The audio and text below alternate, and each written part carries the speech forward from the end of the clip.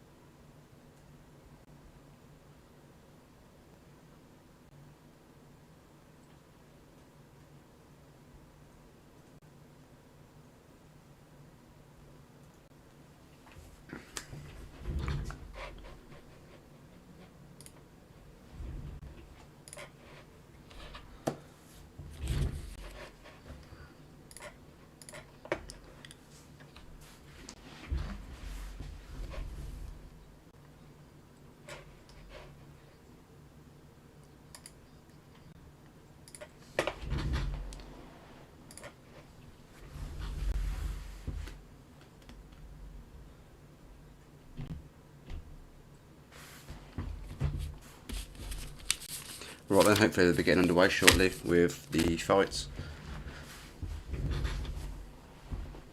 So I think the first fight coming up, we've got Khalil Roundtree versus Marcin Prachnio? Polish. That's, I don't want to butcher his name too much.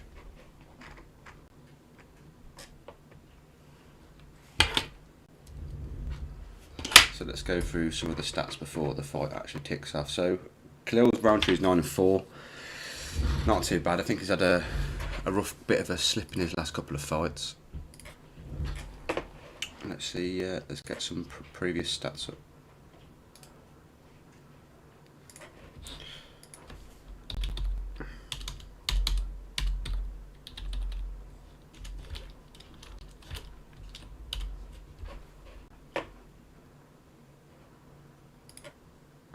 So he's not fought since 2019, his last fight against Kutalaba, losing in the first round by KO.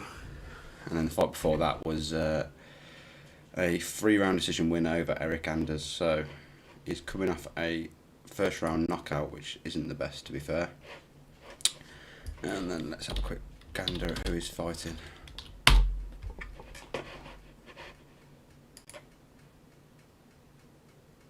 So he's coming off a first round knockout as well. Well, knockout loss versus Mike Rodriguez. So they're both coming off a first round knockout. So yeah, that'll be interesting to see who goes out hunting for a first round knockout.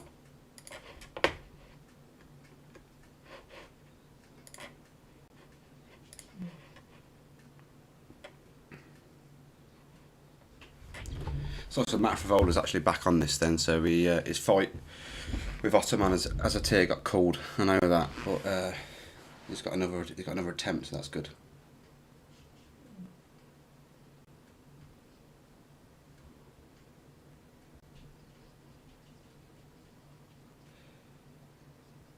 So they're just doing the introductions now of showing some highlights of Khalil Roundtree.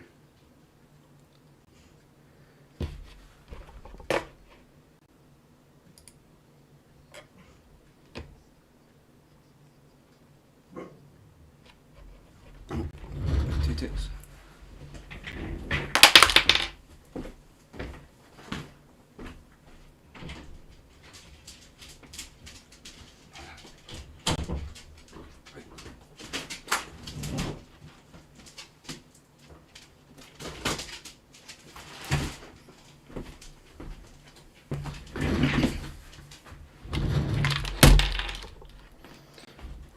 Right now they're just doing the ring walk. Marcin Prachnio coming out first.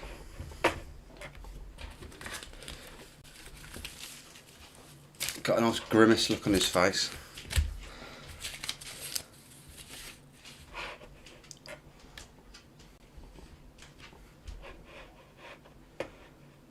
Pumped for this card, to be fair. Looking forward to the Chandler fight.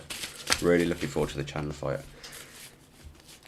I hope I'm wrong and I hope he wins, but I can't see that happening, to be fair. I really can't see that happening. It'd be nice if he did come in and just blow Hooker out of the water to set him up for like a decent next first fight, but sorry, decent next second fight, but I don't know, I can't see it happening.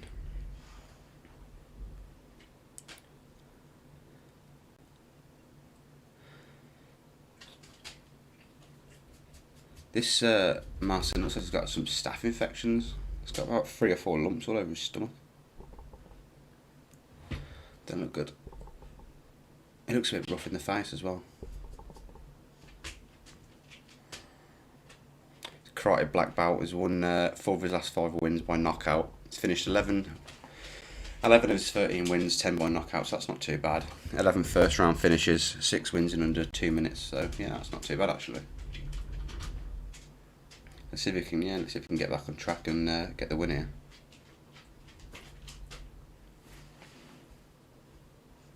I don't know why I can't pick this up on here.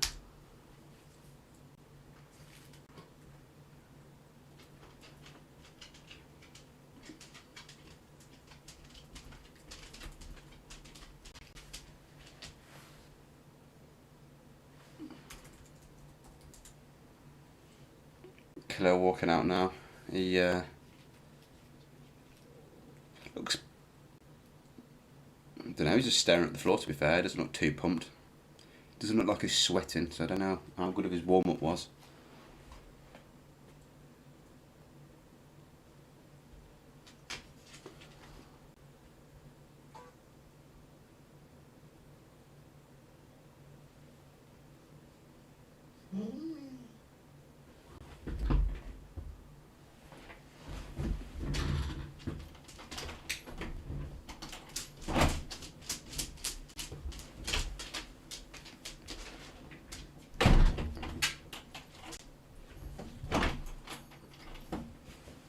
Sorry, my dogs can't decide whether they want to go out or stay in.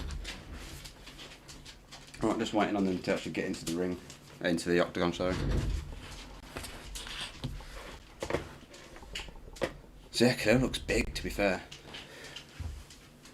He looks real big. So we'll see how we get on. He looks a bit more with it than Marcin.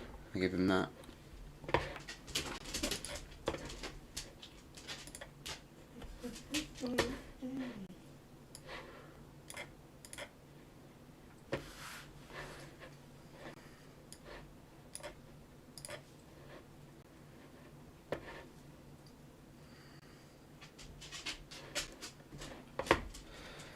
Right, getting ready for the tail of the tape. Let's get this under the road.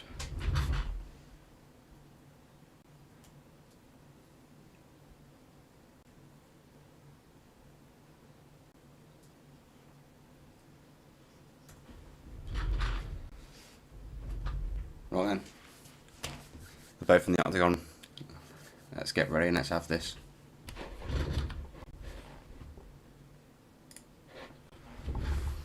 Right, so Khalil, 30 years old, Prachnio, 32, Khalil 6-1, weighed in at 206, 76.5 reach advantage. 76.5 reach, 2.5 reach advantage for Khalil Roundtree. Good old Bruce Buffer now, getting ready.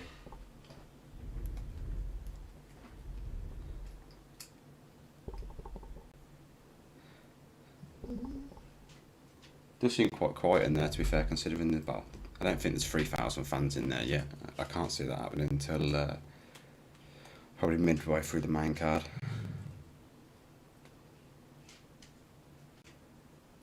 You want to go out there?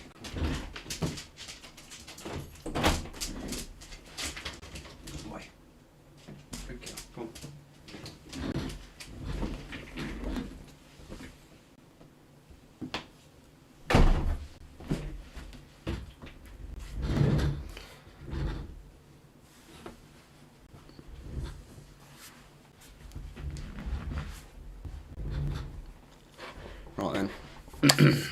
Almost ready now. They're just introducing the fighters, just introducing Khalil Roundtree now. Shouldn't be too much longer. I need to get like the UFC game or something in between fights, just so we could either let it play out normally or play it myself. But yeah, there we go. Getting ready for round one. The ring girl just walking back down the steps now. Herb Dean, the referee, just ready to get this one underway. Right, and we're underway.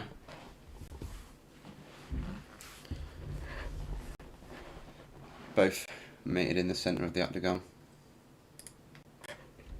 Couple of nice low kicks early there from Pragnea.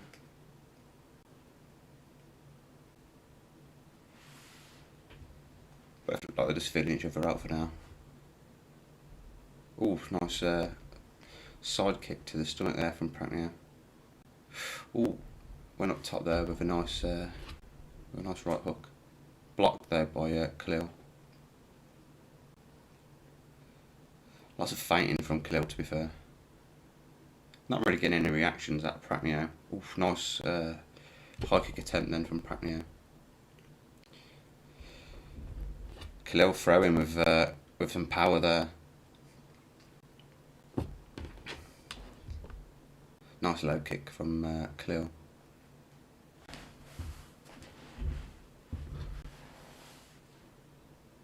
You can just see Pragnea just holding back his right hand, ready to load up with a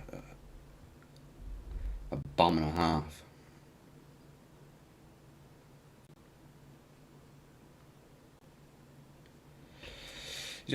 Pragnea just seems to be feinting now, and he just threw out a right high kick then. Just Khalil's just kind of waiting for him to react, it looks like. A minute and a half in the first. Oof. Khalil's throwing, absolutely swinging from the bleachers. Oh, nice low kick from Roundtree then. Pragnea was looking good though. He's looking solid, to be fair.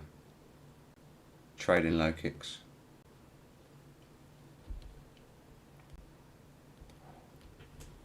Roundtree loading up on his shots, to be fair. Lovely body kick from Pragnea.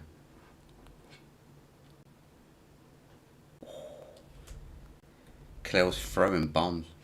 He's not landed anything though, he's just missing uppercut.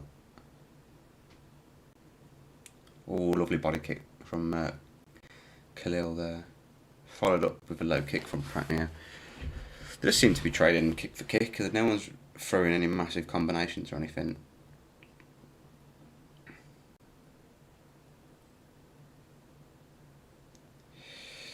Marching, just circling around, just got caught with a nice punch from Khalil then. Nothing. Oof. And another punch from Khalil actually. Straight down the middle. Caught him twice going straight down the middle actually. God, they're both swinging. Oof. Jesus, Khalil just caught him with a massive left hook then. Oh, what a massive body kick from Khalil. God, he is swinging.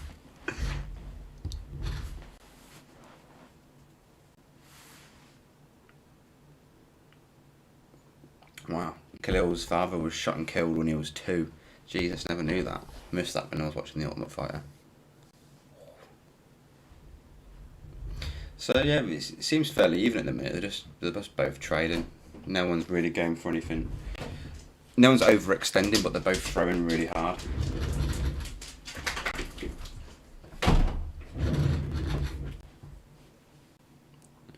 Lovely side kick to the body from Marcin there.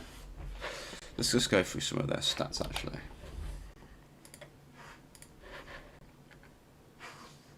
So here we can see now the live statistics for the fight.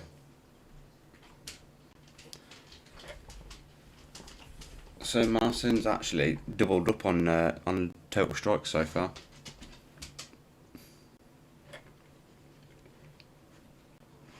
Every strike so far has been significant.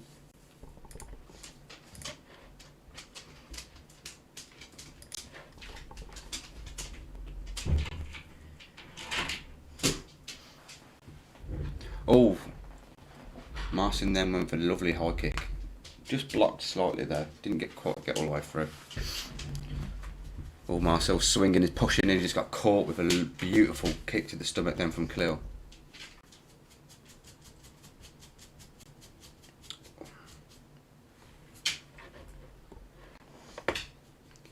I tell you what, Pratnier's little, well, I said Pratnier's leg kicks are both trading. Every time Marcin kicks out, sorry, does a leg kick, is met with a return from Khalil. Well, that's the end of the first.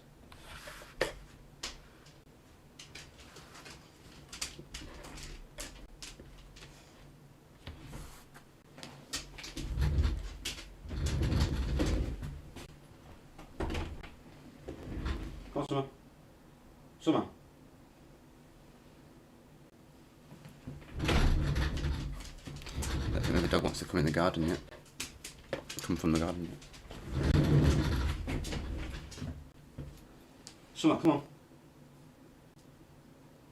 Summer.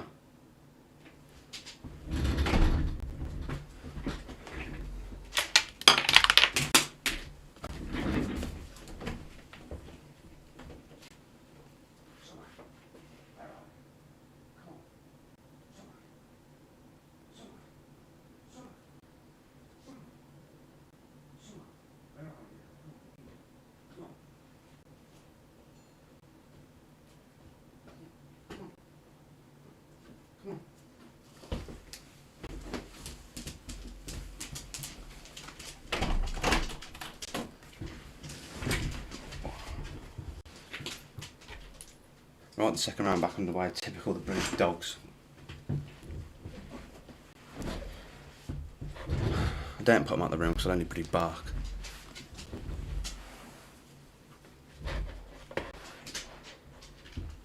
Right, so first 25 seconds down and it's pretty much into pretty much the same as the last round really, just trading blows.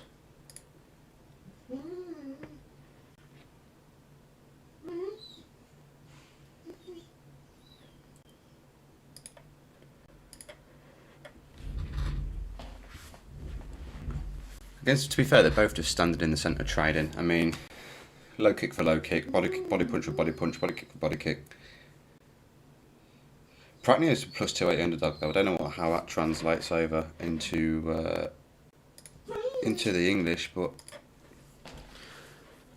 I actually haven't got that bet on, to be fair.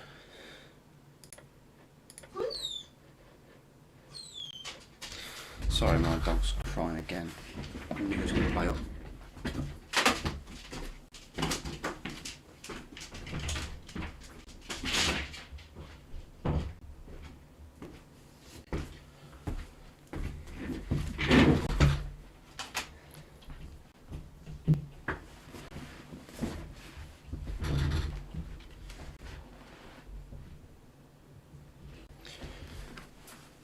Oof, Khalil's just, both of them trading again, heavy punches. Pratney just landed an absolute bomb then. But to be fair, they're both still standing and trading. Oh, Khalil's just caught Pratney over a great left hook.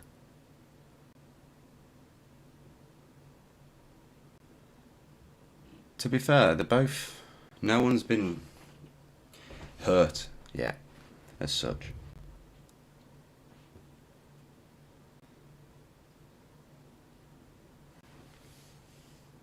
They're trading well. They're throwing. They're looking to finish the fight, which is always good. I don't like it when you see fighters sometimes just kind of cruising through the rounds.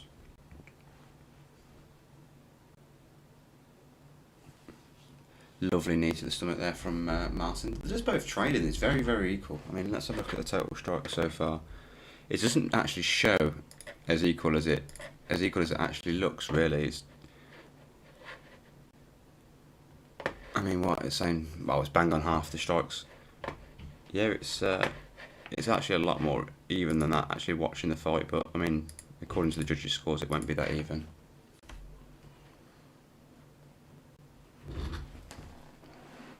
Great body shot again from Marcin. I suppose Martin is throwing them more volume, but that doesn't seem to be as landing as many, or more like Khalil's throwing less, but whenever he does throw, he seems to be landing a lot more. Let's have a quick look at the accuracy of the shots. Yeah, as you can see, the head strikes seem to be a lot more accurate from Khalil.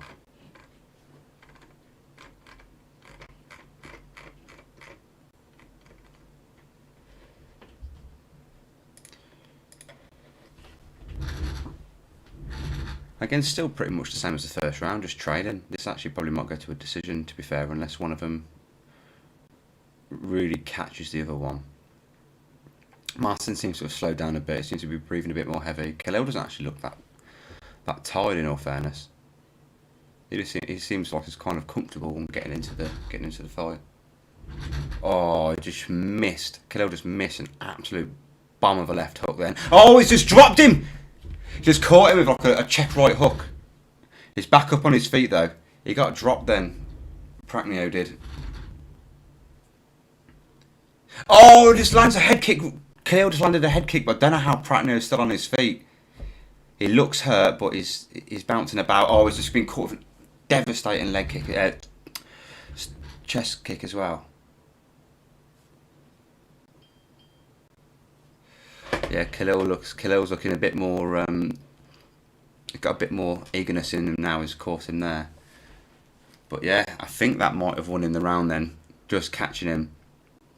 Oh, lovely stomach kick. I think Khalil's just pipped that one at the post now. I mean, he's probably behind on strikes, but them two were a lot better at the end. Yeah, I think Khalil stole that. I'd probably say up 1-1 so far on rounds.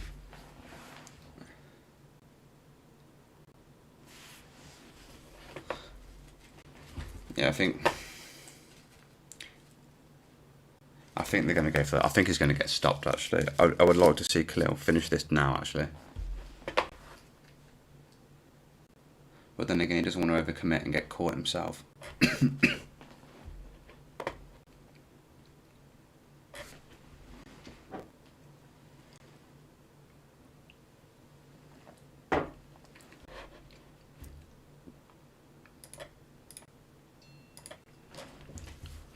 Right, just getting ready to start the third and final round. They're just doing the replay of that check right. Well, it wasn't actually. It was more of a fade away right hook, just catching him beautifully on the chin and just dropping him down. Right, and then round 3 is now commenced. Oh, Khalil's just caught him with a body strike, and he just pushed him right back. I think Martin's hurt. Every time Khalil lands now, you can tell he's landing, and it seems to be a big reaction from Martin. But we'll see. Anything can happen at the light heavyweight, to be fair. It only takes one punch to end the fight.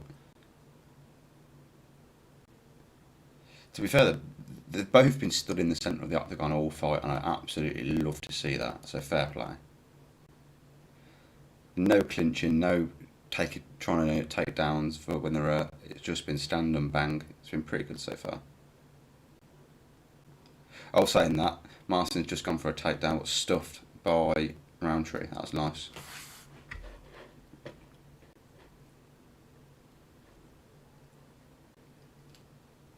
Yeah, I mean, Prachnio just shot for a takedown, and Roundtree just defended it easily. That's been a massive confidence booster for him.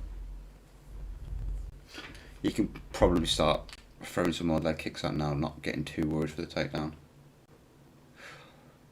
Prachnio just threw a lovely right hander straight down the pipe, just caught Khalil's glove.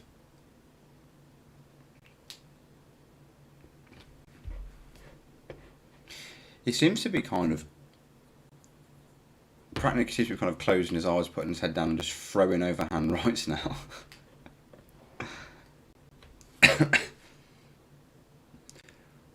Almost caught Khalil. Prachnio's just kind of circling now, just round, and then just throwing in some big overhand rights. And Khalil's just moving out of the way of it. To be fair, it doesn't seem phased in the slightest. Oof.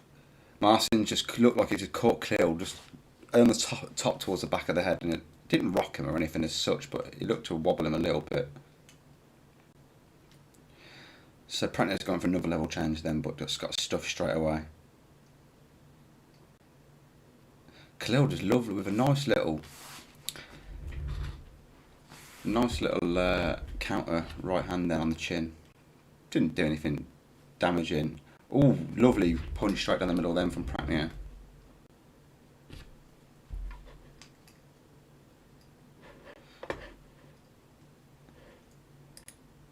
Yeah, the numbers are looking quite big again. Quite a big gap between the numbers there, which is quite strange actually. Pratnier looks hurt again. He looks tired as well. Pratnier's thrown a lot more, to be fair, but it doesn't always seem to be landing everything, or it's just catching him but not doing any real damage.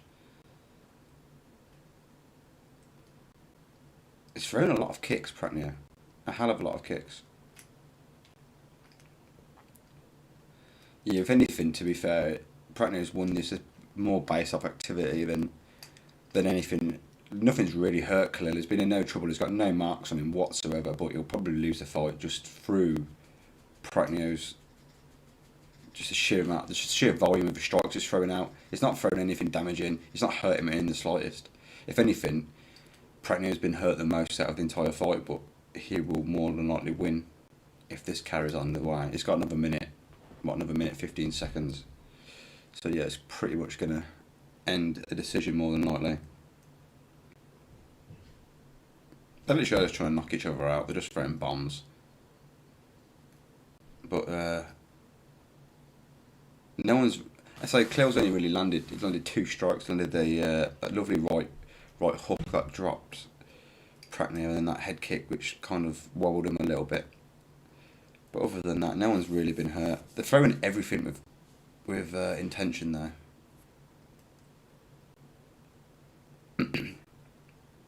Yeah, Pratnier's definitely putting out some output in the 3rd round.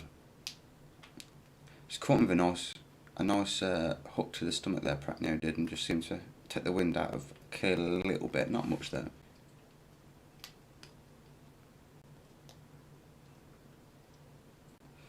Khalil just caught him with a nice little left hook on the chin then. But yeah, they're just both trading. I mean, a lot of the power's gone now. But yeah, and we're getting ready up to the end of the fight. And there we go.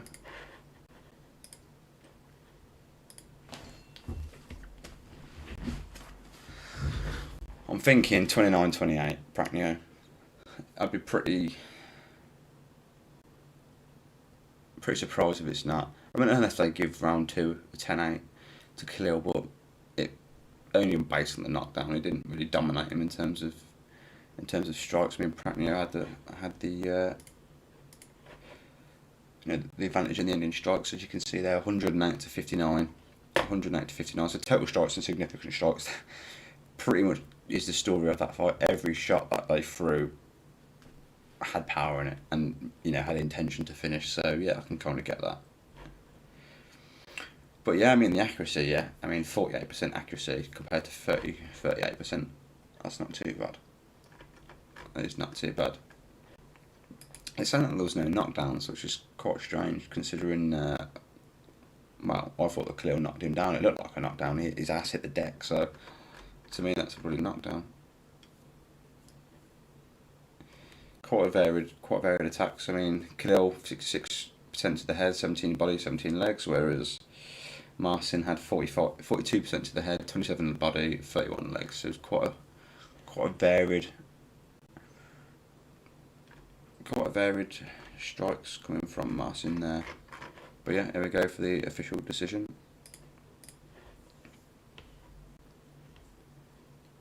Herb Dean bringing them together.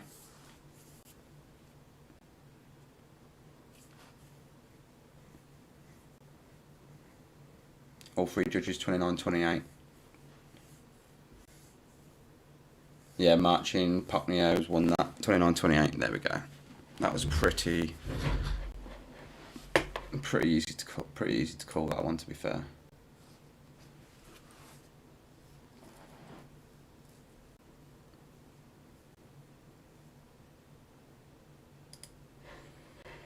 But yeah, we'll get the fight timing ready for the next fight.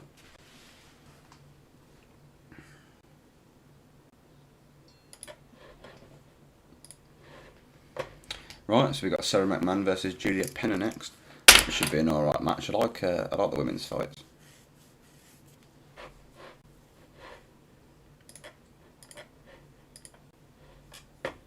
So let's take a quick look at the stats. Same height. So Juliet Penner's got 3-inch reach advantage, 2-inch leg reach advantage, which isn't too much to about. Both from the United States. Fairly similar record. Juliet Penner with 10-4 and Sarah McMahon with 12-5. So the finish rate obviously from Juliet Penner's better. So she's 30% TKO and TKO compared to 17% for Sarah McMahon. 40% chance of sub and 33 for Sarah. Average fight times fairly even, 9.5 minutes to 8.5 minutes. Knockdown average. Sarah McMahon's got a better knockdown average there, but still 0.16, not the best. Significant strikes per minute, fairly even through there. I mean, absorb per minute. Sarah McMahon takes over double the amount of strikes. Defense is fairly similar. The grappling, there's not too much. There's no difference really in grappling other than the takedown defense. So McMahon's got a hell of a lot better takedown defense. But Juliet Penner's submission average is a lot better. So double. So that's that.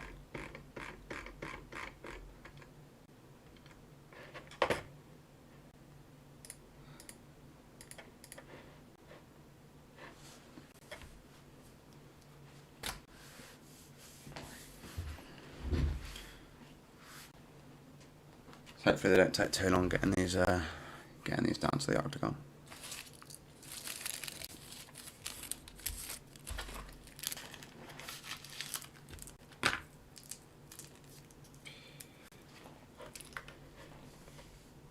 I'm actually not sure who I'm going to call for this fight. Let's have a quick look at their previous fights.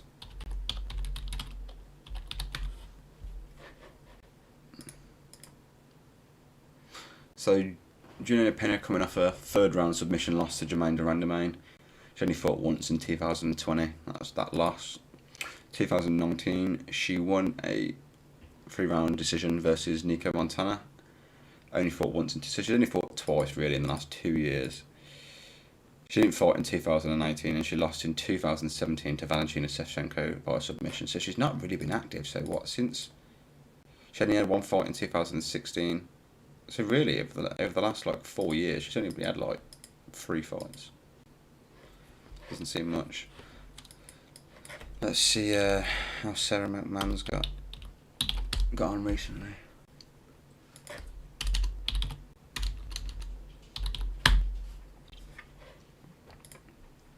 So she had one fight in 2020 with a 3-round decision win over Lena Landsberg. One fight in 2000, so she didn't fight in 2019 either. One fight in 2018 which she lost is 2nd round submission. 2017 she lost by submission again and then won by submission as well. So both of these are pretty inactive fighters, really. So I'm actually quite unsure who I'm going to call. Probably say Sarah McMahon just because of the second name.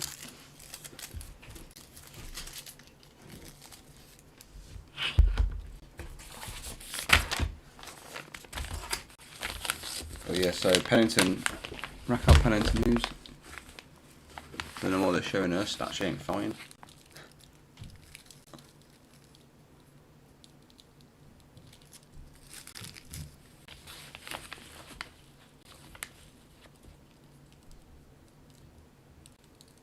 Oh, this is most takedowns.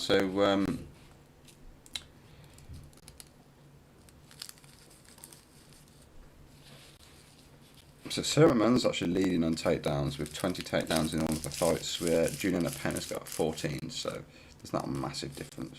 Well, a quarter. So now we're just doing all the introductions now for for this next fight.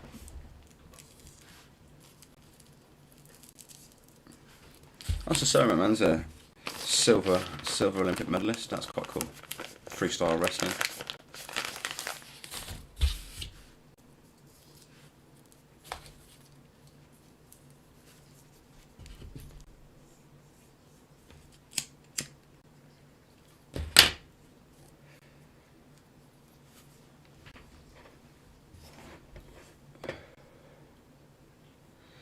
Apparently she wants to get back into a title race. She needs to win quite a few, really, and be a lot more active than like 4 fights in 5 years.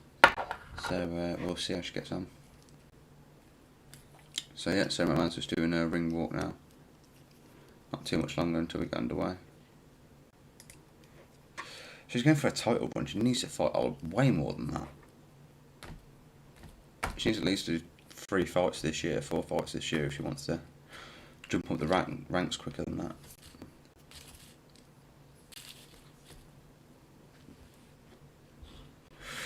Jesus, she's got 52 minutes, 34 seconds control time on the ground in the UFC. That's fantastic. Behind her is Raquel Pennington with 43 minutes, 55 seconds, and then Amanda Nunes coming in third at 38 minutes and 50 seconds. So that's quite impressive. But what that means is, though, she's probably going to just lie on top of her for the entire fight. So I don't think she's got the best finish rate.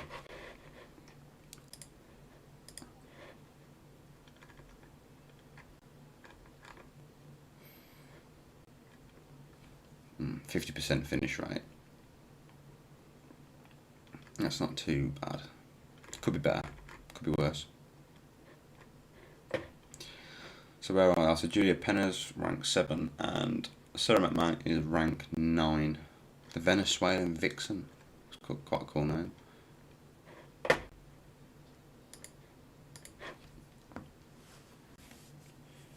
Sarah McMahon coming out to a bit of Disturbed. Not bad.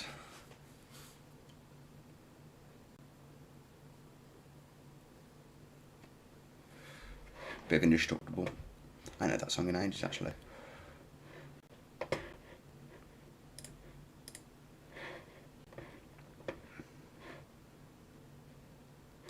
Out comes Juliana Pena.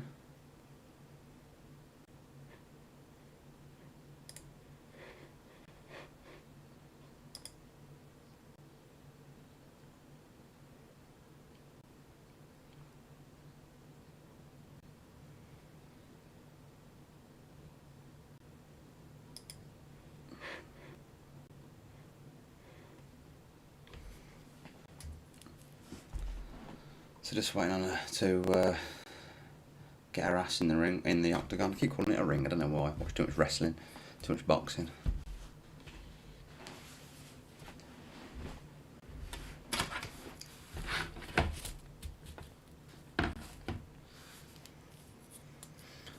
So we're 40 minutes into the prelims, and we're only getting onto the second fight. I'm hoping there's some finishes ready so we get onto the main card on time. Still quite a few fights left, and there's only an hour and 15 before the actual main card is supposed to start. So we've got Brad Tavares and Antonio Carlos Jr. to fight. On the featured prelim at Hack Prost.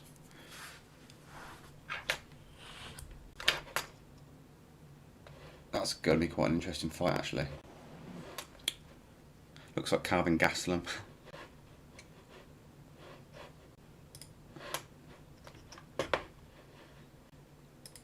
Oh no, Hack Prost isn't actually fighting. It's Matt Frivola took his place. That should be a good fight, actually, then. Arman Tasukian versus Matt Frivola. Right, so we're just in the octagon now, and Bruce Buffer is just introducing them now. Happy days.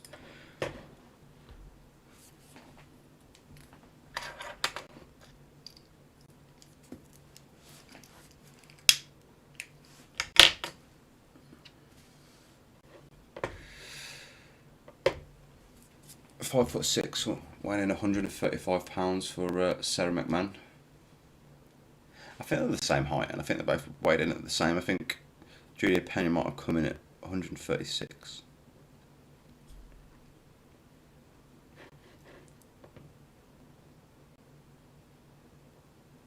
Yeah, she's coming in at 136, 5'6" as well. She's the under. So Julia Pena's actually better ranked, and she's slight underdog. There's not much in this, I don't think. I think this is going to be a pretty even fight, to be fair. Right, let's get the correct stats up for this one.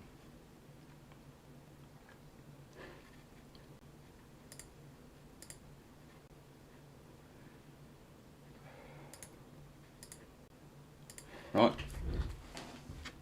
Keith Peterson's reffing this one.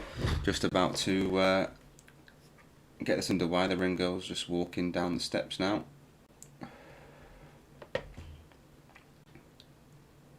Right, and we're underway for round one.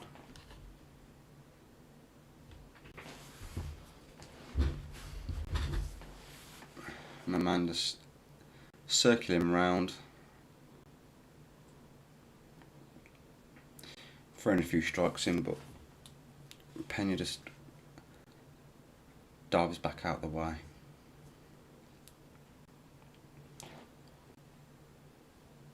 Man's throwing a few strikes actually. I'm throwing a bit of power behind it. It's a nice leg kick then.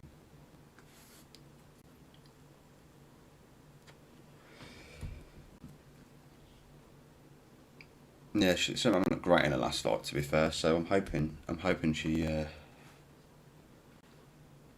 takes this one, to be fair. Especially as she reckons she's going to go for the bout. It'd be nice to see someone push through.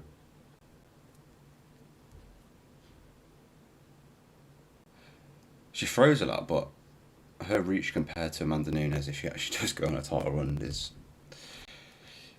crazy. Amanda Nunes' reach, to be fair. McMahon's just landed a lovely right hook on Pena then.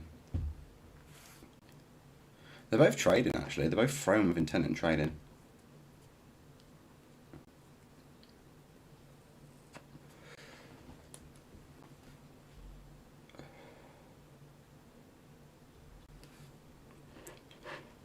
Michelle McMahon shot in then and just bailed at the last minute.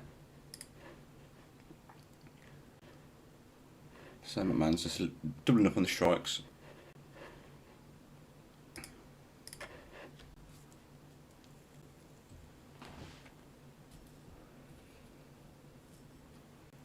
Nice right hand there from McMahon.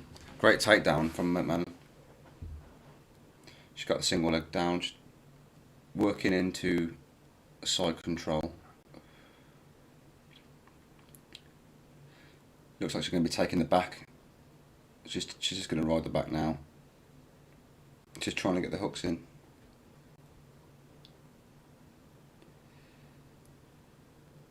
There we go, she's got her right leg hooked in. Pena's throwing some punches and just catching her on the top of the head, but nothing to really do any damage.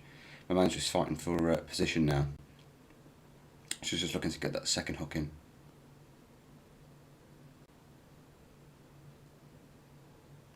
If she can get the second hook in, she can flatten her out and go for the submission. So she's pulled Pena over now. She's got the wrist control. Just nice and slow, just trying to get that second leg in there. They're both fighting for hands.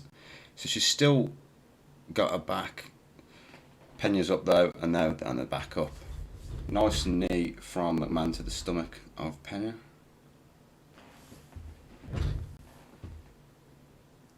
Nice to see McMahon actually go for a submission. And he's just trying to finish the fight. Oh, she's got to watch us and get caught in the guillotine here from Pena.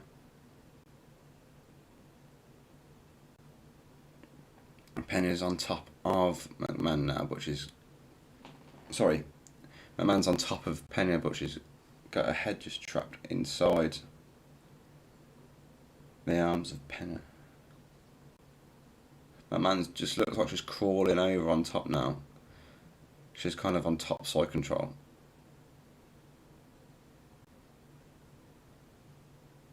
She's got her head free. She's just trying to flat out Pena now.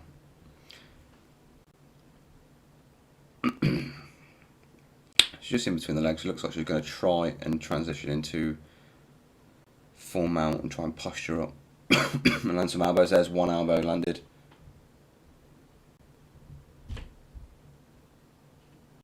So just holding Pena's arm down. She's just looking to pop. Pena's basically pulling down the head of McMahon so she can't posture up and just start landing elbows, but she's trying to get some space. But they're just kind of just peppering each other now. Last few seconds left of the round. It's going to end up on the floor with McMahon on top. That's the end of the first round. Definite round there for McMahon.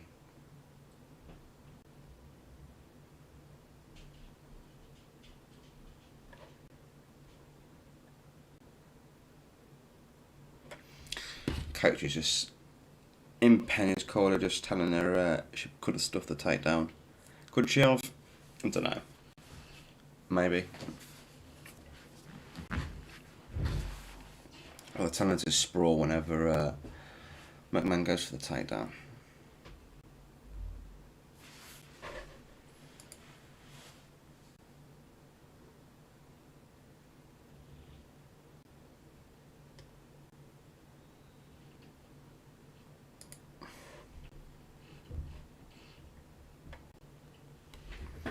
Yeah, so Sarah's coach is just asking for basically another round of the same.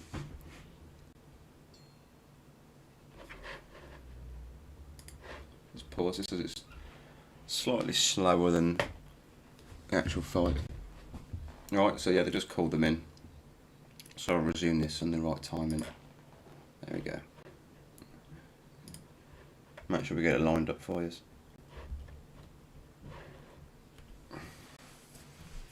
Nice low kick from McMahon then, but she just got caught with a straight right from Pena. Nothing to worry about. Nice early pressure there from Pena. McMahon grabbed the single leg and straight down. Got the takedown, but was guillotine in for Pena. She looks like she's actually got it in there. Let's see if McMahon can get herself out of it. But this guillotine looks deep. This looks deep. She could actually get the win here. This looks like she could get the oh no, one out from McMahon. They're into top position now, into side control. That was lovely defence from McMahon then. She's got to watch out there. Pena's dropping some elbows down on her head. Looks like she's going to try and sink in a triangle. She's got to really be careful here, Sarah. I mean, to be fair, Pena's happy for McMahon just to be sat in full guard almost, because she's trying to get this triangle. Pena is starting. It's just fighting for position. But there we go, full mount from McMahon. That was great. Great to get out of that triangle then and get into full mount. She just needs to posture up now. Oh, there was one massive elbow from McMahon. She's just fighting for control really on the bottom. I mean, Pena's controlling her wrist all right, but when McMahon postures up, she's starting to land, but she's getting caught with a couple of shots from the bottom from Pena.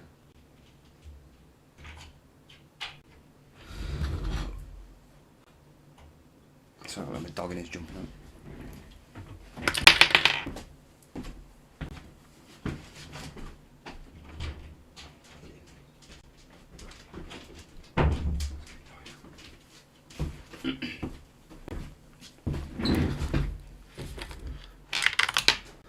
I really don't like having to leave the fight like that.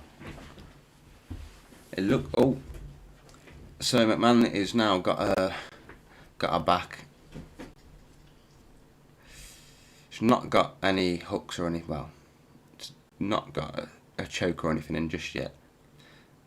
Penny's controlling her wrists quite well. So McMahon's just got onto her back and just rolled her over onto Penny's front. Got one leg hook in there. She was trying to get both legs in there so she could flatten her out, but Penny's got back up onto her feet and got the guillotine back in. She's jumped straight onto that neck when she gets a chance. I give her that. Back up to the feet again. Does seem to be a heavy grappling match. Nice knee to the stomach there from McMahon. Yeah, the fights have been pretty good so far. I mean, no one's really been looking to coast. But then again, no one's really had a great start to coast on.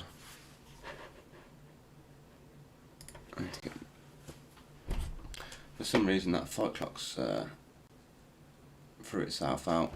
1 minute 10 of the second round left. What I'll do is I'll reset this and just have it ready for the third round. A minute left of the second round. Yeah, the ref's just calling for a bit more action. McMahon's just got pushed up against the side of the cage. Just fighting for control, just fighting for hand control more than anything else. It looks like, and leg control. Sorry, leg position.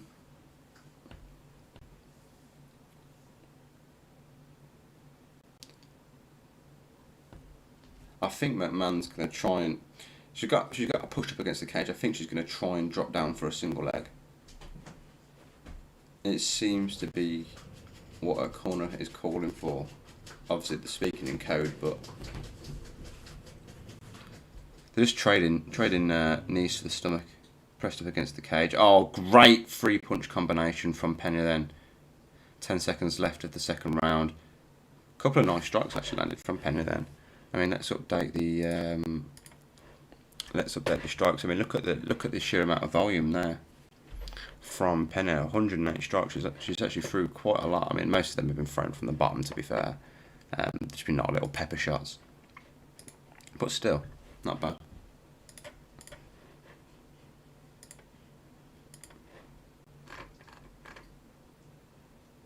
Yeah, so she's passed the guard twice.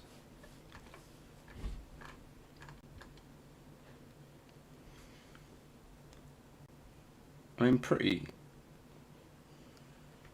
varied distribution. I mean, 50%, 59% significant strikes to the head for Penna and 41% for the body. Whereas McMahon's got 50% to the head, 27% to the body, and 23% to the legs. So the body and legs are quite split, really. Right, let's get back up to the top.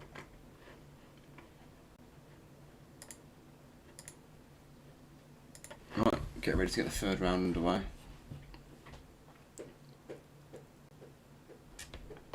Fighters just getting into position. Right, and we're underway for the third.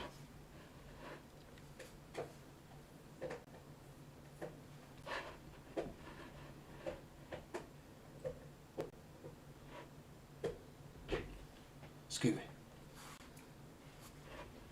So the dog's chewing his paws and it's really loud. So they're stood in the middle of the octagon now, just basically just trading shots. Nothing too damaging.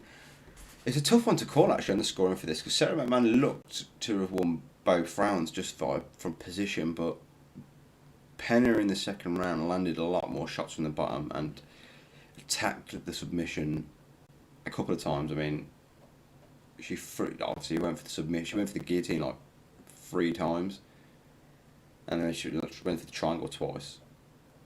So I think based off output, great takedown from Penner then. Great takedown into top position. She's got a knee on her, belly, just trying to push her down.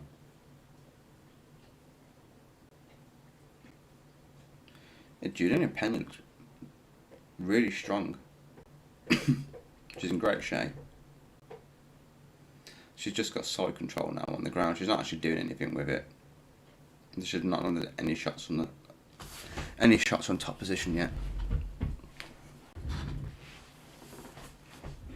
Yeah, it's worst case scenario for second round, really. I think she may have lost the second round, so she doesn't want to be stuck on the bottom here, and especially not in side control.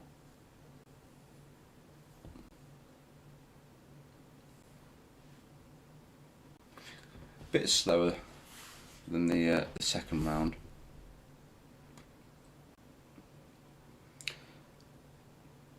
Penny just looks like she's just pushing her. She's trying to get McMahon basically flattened on her back. Oh, she's 3, 4, 5 strikes, 6 strikes off to the bottom of the side of the head of McMahon. McMahon trying to scramble back to her feet, but Penny's still on her back and not letting her up. Yeah, ground strikes from Penny 92. I mean, to be fair, 92 strikes. Most of them have been from the bottom as well. I mean, let's quickly update the stats. Most of them strikes have been from the bottom. I mean, she's landed about 7 or 8 shots from top in this round. Probably a few more than that. It looks like she's trying to take the neck. Yep, she's on the back. Penny's on McMahon's back, trying to flatten her out. She's just looking to flatten her out. She's landing a few shots from the top just so she can sink the... Oh, she's got the back. I think she's going to try and go for the rear naked choke here. She's setting her up nicely. She looks like she's sunk one. She's got one arm. She's got one arm in under the neck. She's under the chin. This is deep. This is deep. This is going to be it. This is... Oh, she's fighting the hands nicely, but... Oh, she's still in deep. She's doing it in what? She's going to sub with one arm, I think. She taps it all over. McMahon with the submission in the third round.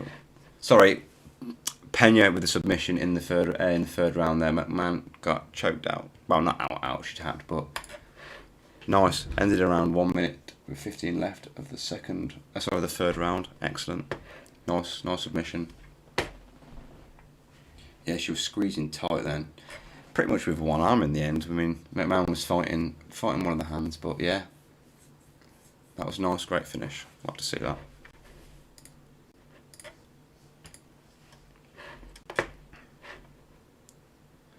Yeah, great finish.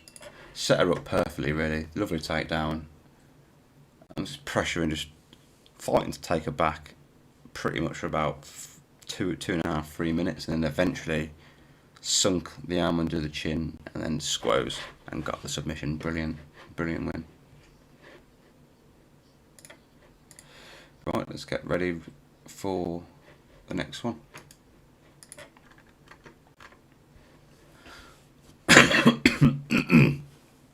One submission attempt and then and finished the fight with it. That was very good indeed. Very good indeed.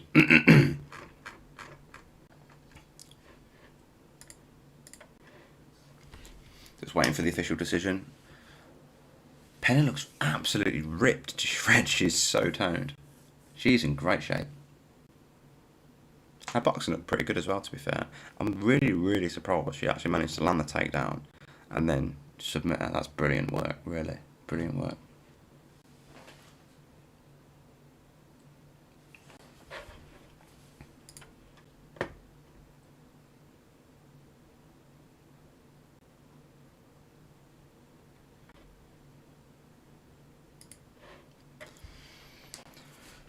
Just taking the time to announce this one.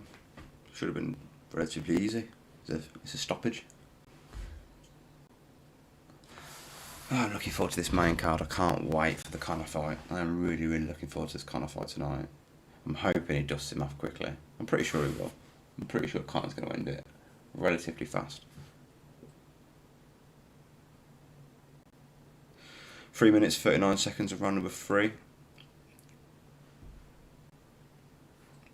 Get rear naked choke. Emma official, lovely. John Anik just doing a post-fight interview. Let's see if she calls anyone out. So her record's gone to 11-4, 5 wins by submission. That's not bad actually. That's like almost a 50% submission win.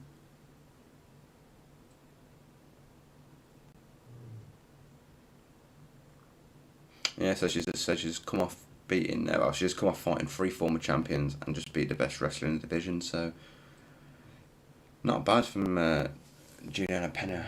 She just needs to be a bit more active though if she wants to go for a title run. But she's in great shape.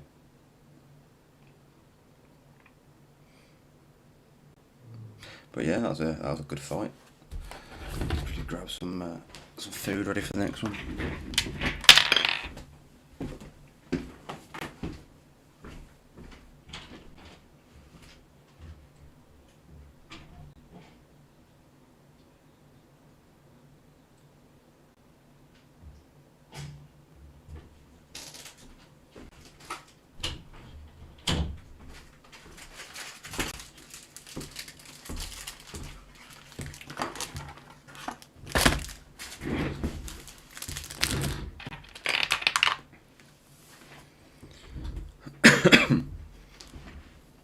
Yeah, so Carlos Jr. just warming up now in the change room. Looking forward to this next fight actually.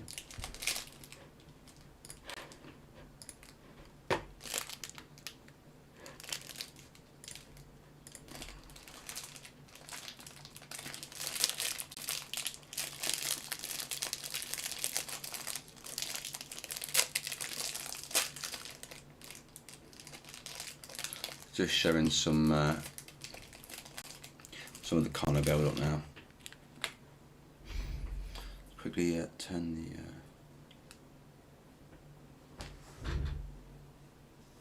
the fire on in a sec.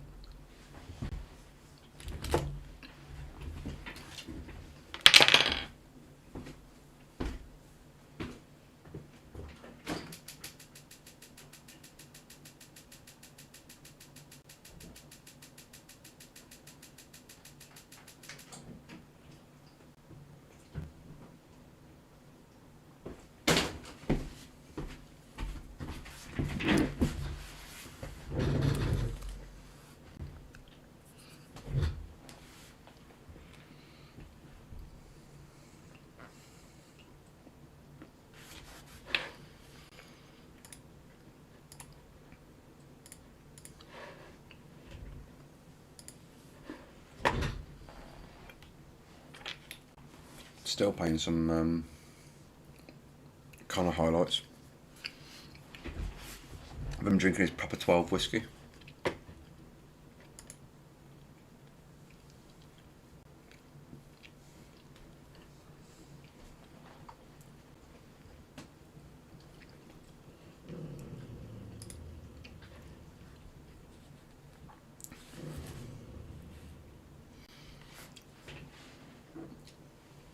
So about an hour to the main card to start. 2 more fights.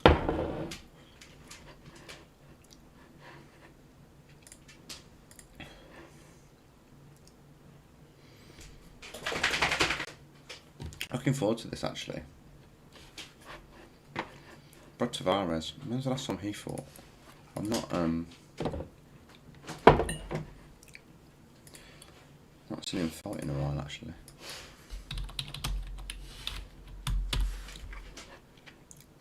No, he didn't fight in 2020.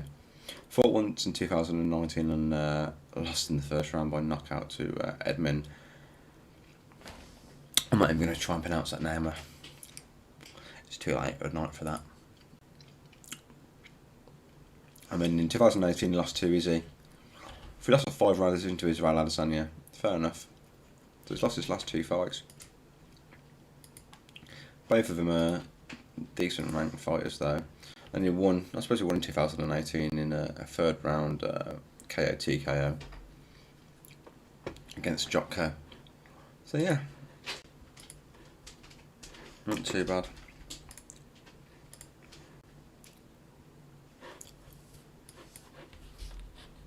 Let's have a look at Carlos Jr. I think he's a submission artist, actually. Carlos Jr. UFC. So he didn't fight. He didn't fight in 2020. Carlos Jr. he lost a three-round decision to Uriah Hall in 2019, and lost a 3-round decision to Ian Heinisch in 2019 as well. So he's coming off. He's coming off 2 losses. He's coming off 2 losses. He submitted Tim Bosch in the first round in 2018. So he hasn't had many fights really. He fought twice in 2019, once in 2018, and 2 wins in 2017. So he's on a bit of a comeback. So let's see how he gets on. I like submission artists. God, it's a bit chilly. It's like 2 o'clock here in England, so it's gone cold. Tavares, I reckon, might steal this if he doesn't get caught on the ground. But Carlos Jr. coming out looking pumped, looking ready. So yeah, it should be good.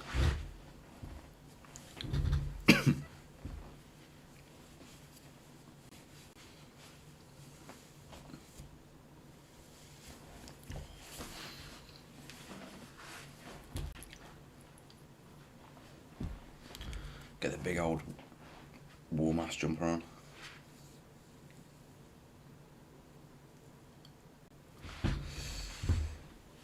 Right, so just doing the ring walk now. So Carlos Jr. is just doing his ring walk. I'm hoping we get another finish. It'd be good if we could have a card full of finishes, to be fair. I mean, the prelims last week were pretty bad, so I'm quite glad I didn't actually stream for that, because that wouldn't have been the best, considering it's my first stream. So I'm not really used to speaking to people in between fights just yet, but that'll come, obviously. No time to start like the present. Ah, dear. Alright, let's have a quick cigarette before this one starts.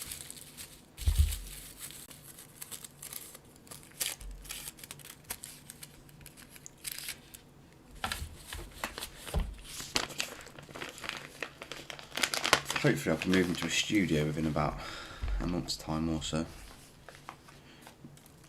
rather than have me sat down in my lounge. Right, Brad Tavares is just making his ring walk from Hawaii. I like Hawaiian fighters. They've always got that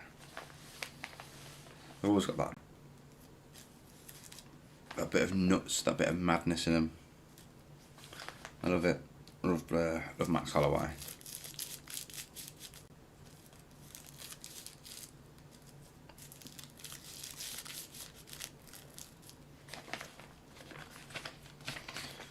So there, Brad's looking very, very cool, calm and collected for this one.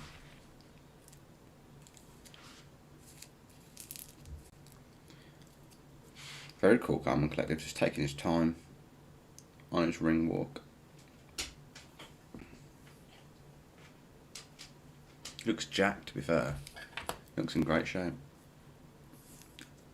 He is jacked to hell.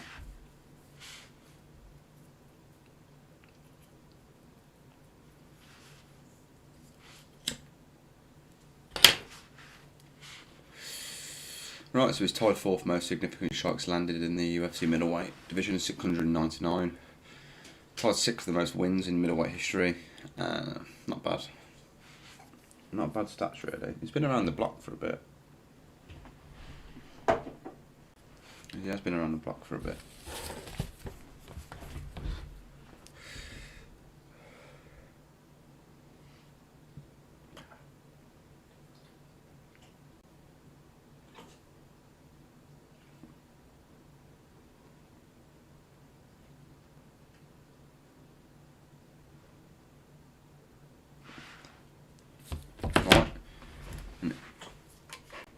Annoying, I just clicked off the stream then. Right, old Bruce Buffer is introducing him now.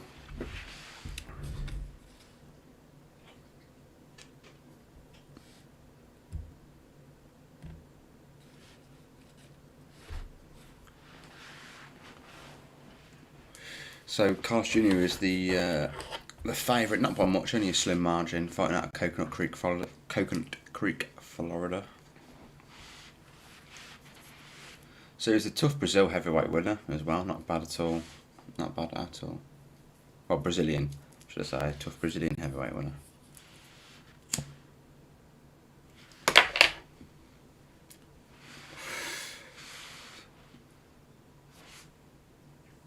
So Brad Tavares fighting out of Las Vegas. 6'1" weighing in at 185.5. The other one weighed in at 185, so not too bad.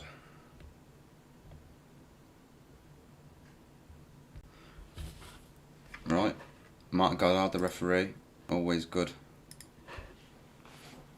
Right then, ring girl just walking down the steps. Let's get this one underway.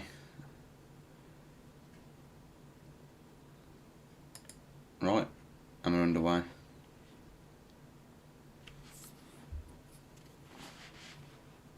Just like feeding each other out a little bit. Two nice stiff jabs from each other, both landing. Tavares with the leg kick. And another leg kick from Tavares. I do like the leg kick tactic. It seems to be getting a lot more popular than it used to be. Especially the kick to the side of the knee, where the nerves and that are. That really just seems to be affecting a lot of fighters. Sorry, my dog's pissing about as usual. Can't just have a normal evening. But yeah, just feeding each other out at the moment. No one's really landed anything significant. I mean, Tavares has landed 4 or 5 really good leg kicks now. So we'll see how that affects Carlos Jr. Carlos has just shot for a single leg. Got him up against the cage. Lifted his leg right up in the air. He's got nowhere to drive him there because he's against the cage. So he's pissing in the wind a little bit, trying to drive him against like that.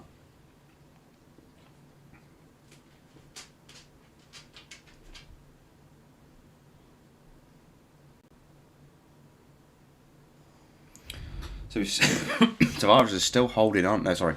Carlos is still holding on to Tavares' leg, just let go. Tavares is circling around. Back in the centre octagon and landed another leg kick from Tavares. I like this, investing early into the leg. So already starting to go red a little bit. Lovely right hook from Tavares and great takedown. Oh no, great takedown defense from Tavares. I don't know how he didn't go down then. That was fantastic. Fantastic takedown defense then from Tavares. God knows how he didn't go down then. Carlos Jr. grabbed one of the legs and drove him straight back, and somehow he just didn't go down.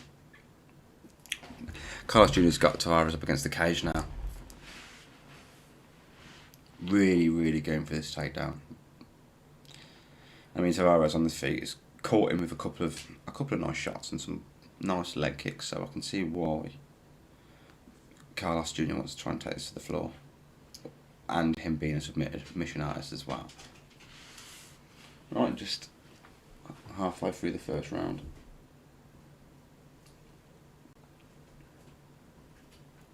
Still up against the cage. Nothing's happening though. I mean, Carlos Jr.'s threw probably one knee to the thigh of Tavares. That's roughly it. I mean, they're fighting hand control.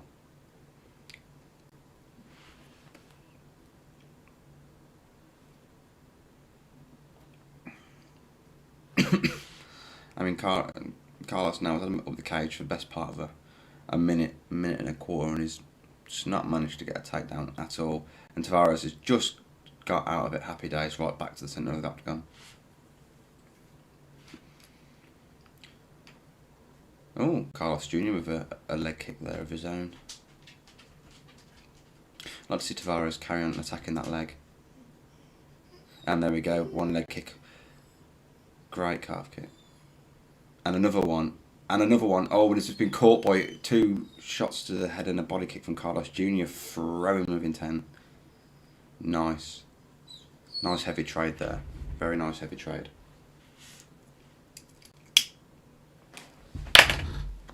I tell you what, Tavares' takedown defense is brilliant. I mean, he's up against the cage now, and Carlos Jr. went for a takedown, but got stuffed yet again. Scooby. Dog is just going to be an absolute pain in the ass all night. I just know it. Turn some of the lights off to get to calm down.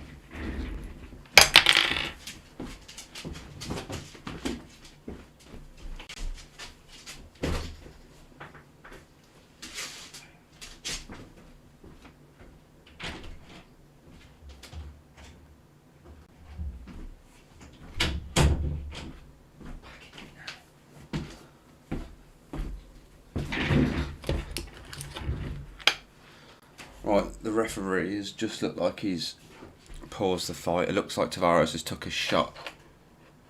Looks like he's took a shot to the balls. Oh yeah. Knee straight to the groin. Happy days. That's what you want, isn't it? A few minutes before the end of the first round. Tavares still down on his knees, just getting back up now. Took a brutal knee to the crown jewels. God, I just told him to take his time.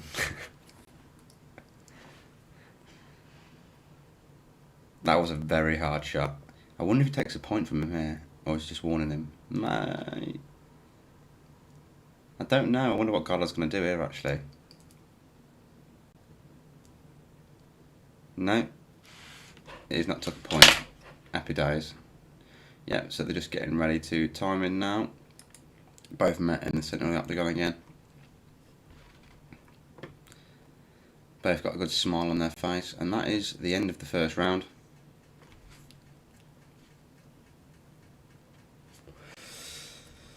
Right, let's get the stats up for that one. Let's upload it.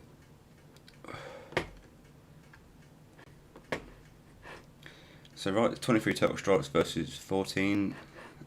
More significant strikes landed, however, from Tavares. I think them leg kicks have been pretty brutal. Let's see how many he's landed. So there's 7 leg kicks, 4 shots to the head. Carlos has landed 2 shots to the head and 2 leg kicks. So yeah, fairly even first round, I'd say. I reckon Tavares, not as much volume, but I think he's landed the heavier shots. So I reckon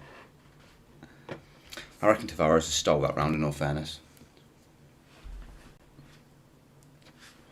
Right, just getting ready to get the second round underway. Just getting ready to... Mark ain't called it in yet. Tavares has got a mark on this top lip. Right, and we're underway with the second round. Let's scroll back up to the strikes.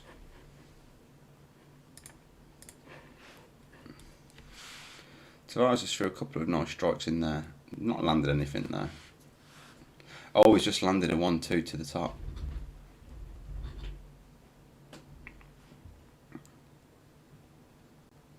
Oh, Carlos Jr.'s knees battered and bruised already just from them 7 leg kicks. He's got some big old legs for Tavares, so I'm not surprised. His legs are like twice the size of Carlos Jr.'s. Oh, a lovely shot. I tell you what, Carlos Jr. leaving his chin in the air. Great takedown from Carlos Jr., but Carlos is leaving his chin in the air very high. And I won't be surprised if he gets caught. Tavares back up to his feet. I mean, well done, Tavares, from getting back up to his feet. Then Carlos Jr. pushing for another takedown. But I tell you what, Tavares' defense is really good. He's doing a cracking job. Tavares ranked 14. Carlos Jr. unranked at the moment.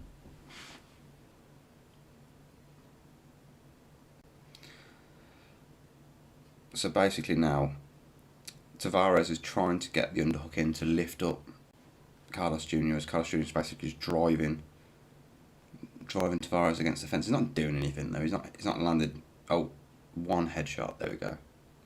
And the knee to the leg, but nothing to. Carlos Jr. just holding him up against the cage. I think it's more trying to stop Tavares' onslaught than fight for an attacking position. Let's refresh the stats. So 1 takedown now for Carlos.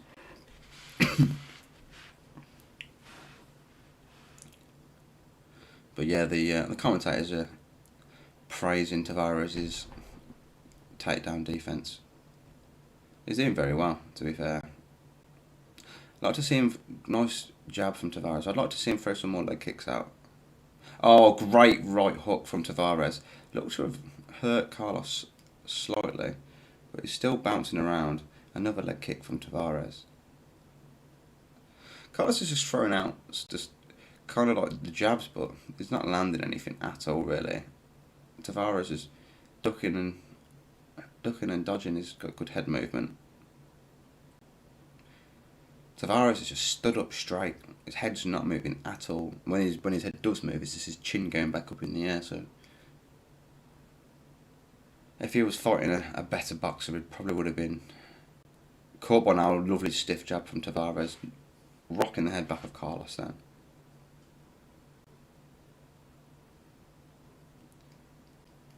Another stiff jab from Tavares.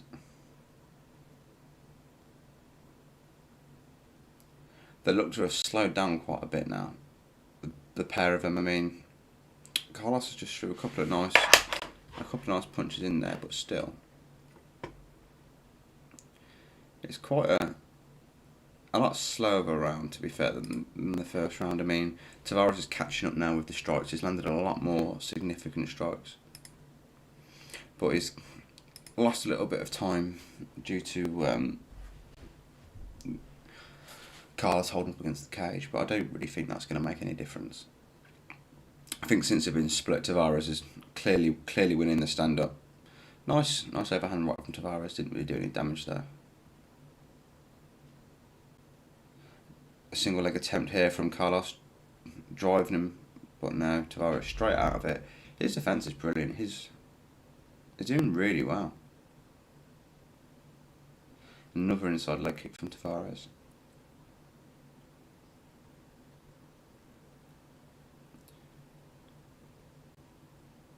Oh! Carlos Jr. down, lovely right hook from Tavares. He looks hurt, he's back to his feet, but I think Tavares is going to start throwing now. Oh, he just got kicked. Tavares just caught Carlos in the nuts. That's going to be a pause in the action, giving him time to recover. That's frustrating. That is frustrating. Tavares had him hurt big then, and I think Carlos Jr. is going to really milk this, but that was a lovely. Oh, it's just a quick. Are they going to show the replay on the punch? Yeah, lovely. It's like a straight right from the side angle, rocked him a bit, and Carlos kind of dropped to his feet and went for a takedown. I don't know if they'll class that as a knockdown, but he's just sat on the floor now, just wasting as much time as possible, and I don't blame him. God, the fans are they're loud already, to be fair, considering it's the prelims, and there are only 3,000 of them there. Carlos is back up on his feet, just walking around. So the time is just literally reaching a minute now on the pause. So it's only got 4 minutes left. I wonder how many of these minutes he's going to take.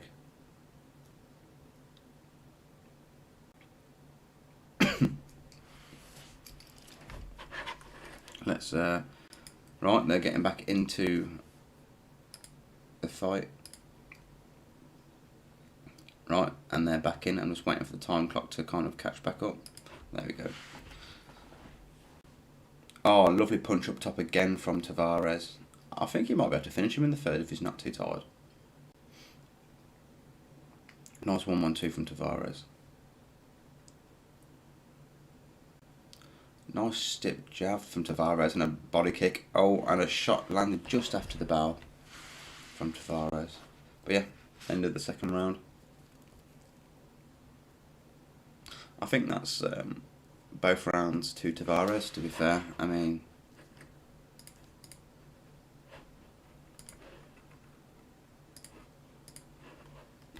yeah, he's took over in total strikes now, and his significant strikes are almost doubled. 1 takedown for Carlos Jr. Head strikes are fairly even, so 17 head strikes for Tavares and 14 for Carlos Jr. Body strikes are pretty even as well. I mean, 2 to the body for Tavares and 1 for Carlos, but the real difference is in the leg kicks. I mean, Tavares has landed 14 leg kicks to Carlos's 3, so he's doing very well with the leg kicks. Right, just about to get underway for the third and final round. This is the last but one fight of the prelim card, and met back into the centre of the octagon. Inside leg kick straight away from Tavares to open the round up. 1-2 down the middle, just missing. Another inside low kick from Tavares. Oh, he's landed another strike up top there. He's moving his head off centre line is really good. I mean, Carlos Jr.'s not landed any jabs really. The head movement from Tavares has been really good. Another stiff jab from Tavares, and another leg kick from Tavares, and another jab down the centre from Tavares. Wow, he's throwing well. And do you know what? It's not even breathing heavy at all. Neither of them are actually. They look to have slowed down in the second round, but both of them have come out a lot faster in the third. Well, leg kick from Carlos there, but he's not through nowhere near enough for it to make any real damage, to do any real difference now. I mean, another leg kick from Tavares and a straight jab down the middle. Another jab down the middle. A takedown shot from Carlos. Tavares not going down again. His takedown defense is really good. Really, really good. He's going to be knocking his stats up for this fight again as well. Let's get the stats back up.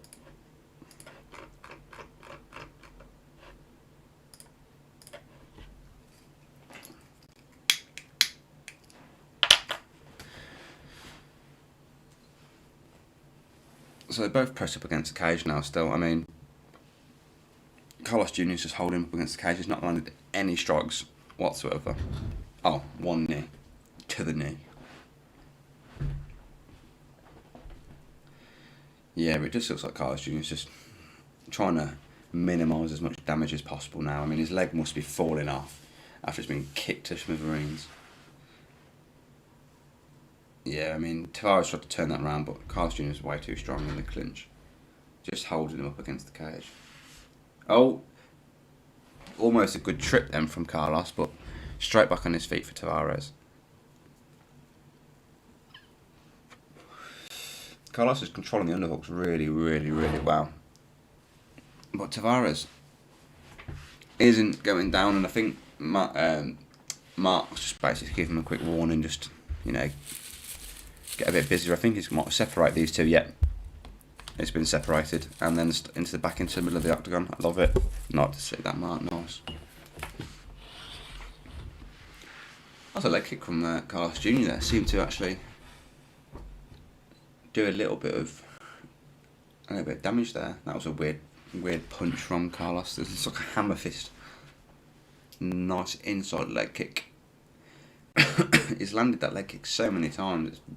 He just missed a big overhand right. Tavares did then. And I'm not surprised he's thrown that overhand right, because every time Carlos looks to defend, he just keeps leaning back with his chin right up in the air. So that overhand right could land easily, and if it does, I can see him going down and staying down. He's just got caught with a lovely shot from Tavares then. Quick hook.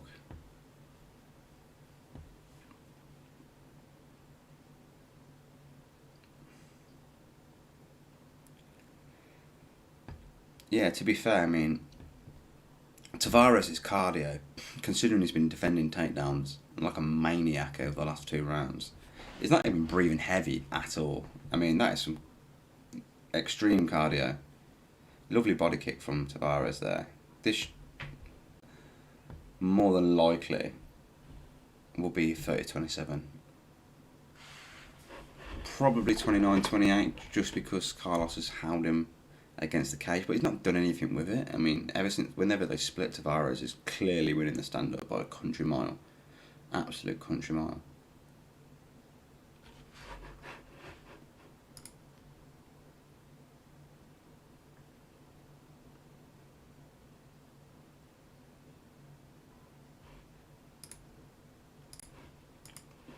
Again, they still press up against the cage. It's quite a slow round. I think, like I said, Carlos Jr. is just trying to minimise damage. I think he's getting caught and he's getting picked apart on the feet.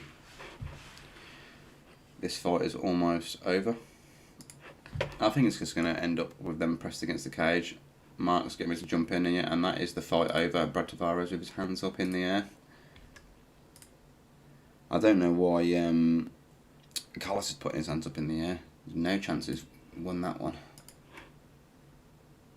He's smiling a lot as well, Carlos is. I don't know what fight he thinks he's been in.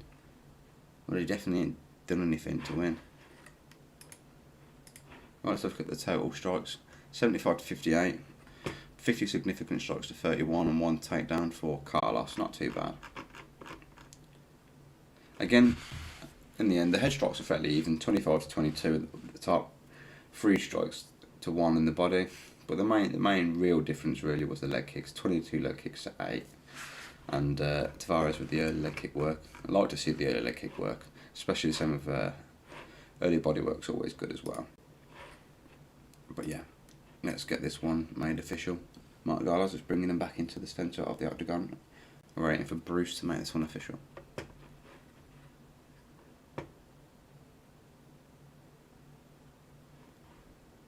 Yeah, just waiting now.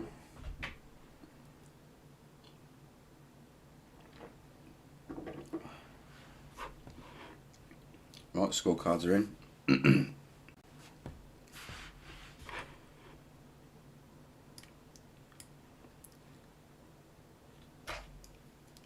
30-27, 30-27 and 29-28. Yeah, Brad Tavares got it. Thought so. I knew he would.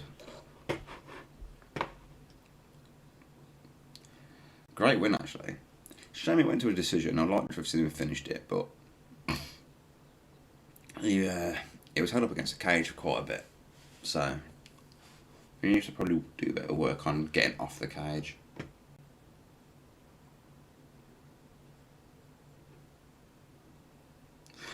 Right, so yes, they're just playing some tat now, some dudes just chatting. On about a film, Born a Champion.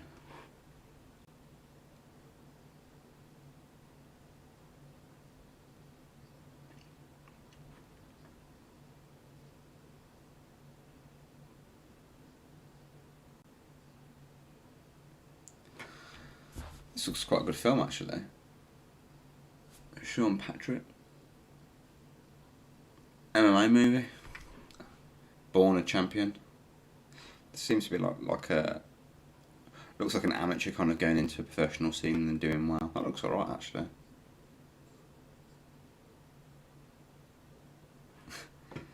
Good old Proper 12. Being advertised and Conor walking down steps of his massive yacht.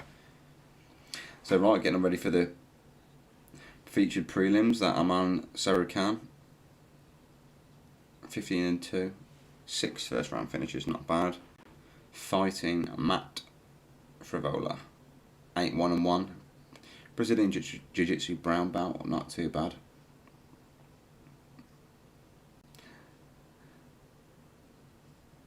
Looking forward to this. Let's see. I don't know actually who's going to win this, to be fair. This is quite a tough one to call. Probably Frivola.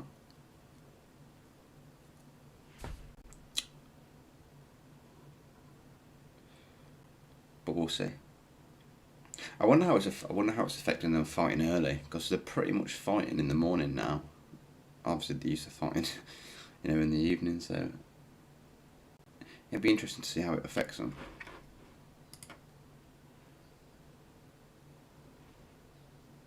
It'd be really interesting to see how it affects them, to be fair.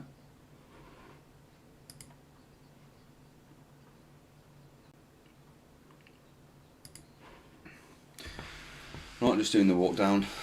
So, Matt Frivola is making his way to the octagon. Let's get the stats up ready for this.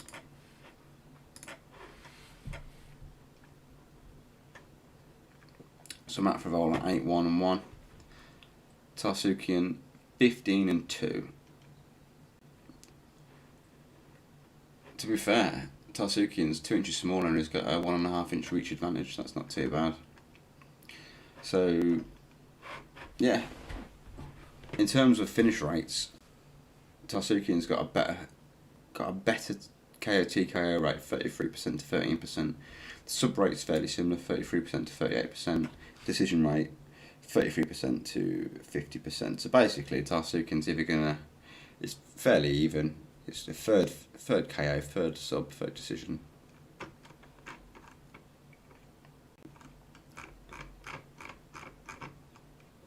So this is a tough fight for Matt Favola, actually. This is a very tough fight for him. I don't know who's gonna take this. Lucky I didn't bet on this one. Well, to be fair, Matt Favola was supposed to be fighting Azatir and Ottoman Azatir, and I probably would have bet against him. I would have bet on Ottoman more than likely. So, I'm going to go with Tarsukian just for that reason. Because I was going to bet against him anyway, so I might as well keep it up and bet against him again.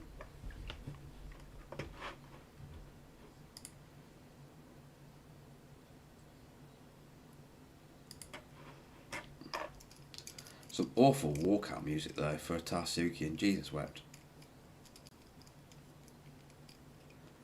Take that out a second. Jesus, can't listen to that. It's a fucking bunch of noise. Sounds like cats crying.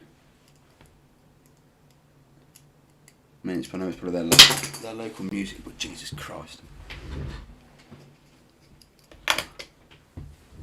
It's awful.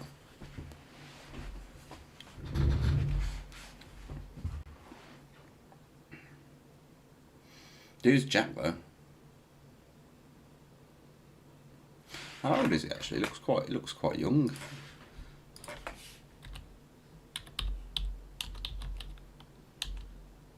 Tarsukian.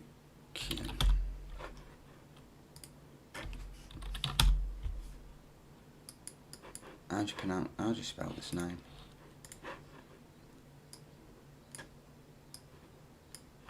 Tarsukian.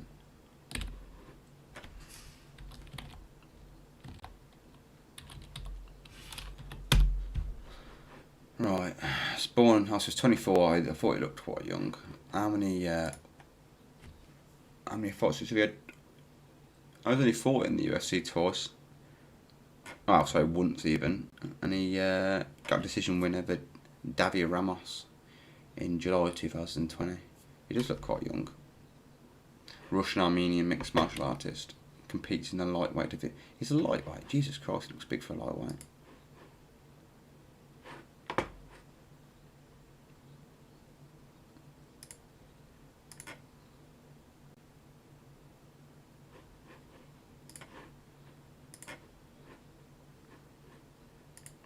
Also, so can miss weight by a pound. That is not good. Right.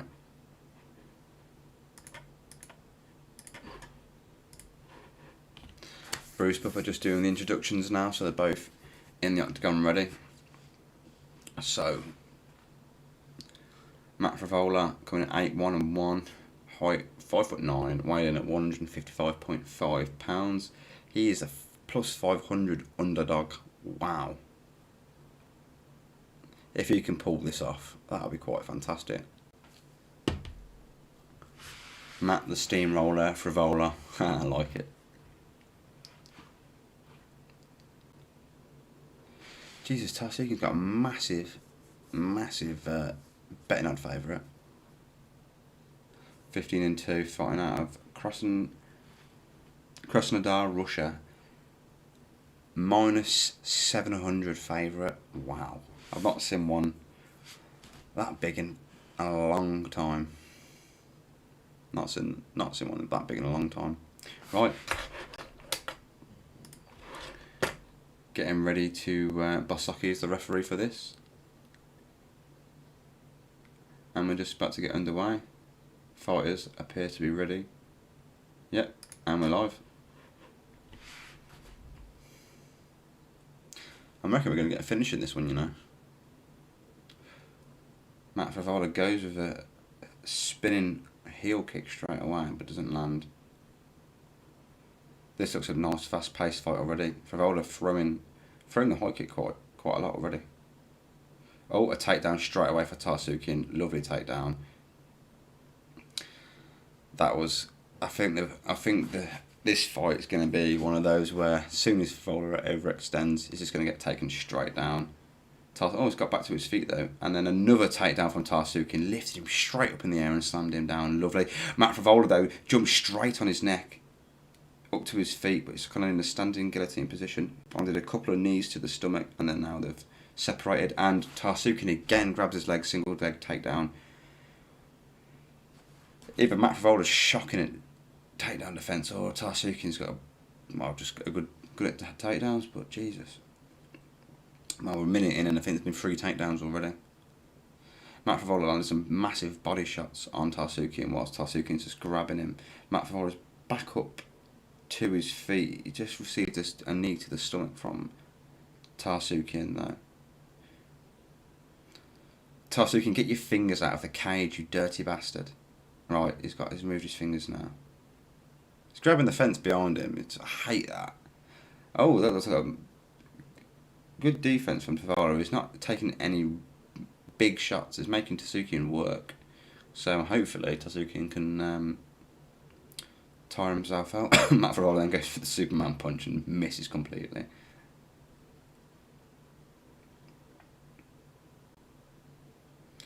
I'd like to see Favola let his hands go. We went for a spinning back elbow there. I'd like to see him let his hands go. He seems to be kind of waiting on Tarsukian just to do something.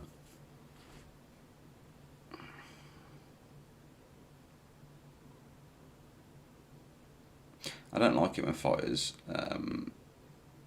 miss weight. Brooks Koepka's just tweeted in actually, cheering for Conor, and Roy Jones Jr.'s just tweeted in as well.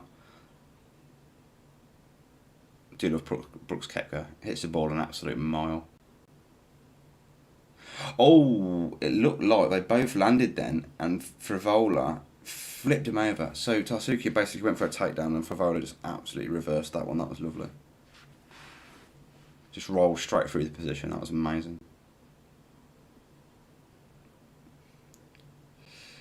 So Tarsukian's just got both of Favola's arms tied up and just dropping 3 or 4 knees to the body there. I'd say it's fairly even. I mean, let's have a look at the strikes so far. Yeah, I mean fairly even. I mean Tarsukian's landed more of the significant strikes and 3 takedowns, which separates it. So far this is Tarsukian's round. Oh, so Favola just went for a spinning back kick there and got caught as he come in, and went down but straight back to his feet. Didn't get caught with anything bad.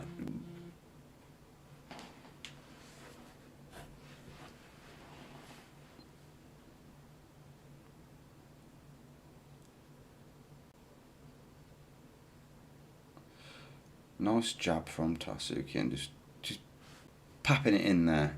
Oh, lovely 1-2 straight down the middle. That actually looked to have hurt Favola a little bit. Just caught him just on the end of that hook then with, more of a straight right hook. But just caught him on the end of it nicely. Oh, Favola just missed a nice straight right there. And then Tarsukian just landed a nice straight right of his own. Oh, high kick thrown from Tarsukian. That actually landed that. They just caught him right on the side of the head. And a nice punch down the middle from Tarsukian again. His boxing's actually not too bad, to be fair. He's outboxing 2 jabs, 3 jabs, 4, and a right, lovely 1-2 from Tarsukian down the middle. Well, a 1-1-2, should I say, 2 double jab and a cross. Oh, overhand right from Favola. That landed, that did. They're both landing quite clean on each other, nothing massively powerful. Tarsukian just missing with the head kick there. It's looking good so far. Big right hand from Matt Favola there, coming up to the end of the first round. It's hurting bad. He's hurt Tarsukian there. He looks like he's covering up his nose a little, and that's the end of the first. Matt Favola looks to have hurt Tarsukian right at the end of the round then. That's going to give him a bit of encouragement getting into the corner.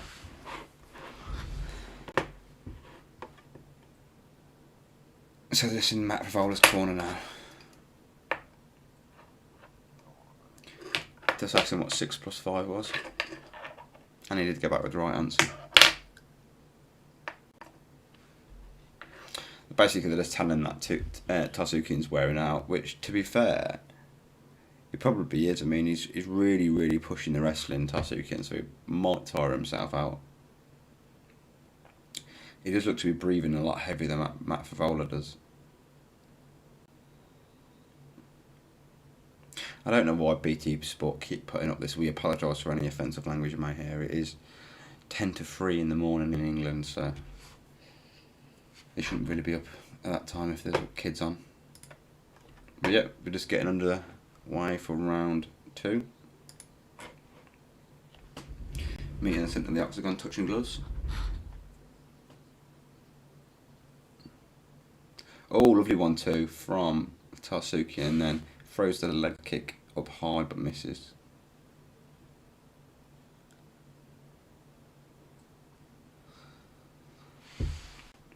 Just feeling each other out now. Oh, Tarsukian straight with a takedown. Shot in for the single leg. As he's not quite secured it. Yeah, he's got it now. It's fully down. He's just got both the legs tied up.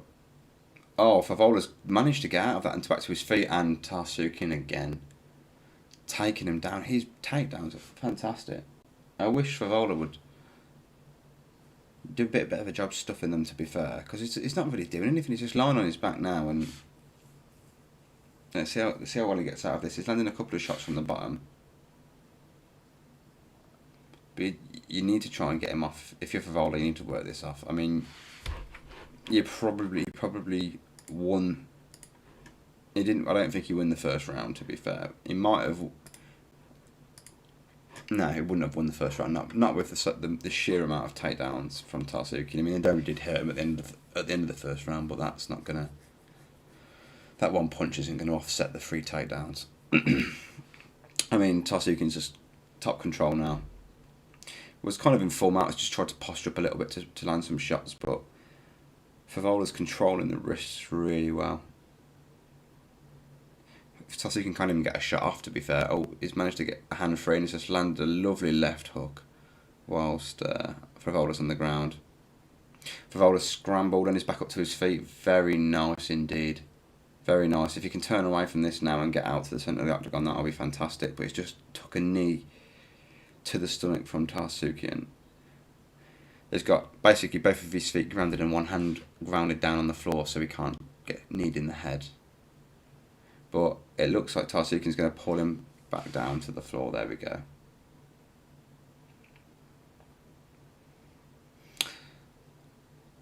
Yeah, Favola's got just told off for grabbing the fence. I didn't actually see him grab it, to be fair, though. I don't know. If Favola actually could have probably tried to slip in a guillotine, then I'm surprised he didn't try. His head was just sat out, waiting for the taking, but he's got one leg trapped in between Tarsukian's. He's trying to scramble back up to his feet, but Tarsukian's pressure is just... Basically, he's got this... Oh, lovely takedown from Tarsukian again. He's got his one leg held up and he just keeps either tripping him from underneath or driving the leg against the cage and lifting him and dropping him down. But either way, the wrestling difference here is ridiculous. It's non-stop pressure from Tarsukian. I'd like to see him do something with it though. I mean, he's pressuring loads, but he's not actually doing anything with it.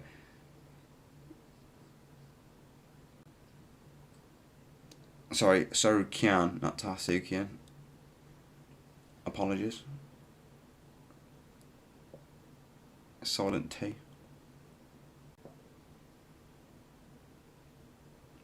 So Favola's just recognised, he's got his elbow back, so he's pushing Sarukian off.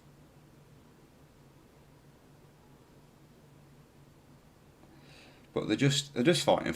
I mean, Tarsukian, I'm calling Tarsukian because it's easier. He's in side control now.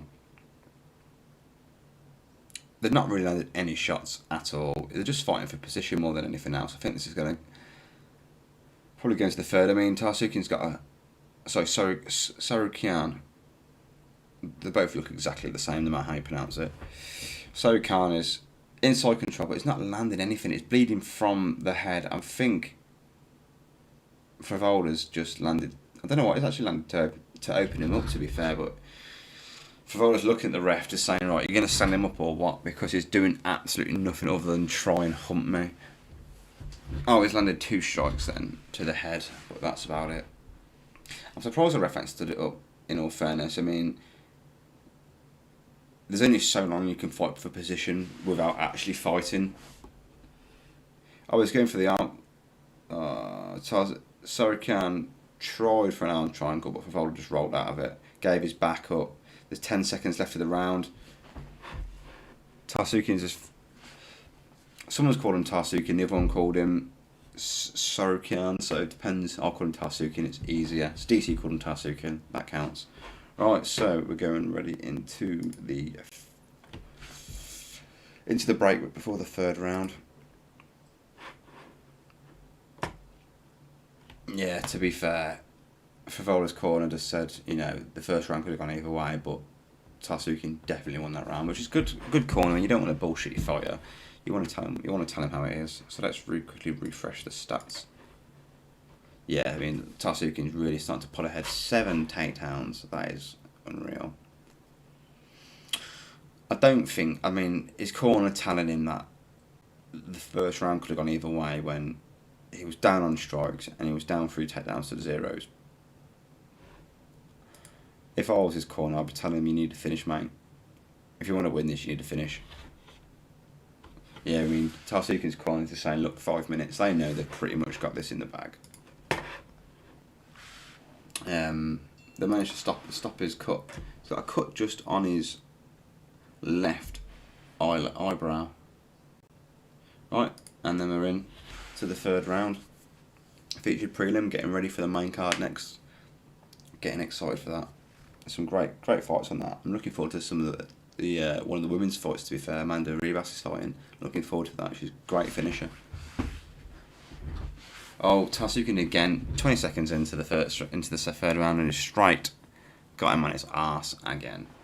Fivola got up and just got caught with a head kick, but didn't do anything to him. Wasn't really a powerful head kick, in all fairness.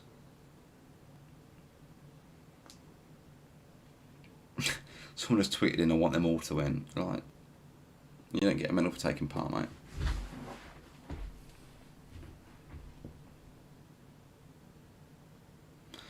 Right, to be fair, this one's been quite a boring round, really. They're both on the feet. Tarsukin's just throwing some jabs out, but Fivola really needs to go for a finish if he's even gonna... If he wants to win this fight, he's got to go for a finish. He's got like a little mouse on his left eye. Excuse me. It looks like he's been caught from a strike. Oh, Matt Fivola's just threw a spinning heel kick then, but it couldn't have been more telegraphed if he tried. Oh, he just got caught with a lovely little left shot from Tarsukin and then just peppered him on the chin.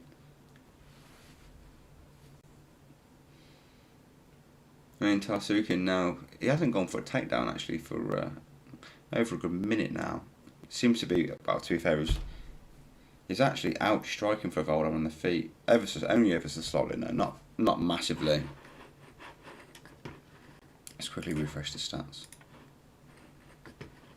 89 to 45, that is not too bad at all.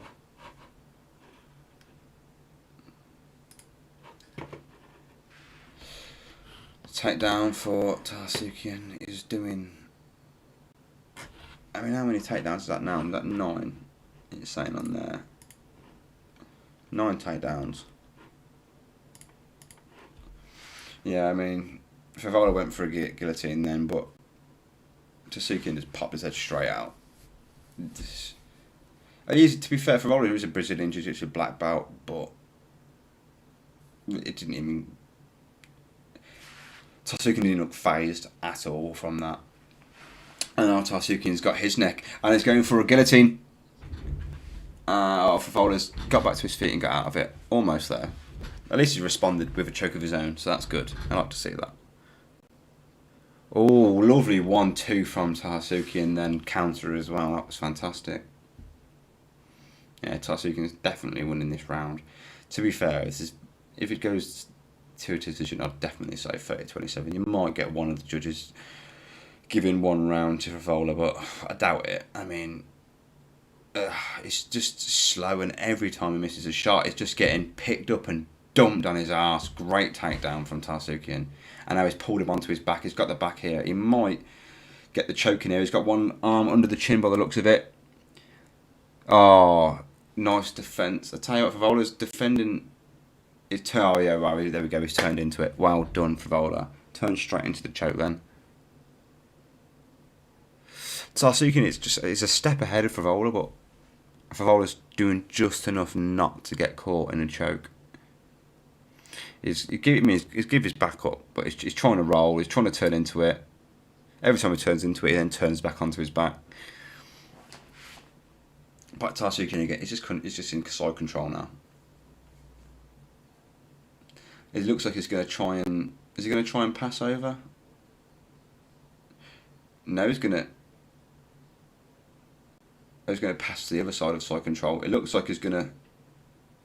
What's he trying to set up here? He's just dropped a nice elbow. Nice 2 elbows. I think he's just setting up so he can actually land some elbows on Favola. Favola looks a bit panicky now from the bottom. Yeah, 2 elbows from Tarasukian from the top. And it looks like he's trying to... Basically, he's peppering some shots and it looks like he's trying to sink that choke. And he's got one arm under the neck. But Favola's really quick at turning into it at the last second. That's not bad at all. Right, 10 seconds left. It's going to go to a decision. I can't see him getting the choke in now. But they're down on the ground. And it's going to get called any second. And yeah, and that's it. Fight's over. I reckon 30-27 to Tarasukian. Might be 29-28. I doubt it though. Absolutely doubt it. Right, wait on the official decision coming up next.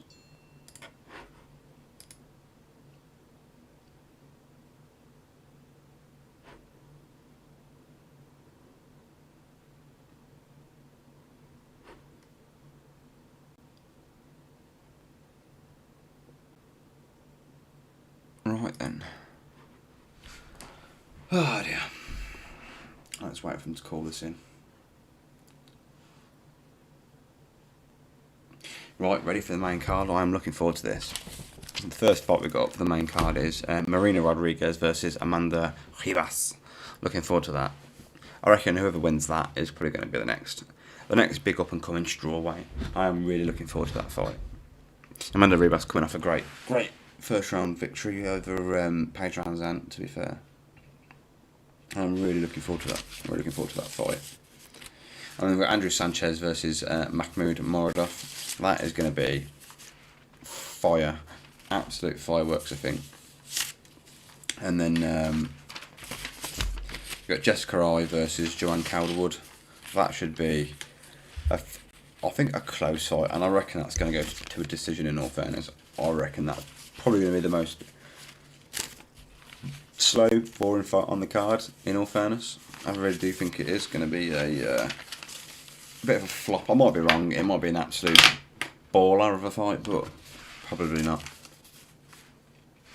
And in the co-main event, we have the debut of Michael Chandler, which I'm looking forward to so much. Just as much as Conor fighting, in all fairness. My only problem is with that, I can't see Chandler winning. They couldn't have paired him up. They couldn't have given him a harder fight, really. I mean, Dan Hook is long. He's got devastating knees, devastating elbows, and he's going to be fighting a wrestler. I can just see Chandler getting picked apart and caught with knees and elbows as he's trying to come in, and I can just see him getting stopped in the second round. I reckon Hook is going to pick him apart in the first, and then just get him out of there in the second. I really, really, really hope I'm wrong, because I do like Chandler, and I would love to see him do well. I'd love to see him do really well. I'd actually like to see him fight Conor. I mean, that would be a good fight for Conor, because, I mean, it'll give Conor a chance to fight a good wrestler. especially before fighting Khabib again. If he does fight Khabib again, that would be good actually. It'd be good for him to fight a wrestler before Khabib, just to give him a bit more practice. But yeah, it's just loading into the main card now. I'm guessing it's going to give us a decision as soon as it gets onto the main card. It's just showing you all the copyright infringement laws and all that, which is fine. Don't get copyrighted. I'd rather you come on to YouTube and watch a stream legally and not get into trouble. Just because it ain't worth it if you do get caught. You can always watch the highlights pretty much instantly straight after on YouTube anyway, do you know what I mean?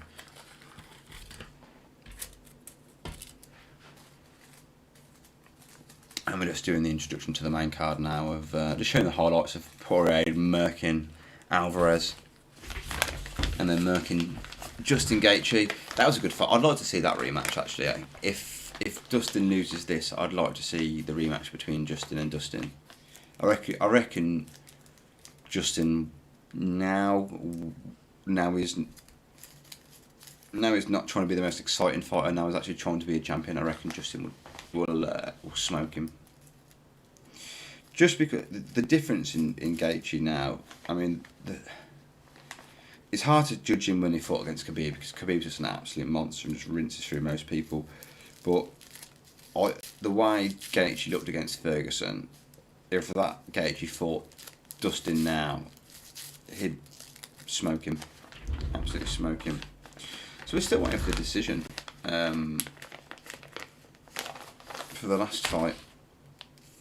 I'm just going to quickly run and grab a drink before the decision comes out, but more than likely I'll miss it, but pretty sure it's going to be 30-27.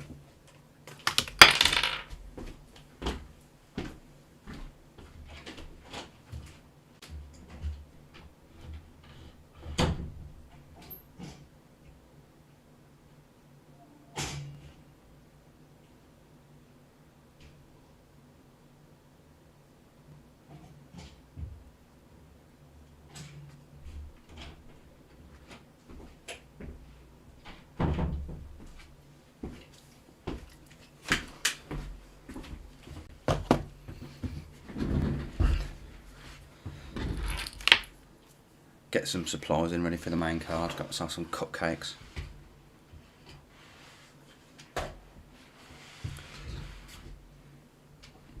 Yeah, it's just doing the just loading all the highlights up now. It's just showing Chandler saying, you know, he's always wanted to fight in the UFC. You know, he's always been championship caliber.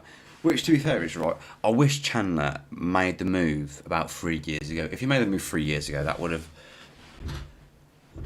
probably would have been a bit better. I think he might be a bit worn now, and I hope not. I hope I'm wrong, to be fair. I really do hope that I am wrong, and I hope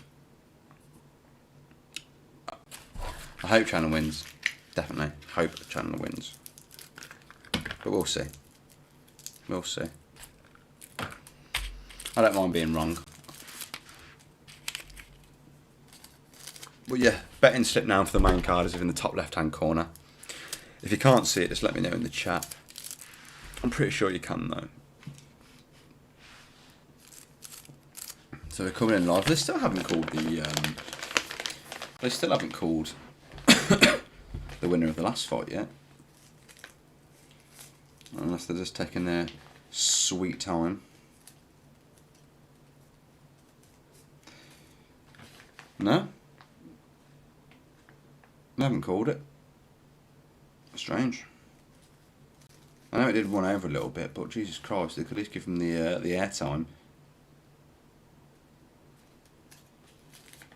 Let's have a look online then. See what it says. Unless I've missed it, I'm just going absolutely doolally tap. But I don't think I've missed it. Yeah, Tarsuki in one. Does it give the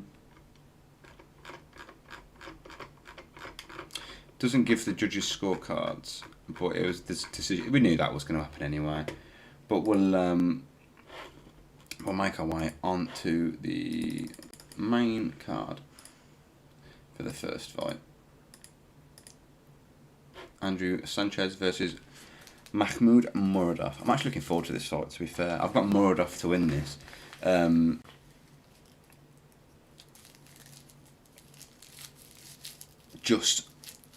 can't see it being...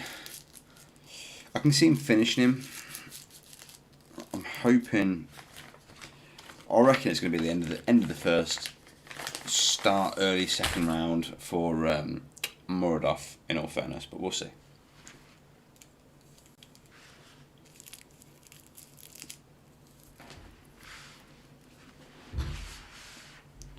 Put that in the right ear. You guys have some decent earphones for doing this. I've got some big ass headphones, but bloody hate wearing them. Give me a right bloody headache.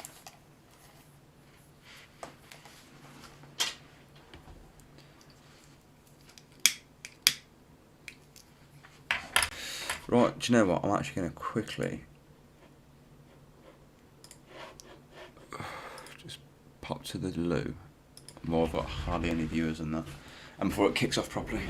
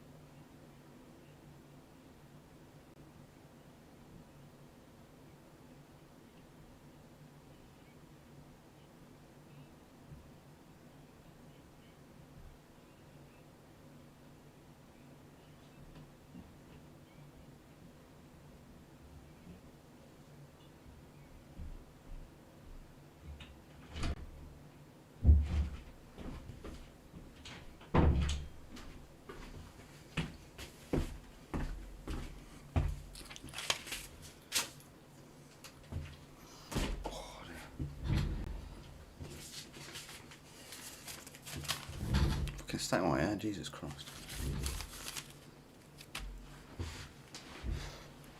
Right, so yeah, the first meeting between Conor and Dustin was at UFC 178. That was a long time ago, to be fair. But in all fairness, at the time they fought the first time, they did say at the time Dustin was a veteran of the sport back then. And look how many wars he's been in since then. I don't think his chin's going to hold up. I don't think his chin will hold up at all. I think he's going to get cracked, and I think he's going to get cracked early. Dan Hooker rocked him, and Dan Hooker's a... I mean, to be fair, Dan Hooker did finish Gilbert Burns, but he finished James Vick, but let's face it, everyone finishes James Vick. He doesn't seem to be the most powerful puncher in the world, but his volume is a lot. And I mean, even without the lack of power, he still rocked Dustin in his last fight. So I think Conor's just going to clean his jaw clean out. I'm really looking forward to the Michael Chandler fight, to be fair. I hope I'm wrong, and I hope Chandler wins. I really, really, really hope Chandler wins.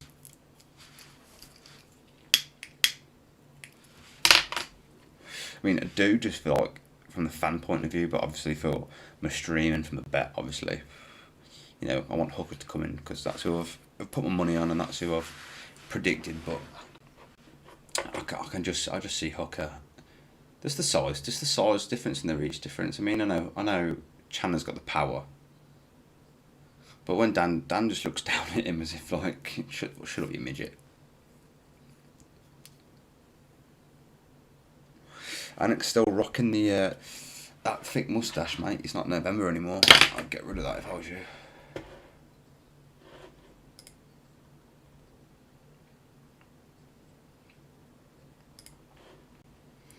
But yeah, just a general chit chat now. Are they going to do the Jessica Eye fight first? Are they? I wouldn't have thought so. Yeah, I'm looking forward to that fight with Joanne Calderwood, and I hope Joanne can do something. She's been on the scene a hell of a long time, and I'm just a bit conscious that she's coming towards the end of her career. I'm conscious they both are, to be fair. I mean, Jessica Eye got knocked out clean as hell from Shevchenko. That head kick, that was unreal. She was sparked out. So yeah, I'm interested to see that, really. I mean, it's going to be I think it's going to be a close, boring fight, but at the same time, it has potential to be very exciting as well. But yeah, this first fight I'm really looking forward to, with Marina Rodriguez versus Amanda Ribas. I hope Amanda Ribas gets this. I do think she's going to be not necessarily the next champion, but the next big name in the strawweight division. Amanda Ribas. Let's see how she gets on. I mean, to be fair, her last fight was against Paige Van Zandt, and let's face it, Paige Van Zandt's not the best strawweight there is. She concentrated probably too much more on her looks than she did on her fighting. No offence. To be fair, if you look like Paige Van Zandt, you probably would as well, but yeah. So hopefully they get into this quite quick, to be fair, considering the other fight finished about 15 minutes ago. We should hopefully get underway shortly. But yeah, we got 5 good fights. 5 really good fights to come up, so I'm looking forward to this. I'm hoping there's at least three finishes in this. I can see the main event, obviously, Conor fight being a finish. I can see the Michael Chandler fight being a finish, and I can see there being a finish in this first fight. So it all depends really on the Andrew Sanchez fight and the Jessica Eye, but I could be wrong. I'm hoping that Mahmoud Muradov finishes him nice and early. That would be quite good.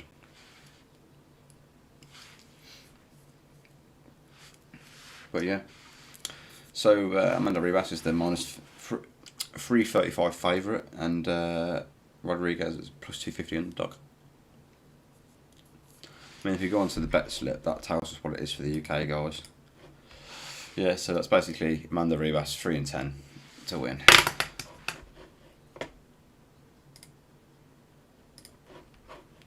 I'm actually going to full screen and move that over here.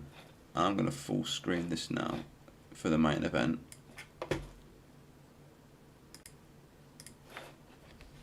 I could do the third screen really, make things a bit easier.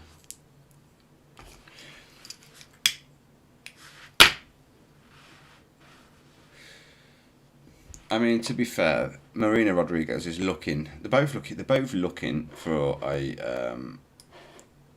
title race. They both are looking for to raise the rank and be a champ. So I can see him going for a finish. I mean, either a fighter is going to go for a finish. Marina Rodriguez has definitely got finishes in her, just not as much as Amanda Ribas. I mean, Amanda Ribas has got, she's got 10 wins. 10 wins, 7 of them are stoppages. 3 KOs, 4 subs. That's really good going, especially in the women's divisions. That's class. 3 knockouts in 10 fights for the women's division is pretty good, especially in the strawweight as well. I mean, that's really good going.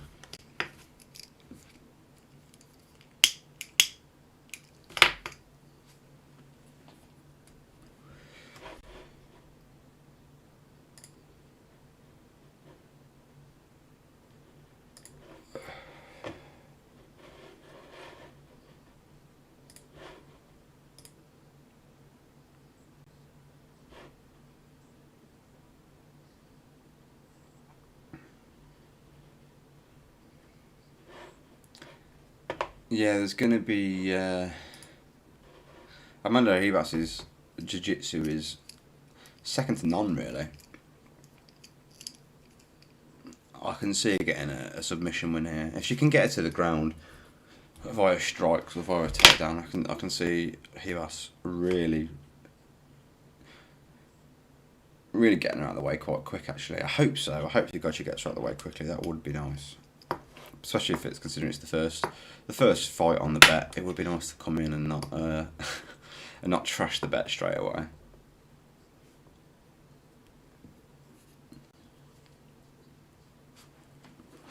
Let's see if I can get this win on my phone.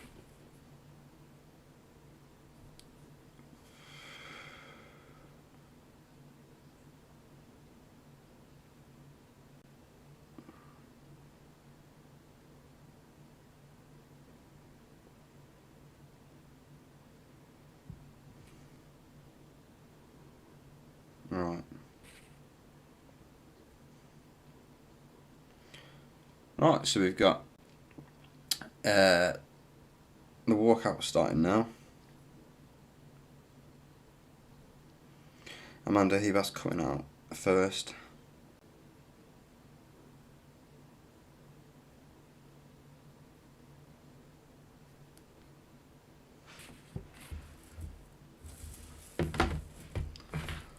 Let's see actually how behind this stream is. It's a couple of seconds behind by the looks of it. That's not too bad.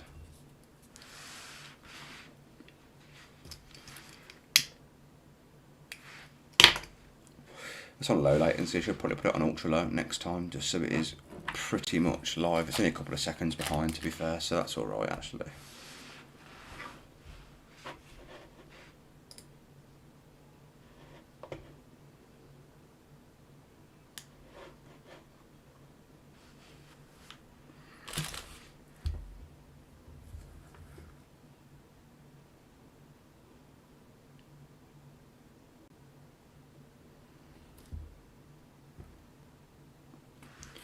Right, so we've got 2 viewers, happy days.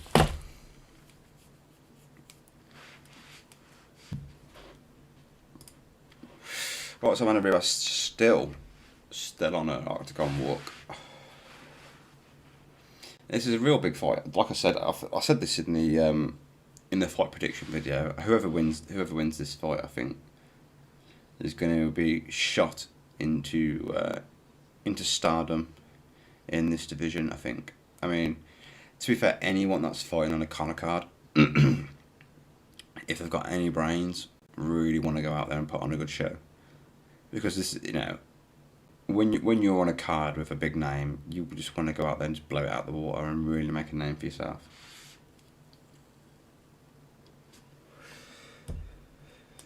You got Rodriguez coming out to a bit of Irish music.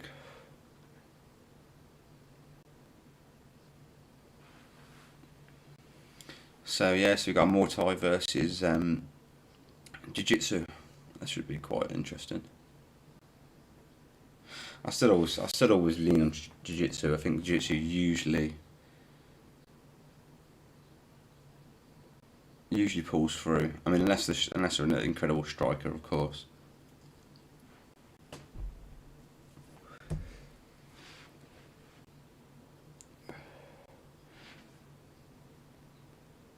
It's a good walkout song though. I mean, it G her up a little bit.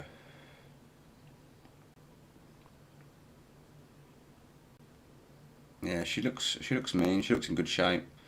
Rodriguez does, to be fair. Good striker. So let's see if she can catch Ribas on the way in.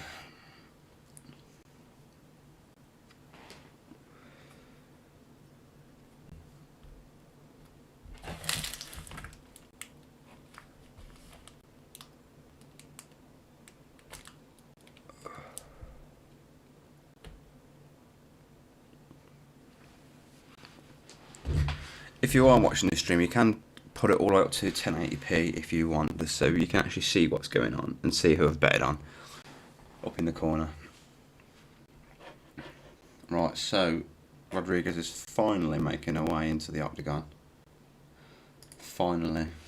Right, let's get ready and comfortable for this fight.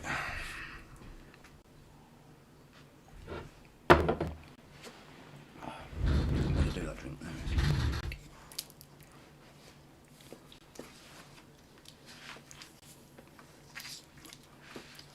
Right then, let's get ready for the Bruce Buffer to kick the main card off. So showing the tail of the tape. So Rodriguez has got is 6 years older. Ribas is 3 inches taller. But to be fair though, Ribas has got, even though Ribas is 3 inches smaller, she's got a 1 inch reach advantage. And she's got youth on her side as well. I mean, especially women's primes are slightly different to men's as well. So, I mean, being 27, she's probably more on the prime side than Rodriguez.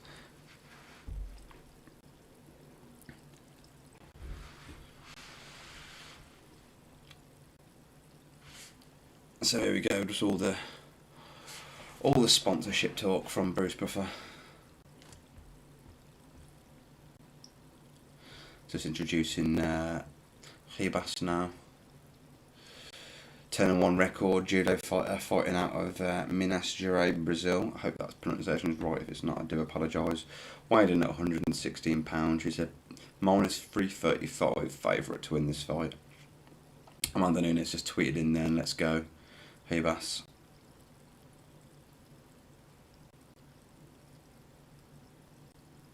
So she's not actually got a nickname yet, Amanda Ribas.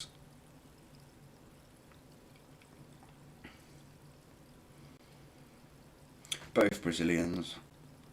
12-1 and 2 for Marina Rodriguez. She had 2 draws. I think one of those draws was against Cynthia Calvillo, to be fair, in 2019. Cynthia Calvillo is not a bad fight, to be fair, so that's not a bad result. Not a bad result, really. I mean, he had 2 fights in 2020 and 2 fights in 2019. She got in both years she got 1 sub and 1 decision, so you know she's got a good finish rate. I mean, the height's definitely on Rodriguez's side, but like I say, the arms reach advantage is on the favour of Ribas. So there we go, touching the centre of the octagon, and I haven't clicked the fight to start. Naughty. 10 seconds behind on the timer, so that's fine, we'll catch that back up.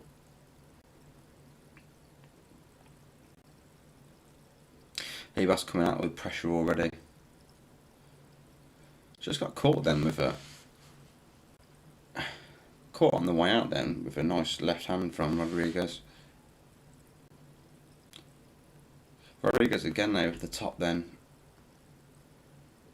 Just trying to set some traps up, but Ribas is putting the pressure on.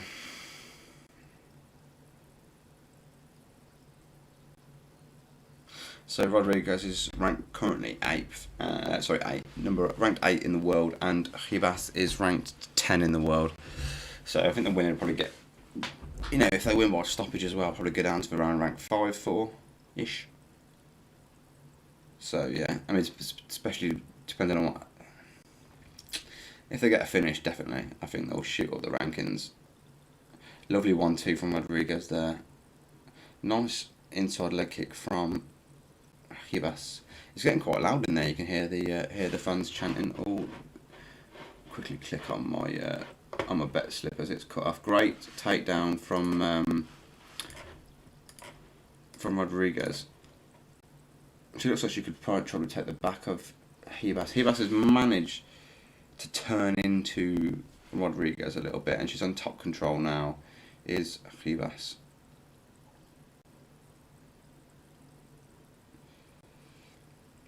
Ribas is just trying to clear the leg. Just almost cleared past her. Ribas's legs are very thick, very strong.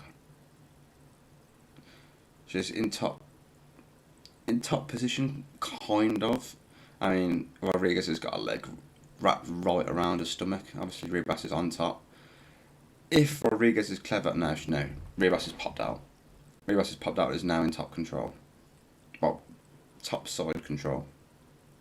She's in between her legs, but she's got her head down underneath Rodriguez's left arm. Oh no. She's managed to get just straighten up. She's just got to posture up now and see if she can drop some elbows in. She's got the head control while Ribas from the top. Oh, she just missed a punch on the top. She just dropped one into the side of Rodriguez then. But she's just fighting top position more so than anything else now. She's just picking some time up on top. Nice elbow from Ribas then. I don't know if it fully connected, but intent was there. A couple of strikes on top from top into the ribs of Rodriguez from Ribas from on top position.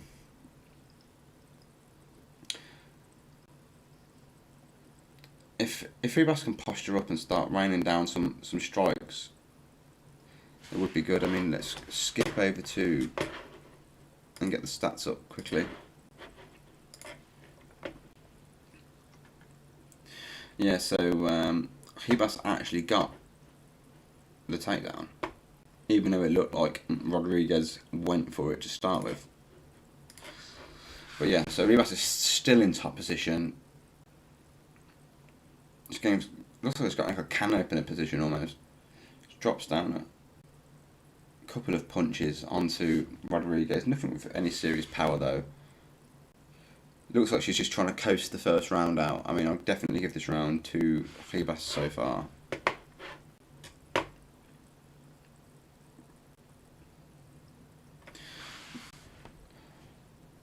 Yes. All been Ribas at the start of this fight, just top control, got the one takedown, controlled on top pretty much for about 3 minutes. Dropped a couple of shots in there, no damaging shots from either side, but just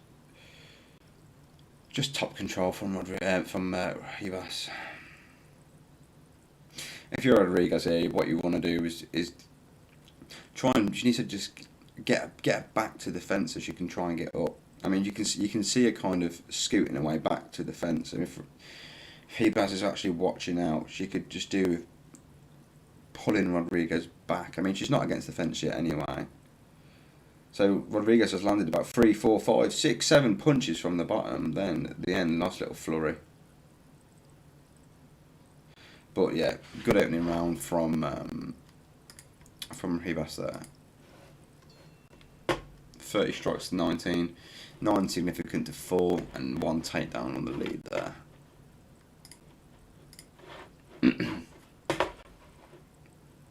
Let's see if we can line up the timers on this. Ready for the next fight. It might be a couple of seconds out, but it should catch its way back up to the 3rd round. So the tactics as Helena now is just to put her in and throw the arrows, throw the cross up top. That's for Ribas.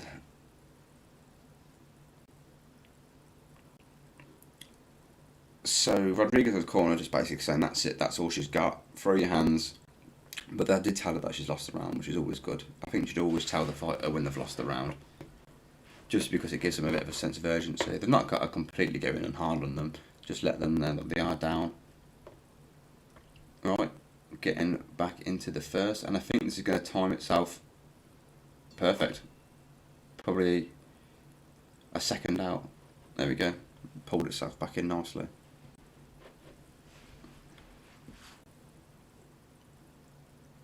Couple of feints early from Rodriguez there. Lovely overhand right from Rodriguez. Actually didn't do any damage though. Nice uppercut from Ribas there.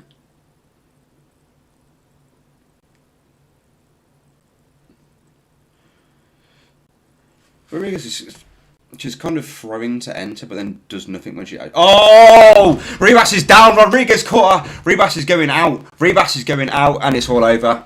Rodriguez stops Amanda Ribas. That is the bet over. That's unlucky for me. Oh no, stop! It's not been stopped. It's not been stopped. It's straight back Herb Dean didn't stop the fight. Rodriguez jumped off as if the fight stopped. She's hurt her again. Ribas is in some serious trouble. Oh, she's been hit again. Oh no, Herb Dean stopped it on the feet. Ribas is hurt. I don't know, why did he stop that on the feet then? That was I think he fucked up the original stoppage, and then that was a bad stoppage, the second one. Ribas is smiling now. That wasn't... You can't stand with Rodriguez. That's the bet out, unfortunately. She was hurt, but that wasn't the best of stoppages, to be fair. That wasn't a good stoppage. I mean, she was kind of rocked on her feet, you could see it, but you want to see them go down, and you want to see them go out. She was hurt, definitely. She was definitely hurt, but... Herb's has had a few of these bad decisions recently. I know Ribas looks devastated, to be fair. I mean... It was a great right hand from that it dropped her completely. She jumped on the finish, hit her a couple of times. It looked like Herb Dean went to stop it. Herb didn't touch it. Rodriguez jumped up. Ribas got up. That was a messy way. Ribas got up, got caught two punches twice, and Herb Dean just jumped straight in. It was a great right hand from Rodriguez, but Ribas is still on the feet. That is the commentator saying it's a good stoppage, but it really wasn't. I mean, she was rocked, but she weren't finished. If you're gonna get finished, you want to get finished, don't you?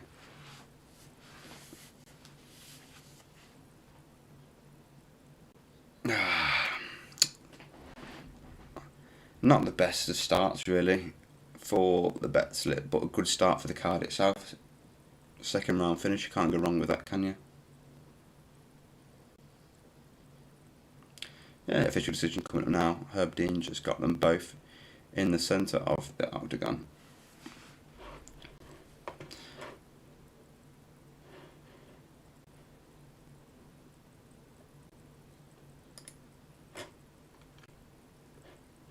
Oh, so that's that one bet out of the window. My other one has come in, which is quite good. I can cash out for... What I basically did on the other one was I just did the complete opposite, other than the Amir Abazi fight.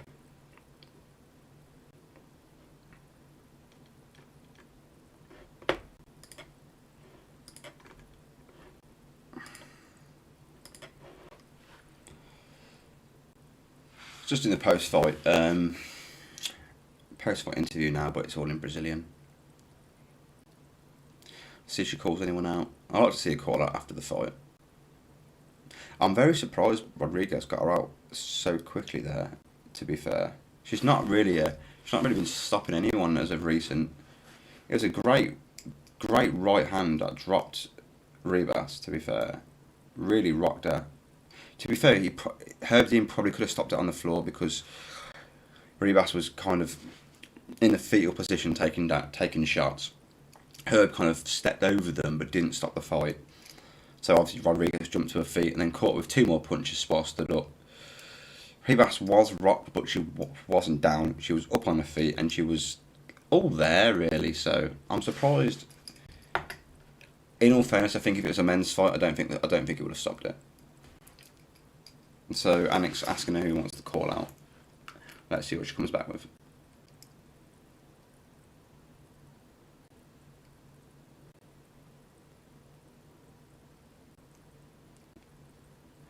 By the looks of it, she's not calling out anyone. I'll wait for the translation. Top 5, she says. Any top 5. I don't like that. Just call her name out.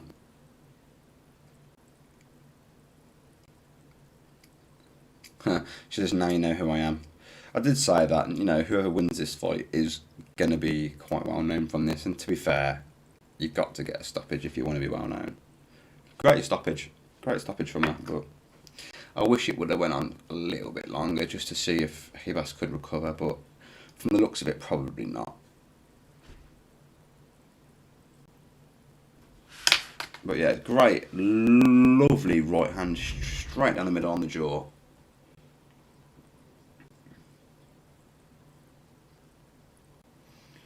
Yeah, she thought the fight was over, jumped off, but she finished. To be fair, though, at least she jumped straight back on her when she realised the fight weren't over. I mean, the worst thing she could have done was take her foot off the gas, but she didn't. She jumped straight back on her. Lovely 1-2, right on the jaw again, and then the referee, Herb Dean, calls a stop to the fight. So what else? What's the move of bet? Move bet was pretty much basically the opposite. Obviously, I don't want that to come in because I don't want Conor necessarily to lose. Just because I want to see the Conor Khabib rematch, and I am a Conor fan more so than Dustin, to be fair. But yeah, I can cash out for £12.8 on that. Just got Chandler to win, Jessica Eye to win, and Dustin to win for that one to come in for about 463 quid. That's not too bad. That's the main bet, the one I did the actual predictions on. And that's unfortunately failed on the first fight. Is what it is, isn't it? I was quite surprised that Amanda Ribas lost that, especially after the way she's winning her fights, the way she's won her most recent fights. I thought Ribas would have got that, but I mean, her last fight over Paige Van Zandt, you can't really ride the high too much on that, just because of where Paige Van Zandt is in her career. You know, she was at the end of her UFC career, and obviously now going to bare knuckle boxing FC. Don't really want to see her do that. I'd rather see her just be an analyst or something for the sport. But each to their own. But let's see how we're getting on. Right then.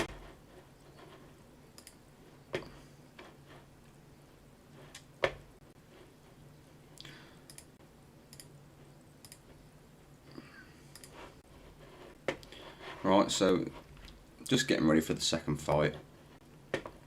Just on the adverts, doing a bit of promo.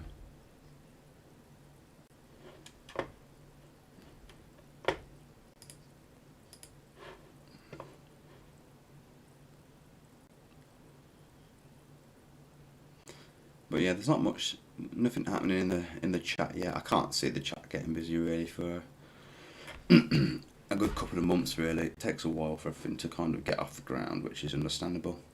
I mean, the stream isn't the best. I need to sort the camera out, make it look a little bit better quality. I need to probably reposition all the other bits and pieces a little bit better as well, to be fair. But that's something we can work on. Come on, hurry up. The only thing I hate about fight cards is the immense wait time between each fight. It does get a bit boring. I do need to get a game or something to play in between. Probably get the UFC game at some point. Let it play through on auto to see who wins. Play with us fighting next in between fights would be a good idea actually. Let's have a quick look how much that is. What is it? UFC 3 I think is the latest one, isn't it? Right, that fight's over. Get rid of those notes now.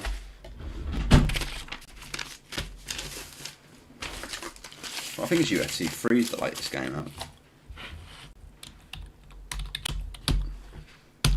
But I did want to buy that Escape from Tarkov though, that looks sick.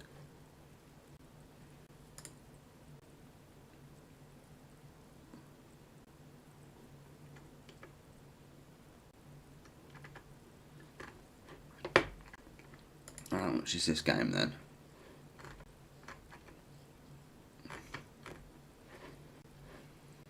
Would help if you could actually buy it. I'm on the game and it's there and there's no option to actually buy the game. That's weird. Oh, here we go. Can you get it for PC? I hope you can. UFC 3 PC. There we go, EA.com.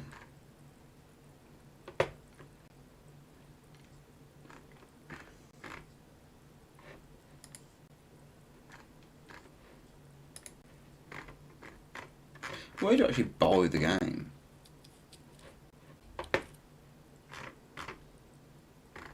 I want to view tutorial, I want to buy the game. Shopping. There we go. PS4, Xbox One. There don't seem to be a UFC 3 for PC. I don't think there is one for the PC. That's sucky.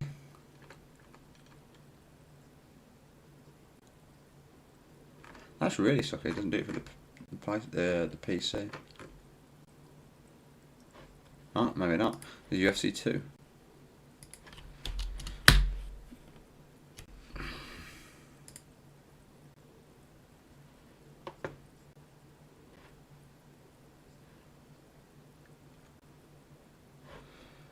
No. Okay, well that's the PC PC game out the window then anyway.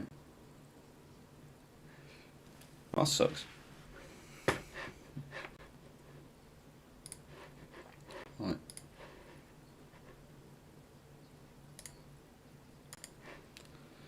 So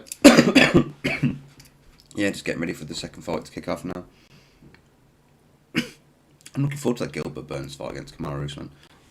Wouldn't mind watching Gilbert Burns decimate Kamaru Usman, to be fair. I think Kamaru's a bit boring. He tries too hard and he's just not got personality.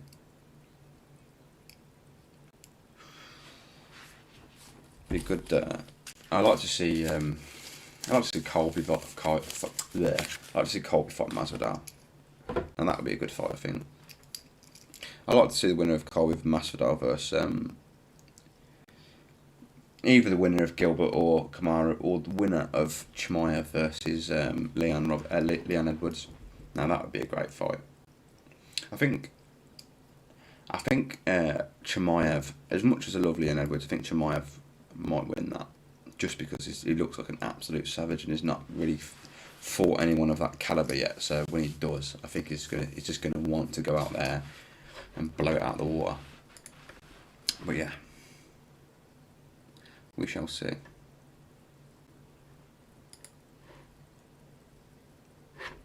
I need to make that chat box a bit more, a bit nicer than that. It looks pretty awful.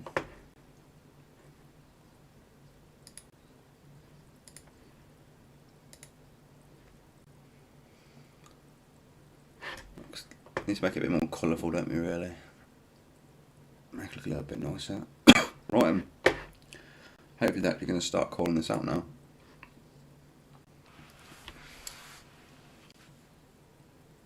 Yeah, so I always look to be on Andrew Sanchez. I think Muradov might get the upset. But, excuse me, it's getting on a bit here. It's 3:45 in the morning. I did try and have a nap this evening, but that was rudely interrupted by the dogs, of course. You know, you can't do bugger all. But yeah, we'll see. We've got 4 fights left of the main card. At this rate, I can't see the Conor fight starting till 6 AM. Yeah, I mean, Sanchez had a massive knockout in his last fight, to be fair, against Wellington Turman, literally flatlined him. But then again, Murado's had some good finishes of his own, really. I mean, he's had his last 4 fights cancelled. Muradov has. He's had his last, I think, 6 fights in his last 10 bouts. 6 fights in 10 bouts cancelled. But he's finally made it to the octagon. Well, making it to the octagon. It's just on his walk down now.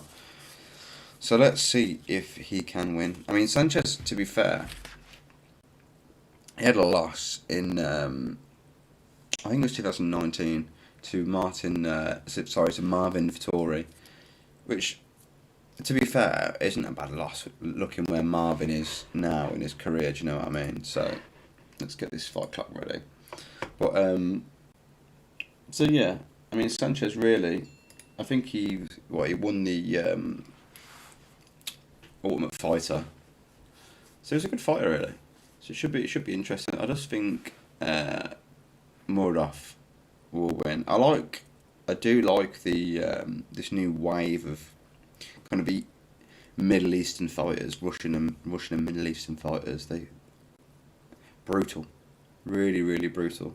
I like it. It's not. It's good. I like how fast paced and how they swarm their opponents and just want to rip him in half. It's brilliant. So I do like this. It's on a 13 fight win streak. Muradov is. He's not lost since 2015.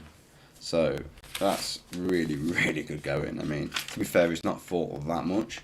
But at the same time, he's not fought since 2019. So he's got over a year out of the octagon. But like you say, he's not lost since 2015 either. So that's pretty good. He's just in a bit of a pray now as he gets into octagon. My throat's gone really dry. Oh, let's full screen this. Oh dear. Sanchez coming out to the final countdown. It looks a bit like the. He's got like similar eyes to Sylvester Stallone a little bit. Then a little bit like Rocky. Then as he had his hood up.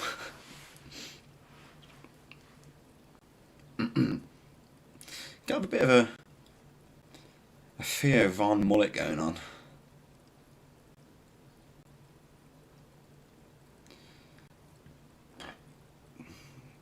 He literally looks like he just got out of bed. Greasy as balls.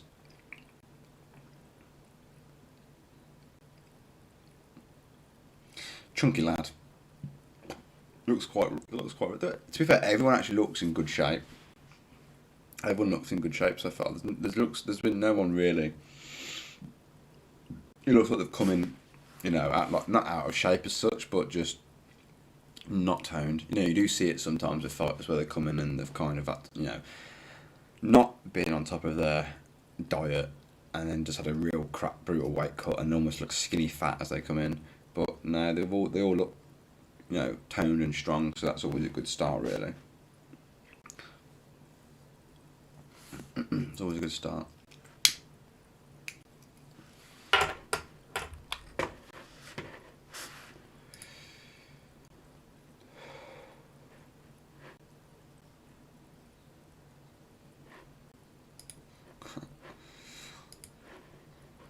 I tell you what, Sanchez looks loose, really, really loose. Oh, do you know what? I think my second bet's gonna fail and all, but oh well, I don't care.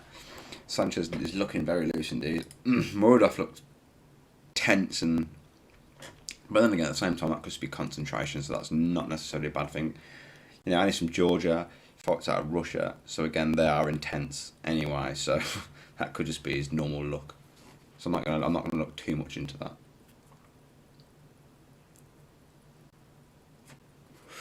Right, so Bruce Buffer just doing the in the introductions now. Fight in the middleweight division. Let's get the stats up there in the fight. Oh, they're already up and running, right? So 24-6 for Muradov. I think he said it was on a 13 fight win streak, which is pretty good. He's a -160 favourite. 6'2", weighed in at 186 pounds. Fighting out of Uzbekistan. Sorry if I butcher them names.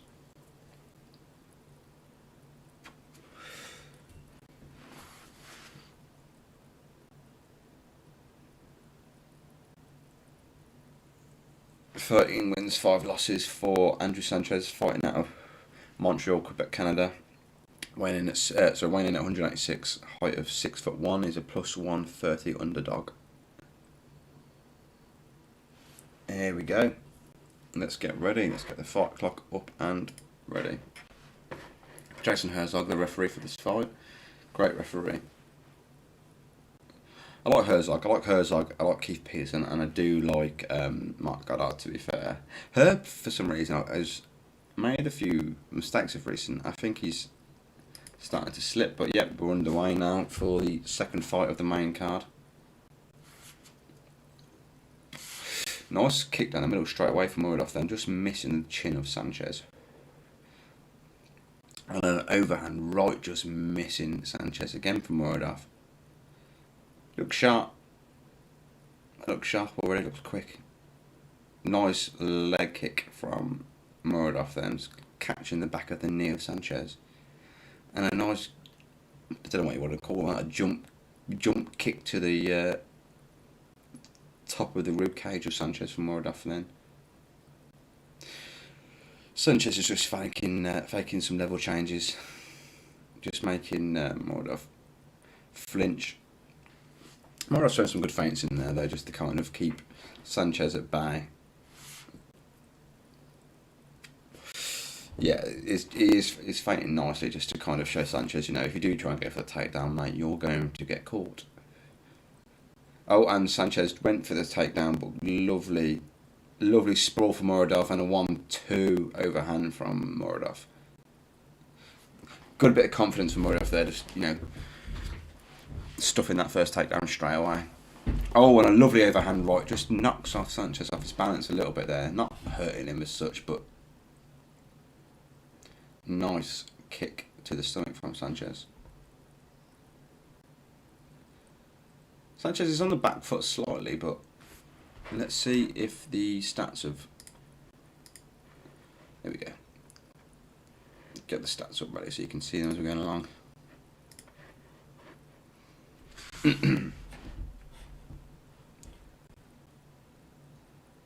Yeah, Sanchez is very light on his feet, to be fair, but he just got caught with a punch from Muradov there. He's behind on strikes so far. I mean, what we got? 15-6 and 15-6 on significant strikes. Also, every strike that has landed so far, Muradov has been significant. Well, apart from 2. That's just changed.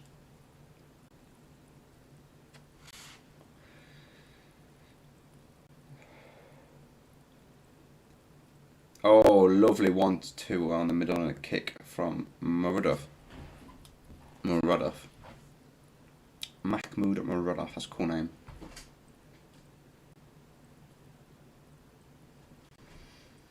It's quite tall for a middleweight, to be fair. 6'1". I mean, he's not a monster by any stretch of the imagination, but he's tall and he's built. He's just as built as Sanchez, and he's got a good couple of inches of height on him.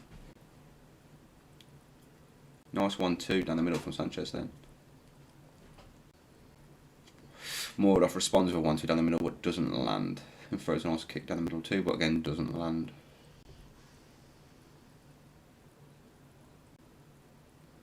Nah, they're throwing some punches now. I mean, you got what, 1:46 left. They're throwing, they're not always landing, but yeah, nice leg kick there from Muradov. Mirrored by Sanchez. I do like this new focus on calf kicks and the kicks to the side of the knee. It really does. It really does slow down the opponent. And it really does. It opens up. Oh, big punch from Muradov, then blocked by Sanchez. Yeah, when they go for the low kicks and stuff like that, it does tend to open up the head kick a lot. Nice punch down the middle from Sanchez. I mean, if Muradov throws a couple more leg kicks and goes up top, I think he'll catch Sanchez, because Sanchez's hands are really low. Oh, Sanchez threw down the middle. Muradov kind of looked like he was going to go for a takedown then, but kind of push on against the cage and then bounce back into the middle. Lovely overhand right from Muradov there, just missing the temple of Sanchez. That probably would have dropped him down if it landed that. It's through with intent. To be fair, they're both thrown with intent, and Muradov keeps throwing this lovely right hook. It's just missing the temple of Sanchez. All it takes is Sanchez just to commit forward. Oh, a flying knee, just missing the chin of Sanchez.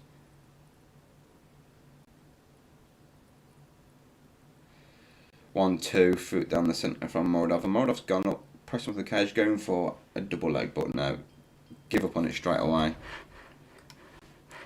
But not bad at all. Not bad first round. I think Muradov's definitely took the first. Yep. Good high volume there from Muradov. I was expecting to see high volume from him. I was expecting End of the first, mid-second finish from him, so let's see if that comes in. I mean, he's doubled up on the strikes. Both got some amount of takedowns. Sorry, both got no takedowns. So the headshots, they doubled up on the headshots. 8 to 16, 4 to 6 on the body, and 2 to 10 on the leg kicks. 10 leg kicks from Muradov in the first round. That's great. Right, let's go back up to the stats.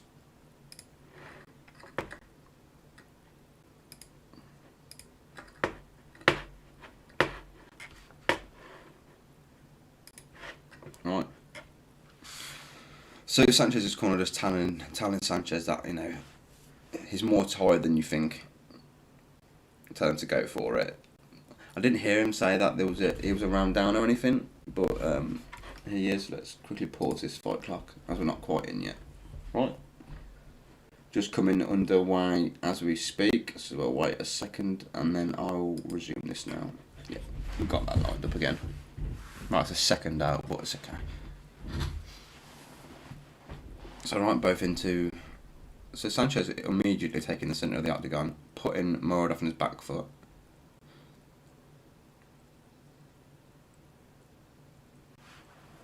Yeah, I mean, Muradov's shots are just missing Sanchez, only just missing Sanchez.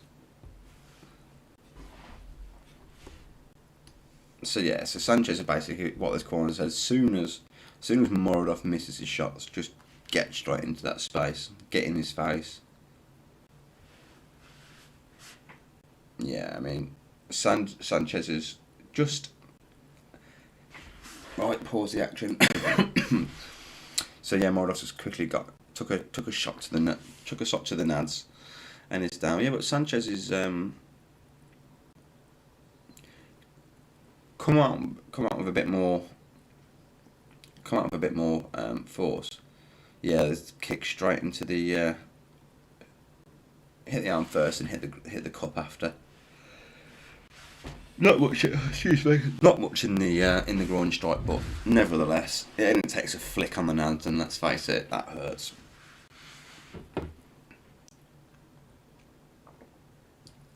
Right, let's see if this gets back in soon enough. I think Muradov's just walking it off. Here we go. Tie back in. I'll wait for the fight clock to catch up. And yeah, and there we were caught up and we're back in. Sanchez putting on the pressure, which he needs to do because obviously he lost the first round, so he's starting this round correctly. I'd like to see Muradov throw some more though. I mean, he was definitely well ahead on the striking in the first round. Oh, head kick from Sanchez there. Traded punches. Sanchez level changed down, but to be fair, Muradov defended that really well. He's got the one underhook in, but Sanchez trying to go for the single leg, but nah, Muradov's too strong for him. He's got the one underhook in. To be fair though, oh no, Sanchez has now got the underhook now, so fight position and they're broke. There's just battling, but underhooks more than anything there.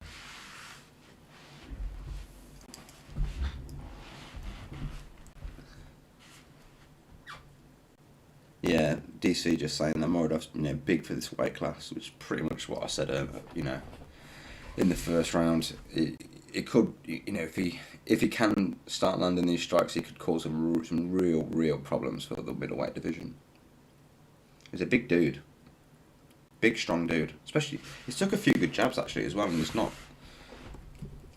not flinched at all.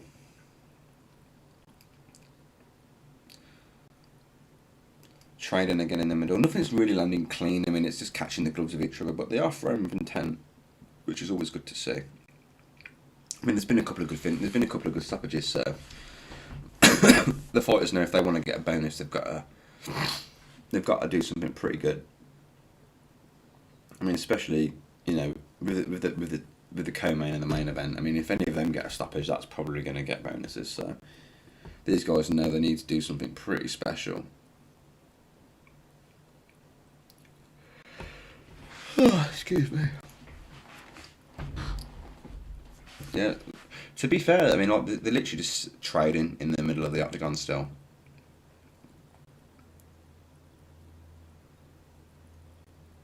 Sanchez is very calm.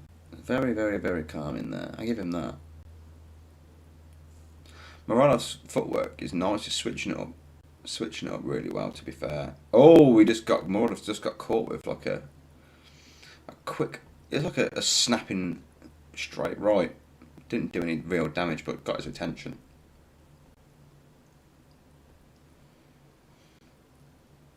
Yeah, that mullet's a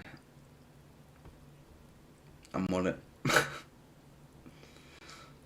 Paul Fowler just done about his. Oh, lovely 1-2 from Muradov. That seemed to definitely get Sanchez's attention, and another one lands from Muradov. He's abandoned the calf kick, but I'd like to see him calf kick. I'd like to see him not abandon that. I'd like to see him kicking it a little bit more.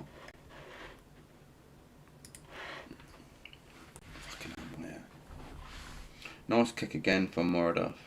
I really need a haircut, man. Everywhere's shut. It's a lockdown in the UK, so yeah.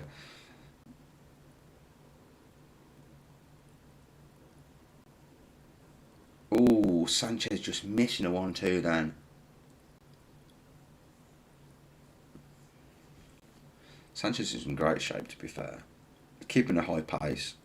This one, Sanchez looks like he's started to pull the numbers back a little bit, but he's still behind in strikes. Still behind in strikes. I mean, to be fair, the output from Muradov is pretty good. It was just landed it. Oh, lovely right cross from Muradov, and a lovely left hook. That got his attention. That looked like to hurt him a little bit then. Nice land. So he's got a cut on his nose as Sanchez, just on the bridge of his nose. Looks like he got caught with that last punch, and it's just opened him up a little bit. There's a nice connection from Muradov.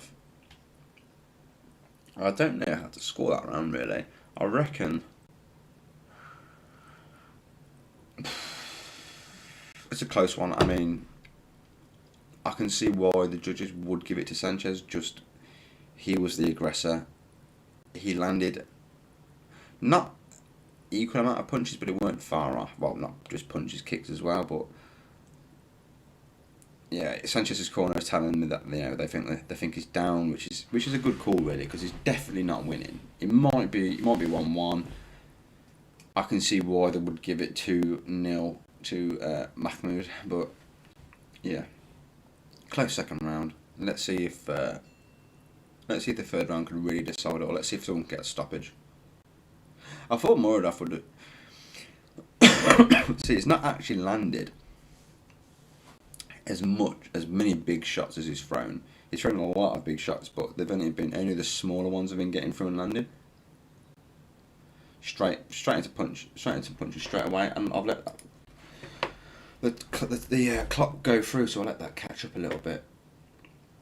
There are 4:45 into the round, so it's only got 8 seconds to catch up. They're just taking slightly longer than a minute in between rounds.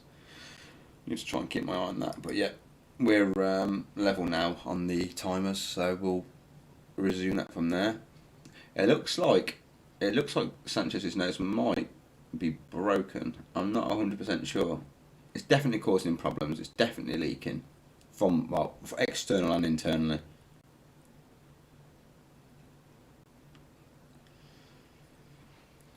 Nice jab down the middle from Muradov. Sanchez looks like he's breathing slightly heavy now, just because he's having to breathe out of his mouth if his nose is broken. Yeah, it looks to be quite dented. Oh, a head kick almost landed for Muradov then, just catch him on top of the shoulder. Oh, nice punch from Muradov. It's just missing by whiskers. But there's so much power in that punch. If he lands it, to be fair, he's won. He had a lovely third round over height. I think it was his last fight. Muradov was in the third round knockout. Pretty sure it was. I've got that right down. Pretty sure it was an overhand right he won in his last fight. In the third round.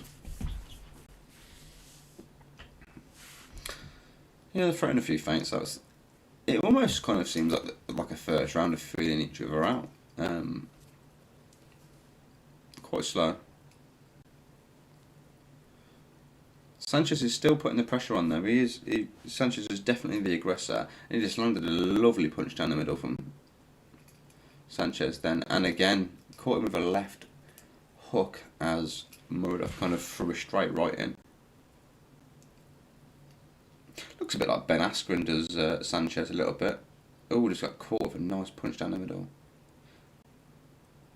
Sanchez definitely needs to go for a finish.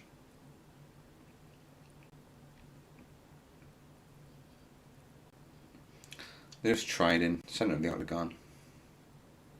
It's always good to watch people just stand and bang. They're both just missing. I'd like to see Muradov work on his range a little bit more. Because I think if he did... Oh, great punch from Sanchez. Oh, massive punch! Sanchez is rocked! Oh, he's putting pressure on. Muradov is putting massive pressure on. I think Herzog's going to stop this and it's over. Muradov, another third round finish. Brilliant, brilliant finish. Massive, massive overhand right. Rocked Sanchez. He kind of chicken danced his way up to the cage and then just got swarmed from Muradov. That was lovely. Muradov jumped out the octagon, shakes Dana's hand. Thank you very much. Gutted that first one didn't come in because I did have a good feeling about Muradov going to nick that one. So yeah, I'm happy with that. Good prediction. Lovely finish. Lovely, lovely finish. Might have been a bit of a quick stop, but either way, he was really hurt. He was really, really hurt. So I'm not at all. So the way it worked is Sanchez hit Muradov with a bomb, and then Muradov kind of dipped through an overhand right, caught Sanchez. Sanchez chicken dancing perfectly. It was like a wrist shot to the temple, and then he flies in with a knee, catches him with a couple of shots as he goes in. Sanchez stumbling back to the side of the cage, and then just gets a knee to the chest, and then 2, 3, 4, 5, 6, 7 punches, 8, 9, and then Herzog stops the fight. No, that was a good stoppage, very good stoppage, great fight. Right, let's reset the fight timer. Lovely, lovely finish. That's 14 in a row now for Muradov. I hope we see a bit more of him this year. I mean, he didn't fight once in 2020. He's not lost since 2015. So if he can have a great year this year, it's like 6 years unbeaten. That will do miracles, absolute miracles for his confidence. Great finish. 2 3-round finishes in a row, third round finishes in a row. So you know he carries his power to the later rounds, which, to be fair, is always good, especially as you go up in weight classes. You know, his third round, not even breathing heavy, and he's still got knockout power. That's very good indeed. Very good indeed.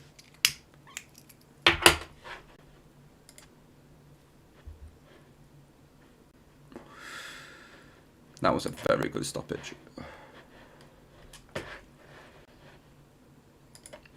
Right, that's just been made official.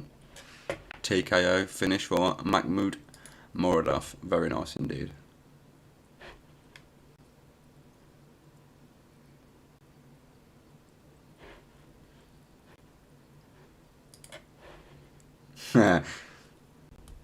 He said he wanted the Instagram follow from Dana White, but Anik said that's probably enough to have got him the follow.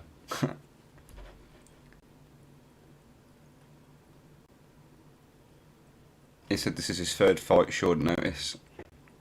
He wants his next fight to be... He's speaking in English after the fight, which is always cool to hear. You know, he's not the best, but fair play to him. He's Georgian and he's trying. Give him that. Love it. He said big thanks to Czech Republic, his fans. Let's see if he calls anyone out.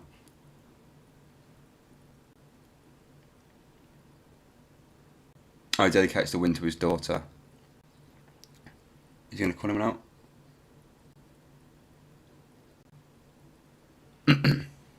Here we go.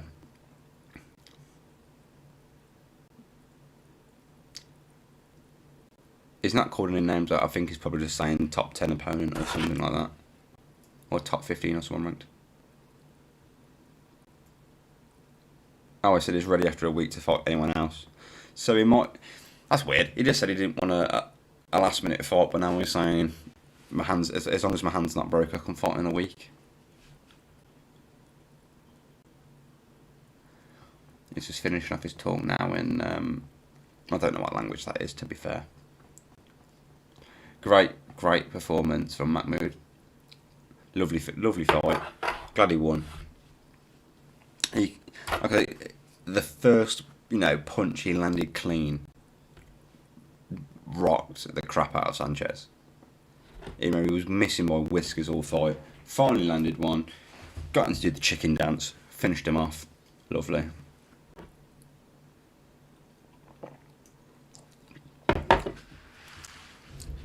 Lovely finish from Muradov. Like it. Love it.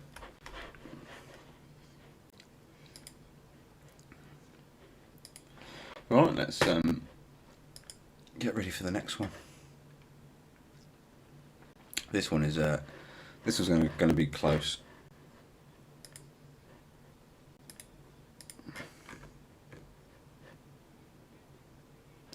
Oh, excellent. And that didn't actually affect my other bet getting. But then again, I don't want my other bet to come in because it means Conor losing to Dustin, but also it means Michael Chandler winning, and I want Michael Chandler to win. So we'll see how it goes. I've actually got a funny feeling Dustin might get some sort of upset. I don't know. It's a tough one. I mean, I can see obviously Conor just cleaning him out early. But if he doesn't, Dustin does look tough, He looked really good on his feet, and he's good. It's good. Obviously, everyone knows Dustin's stand-up's brilliant, but he's looked really good of recent. And if his chin can hold up at lightweight, then he might be able to stand in there for more than a round. But I can't see him lasting much more than that. It kind of too accurate for him. And he's already got the win over him, so it's already in his head. But yeah. Right, let's get a fake rolled for this.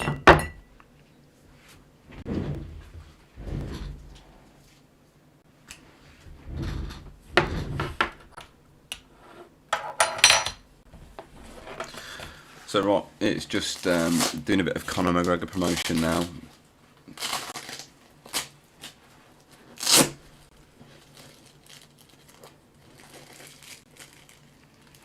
It's basically just going for all the Conor McGregor walks and stuff. I mean, the fight should be on shortly, to be fair. I'm hoping in under 3 fights to go. Probably about 2 hours to the Conor fight. Yeah, I've been looking forward to the Conor fights. Always love watching him fight. Always stay up and watch it. To be fair, I will stay up and watch most fights, to be fair, I'm not going to lie. And I will be going forward doing this as well. Try and get this done, every single event.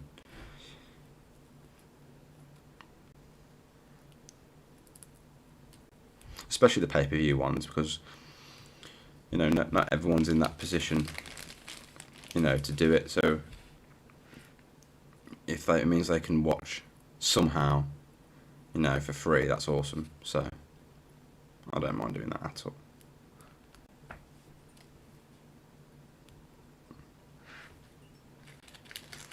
But yeah, just going through the adverts now, just waiting for the next fight. Like I say, I think Joanna has got a little bit more fire in her than Jessica Eye. I think both of them are near the end of their career, to be fair. Neither of them are up-and-coming stars like Hibas or Rodriguez. Rodriguez's win was brilliant, to be fair. I mean, I am a little bit gutted. I did like Ribas, but it's a fight game, innit? Tough shit. But yeah, Joanne Calderwood, Jessica Eye. So Jessica Eye's rank 6.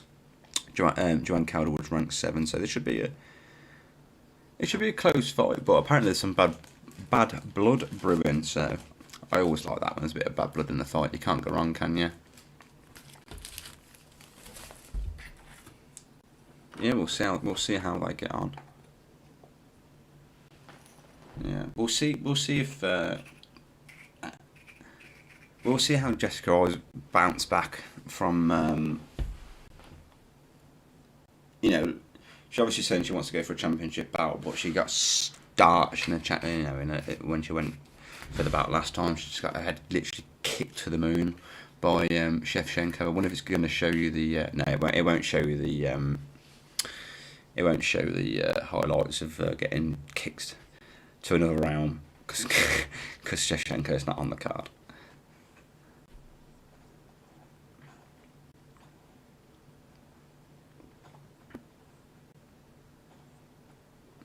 So what Jessica is saying now, just in the build up to the fight, is she's as confident as she's ever been because she's found out what's been wrong with her. I think from that it sounds like something to do with her diet. I think she was probably eating something she probably shouldn't have been eating, which was having an effect on her body. But now she's found out what that is, changed it, and she feels better than ever. Which, to be fair, is diet's massive, isn't it? You are what you eat. So if she's been eating the wrong thing and it's not been agreeing with her body, especially if she has some form of autoimmune disease, then yeah, it's going to have a massive effect, especially in her fighting and in everything really. So yeah, grand. Right, let's get this fag rolled ready for this next fight. I probably shouldn't smoke on stream, but do you know what? I'm at home, so fuck it.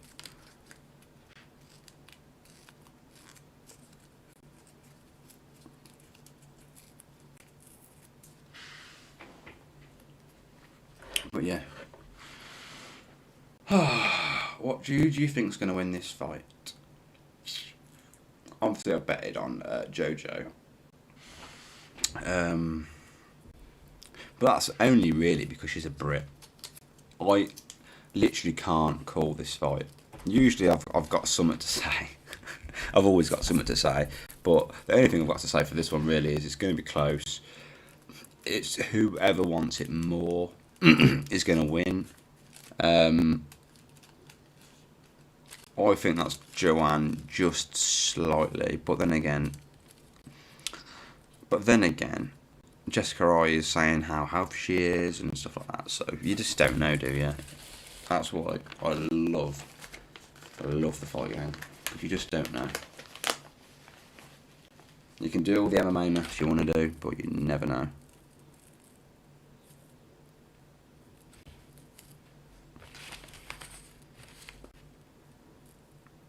Yeah, this fight is a bit personal between them. I've not actually delved too much into the build up to this fight, just because I didn't think that there'd be anything before it, but apparently there has been, so I stand corrected.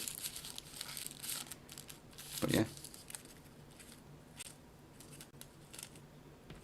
But apparently it's more on Jojo's side that she doesn't like Jessica Rai, so that's... But then again, she's a Brit, isn't she, like me?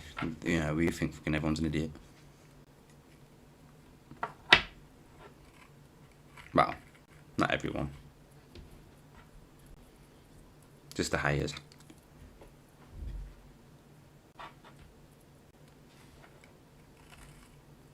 But she's coming out with a massive smile on her face. Is Jessica Rai. Don't like her nickname, Evil Eye. I think it's a bit weird.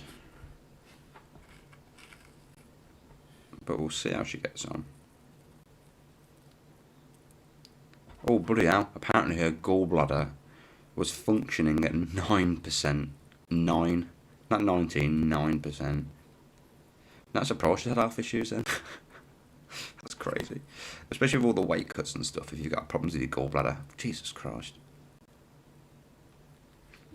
I'm not surprised she got not clean out. She had a hard weight cut, and then yeah. But no, she looks in good shape. Her arms are nice and toned. Her stomach's nice and toned, and she's smiling. So could be Jessica. I do like to see. It's like when I'm betting, I don't like to bet until after the weigh-ins, just because of all the variables that can happen from the weigh-ins, fights dropping out, fighters having bad weight cuts, or cutting too much weight in general. One of the best examples for that is TJ Dillashaw. When he went down to 125 and fought Henry Cejudo. You know, Henry literally blew him a kiss and it knocked him over. You know, EPO or no EPO, that weight cut for TJ was ridiculous. So, you know what I mean? It's just one of them things. It really is one of those things. You see it a lot of the time. You see it so many times. Fighters had bad weight cuts and then just had poor performances or got knocked out easy. So, yeah. I don't like betting beforehand. And I also like to look at their faces as they're doing the walkout. I think that's usually a massive tell. I remember when Conor lost to Nate Diaz the first time, and as he was walking out, I had a weird feeling about it. Cause he just didn't have that. He just didn't have that look in his face he usually does when he has the walkout, and then he ended up losing the fight. So yeah, you can make a lot from the weigh-ins, and you can make a lot from their expression as they're walking out to the fight. I remember staying up for that actually. The Conor Nate Diaz one. That was gutting. To be fair, it was Conor's first loss in the UFC. You know, it was especially how fast the turnover was from UFC. Was it 194 where he beat Aldo? That was funny for staying up for that. You know, staying up for literally watching him clean him out in 13 seconds, and then 2 cards later, UFC 196, and then loses to Nate Diaz, which that was mental. But on his walkout, he didn't look the best. Anyway, they're calling these guys into the ring now, so into the octagon. They've already introduced Jojo Misters, but yeah, 15-8-1 for Jessica Eye, height 5'6", weighing in at 126 pounds, -105 underdog, fighting out of Las Vegas, Nevada. Right, let's quickly get this fag rolled.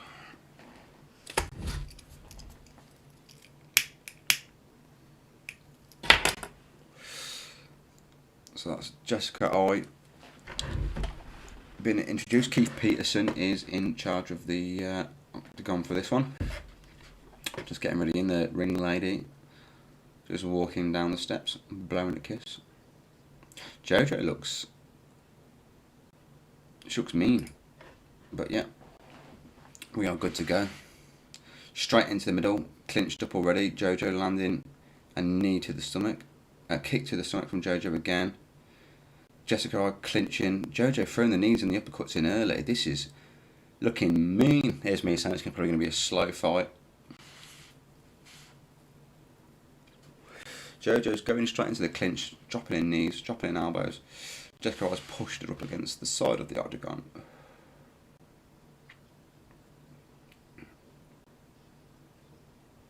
Yeah, Jojo's voice is very soft-spoken, but you wouldn't want to meet her in a dark alleyway, I know that for a fact.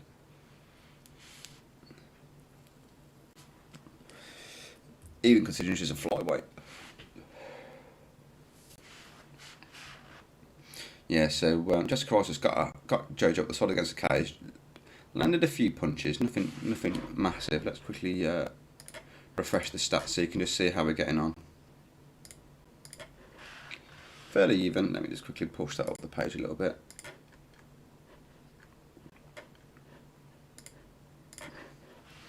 Yeah, Jessica Eye's controlling her up against the cage. She's got her head pressed up against hers. Throwing uppercuts, keeping her distracted nicely. Not doing too bad, Jessica. Jojo just missed a kick on the break. Nice kick to the stomach from Jojo there. Lovely inside elbow from Jojo there as well, and a nice calf kick, 2 calf kicks in a row. All that looked to fold Jessica's leg a little bit then. Oh, Jojo just got caught with a couple of punches and then she keeps going in with a lead elbow. Does Jojo? I think if she catches her, she might open up a little bit with that. So I like them lead elbows. They're always nasty. It mixes it up nicely as well because the opponent doesn't always, expect you to lead in with the elbow.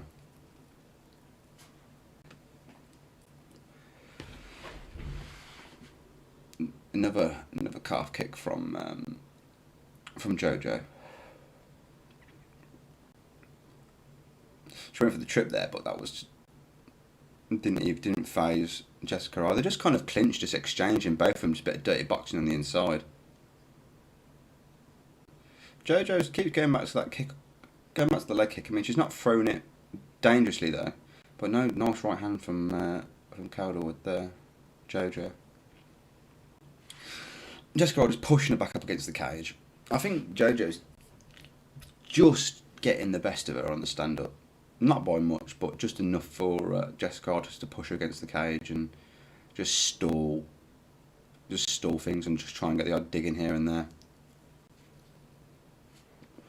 But she's avoiding the damage nicely, to be fair, Jessica Rice, because she is getting caught, you know, in the clinch, and she's getting caught when they're out of the clinch as well. So, you know, when they're stood in the centre of the cage. But yeah, JoJo's just landed 3 nice knees, but 3 lovely body shots from Jessica Rice to respond. What are we on the stats? Yeah, JoJo's well ahead on the on strikes. Not well ahead, but doubled up. So the doors, yeah, 1:30 left of the first round. Just exchanging body shots, exchanging headshots. JoJo's output is actually really good. She's very fluid. She's throwing that leg kick like it's nothing. No wind up, pop, pop, nice. Oh, a couple of nice inside shots there from Jessica Rice. Jessica Rice's dirty boxing is actually really good. JoJo's got to be careful of that. JoJo's face is wearing the marks a little bit. She needs to keep the distance and not let Jessica Rice get inside. When Jessica gets inside, she's just catching her a couple of times. When it's kept at distance, JoJo's landing the better shots. Oh, just missed the leg kick JoJo did then. To be fair, JoJo looks absolutely knackered. Let's see how she carries on. She looks tired. There's 25 seconds left of the first round, and Jessica is not winning the round, but JoJo looks tired. Nice body kick from JoJo there. I tell you what, if Jessica's landed a couple of nice, real stiff jabs to JoJo's stomach, which could be one of the reasons why she's slowing down. So that's the end of the first round.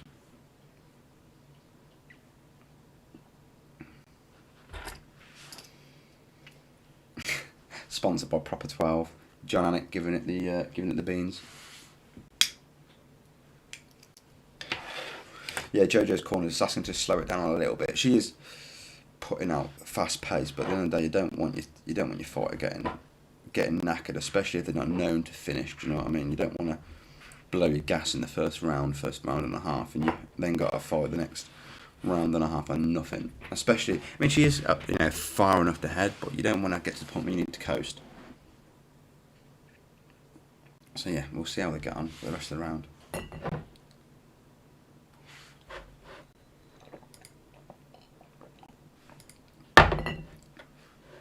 Right, just getting ready to get into the second.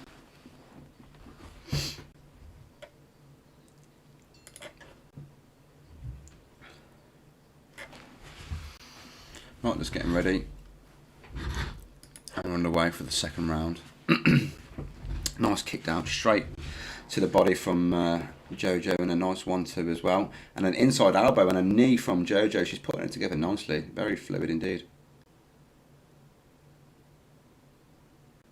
Oh, lovely right cross there from JoJo. An inside leg kick from JoJo. And another punch right left from JoJo landing, but Jessica just threw one down the middle and the counter and caught her as well. Oh, lovely kick to the head from JoJo. It's like a front push kick to the face. JoJo is catching her nicely, and Jessica Rice's side of her face is starting to swell up just where JoJo's catching, just on the cheek here. She's got a nice mouse coming up on it. JoJo just keeping her at bay with that little front kick stabbing into the stomach. Nice shot on the chin from JoJo again. Oh, lovely trip from JoJo, but she's straight back up to her feet. Yeah, Jessica kind of wanted it to go down. Wanted JoJo to follow her down, so JoJo just straight back to her feet. Fair play. Well, you don't really want to go down to the floor with her, considering you're winning the stand-up so convincingly now. Jojo looks tired, but she's throwing still loads. I mean, she's just got caught with 2 uppercuts and a nice body shot from Eye there. Good knee to the stomach from Jojo. They're just in the clinch, just trading blows. Oh, nice uppercut from Eye on the break there.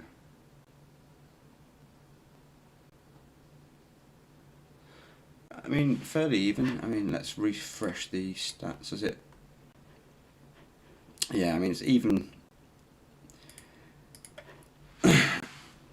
Even for this mid part of the second round, but Jojo's definitely well ahead on the strikes. Jessica's just seems to be out of range on most of the strikes she's throwing, whereas Jojo's landing, and she's landing convincingly. Oh, lovely knee down the middle there, and again from Jojo. Oh, no, lovely knee to the face from Jojo. Man, that one landed. That hurt that.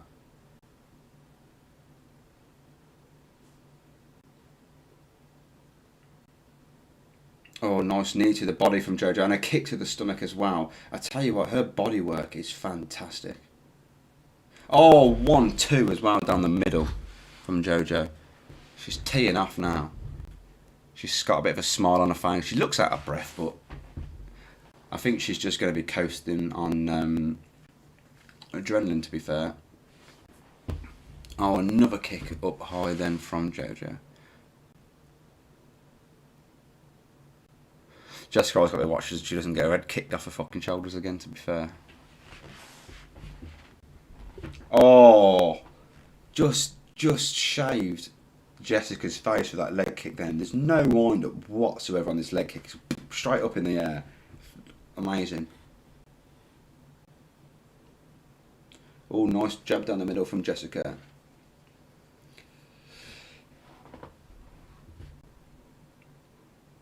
So whenever Jessica throws a left jab, her right arm comes right down, and then Jojo's just countering it every single time. It's so good. Her striking in this fight is brilliant. She's really been training. She likes that inside elbow the dirty boxing does Jojo. Yeah, she's landed quite a few strikes. That's 119 to 147 to 80. Why is that not keeping up? Yeah, doing well.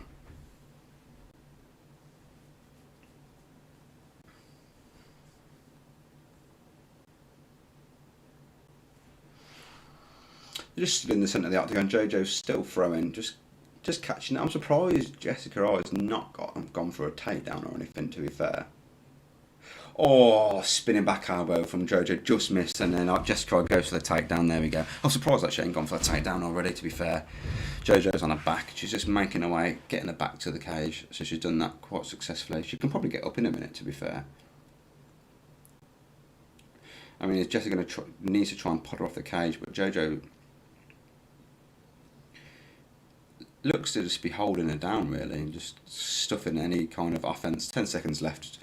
Jessica will finish on top, but she won't land anything. Jojo's landed a couple of punches to the side of her head, but yeah, not too bad.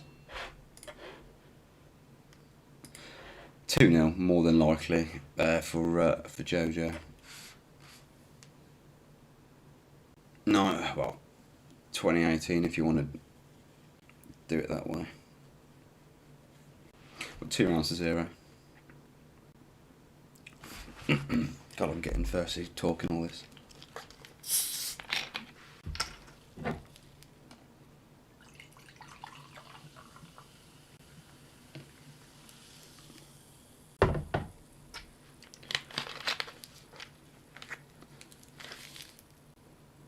So I'm quite surprised. I've just been listening to the corner of Jessica. I'm quite surprised I've not told her to kind of force the takedown more. They just basically told her to get inside more. Which, to be fair, when she gets inside, she's landing.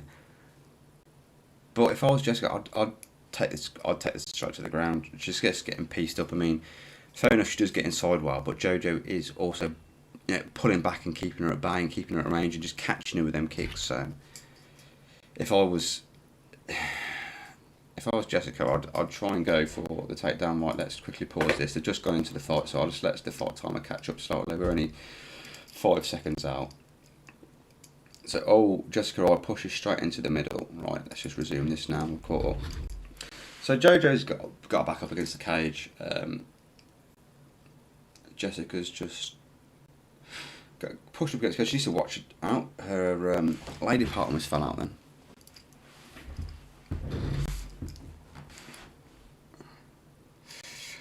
Jessica's trying to get this takedown. I was going to say I was pretty surprised she didn't try and go for it earlier, considering she's not secured anything yet. She's just got to press against the cage. She's trying to get her arms on the back so she can secure. She might go for a single leg if she drops down, but they're not trading any shots really. They're just fighting for position against the side of the cage. Jojo's defending really well. Just stalling. Jojo's got no rush whatsoever. I mean, if we quickly refresh the stats, I mean, they've got a takedown apiece, but double the strikes. Landed almost double on the significant strikes. Fairly even in terms of headshots, 42 to 50. But the body shots and the leg shots were really, well, the real disparity is 30 body shots to 48 and 4 leg kicks to 34. I mean, that's quite a difference, really. But let's get back to the fight. They're still against the side of the cage. Still exactly the same position, just fighting for position. If I was the ref, to be fair, I'd probably separate this now. They've been in this position for the best part of, almost 2 minutes. Well, the best part of a minute and a half, and they've only thrown like a couple of knees apiece. So, if I was Keith Peterson, I'd be looking to separate this quite sharpish. No one's no one's doing any damage. No one's really thrown anything. They're just fighting for position, and no one's got anywhere now in 2 minutes.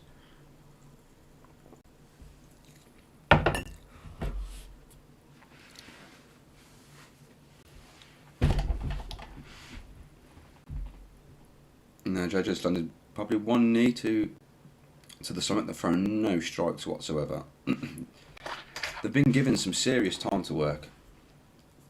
But at what point do you step in and say, yeah, there we go. You stepped in and separated them. Straight into 2 kicks from Jojo, low kick and then 1 to the body. And a knee, a couple of body shots from Jojo.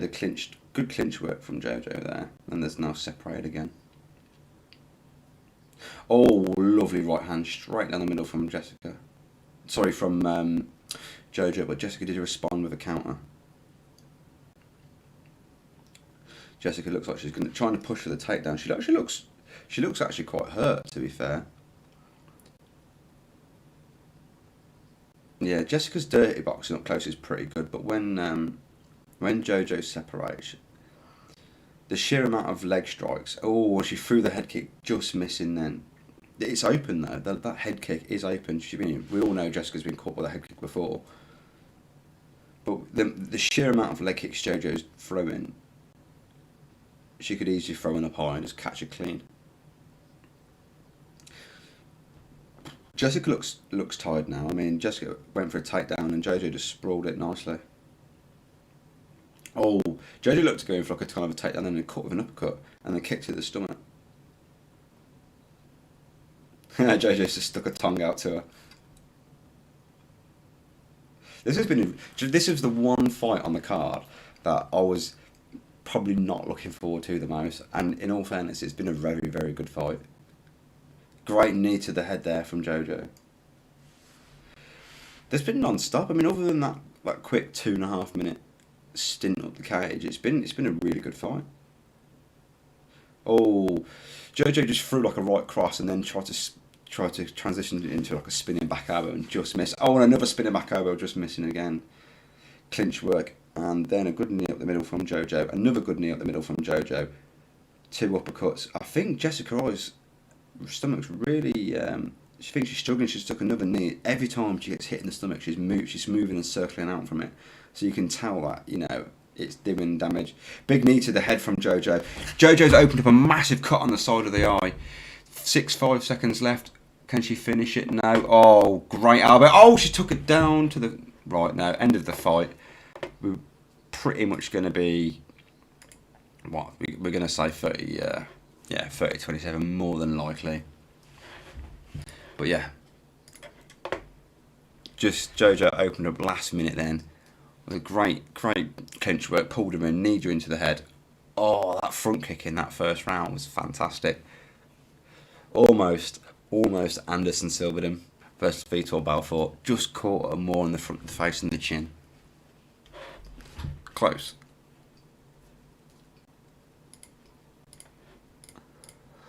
Right, get ready for him to make it official and bring us into the co-main event. I cannot wait for the Chandler fight. I hope to God I'm wrong. And I hope to God he wins, but I just can't see it happening. I can see Hooker just picking him apart, piecing him up.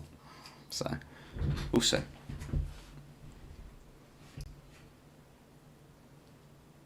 Hooker's very long. He's very long. He's got, and not only that, he's not.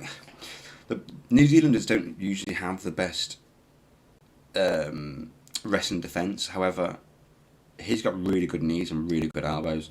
So it's not necessarily stopping the takedowns. He catches people coming in, and that's where he's dangerous. And that's where I think he's going to catch Chandler. You know, he outreaches Chandler quite a lot. Chandler's a powerful guy.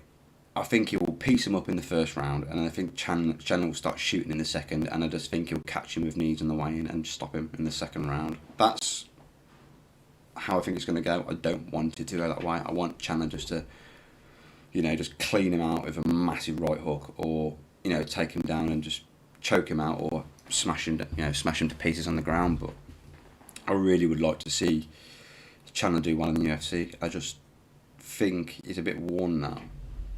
And 3 years ago, maybe 5 years ago, even better. But I don't know.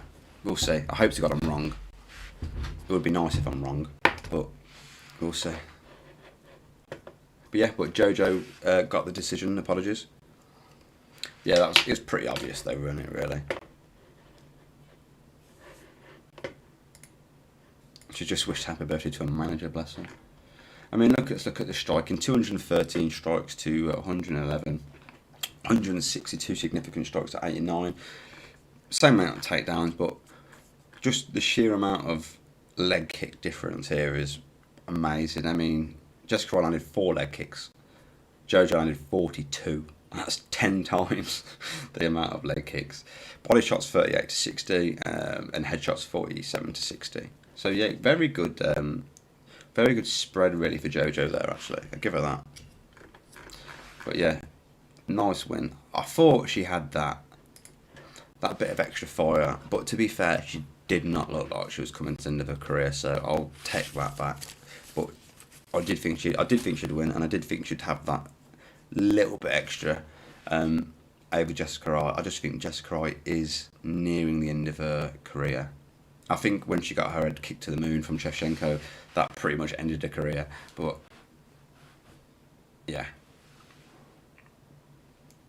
Jojo looks a bit bruised and battered, but she'll be loving that, and she'll be loving the fact that she opened her up right in the last 10 seconds. The crowd is loud, considering there's not many of them there.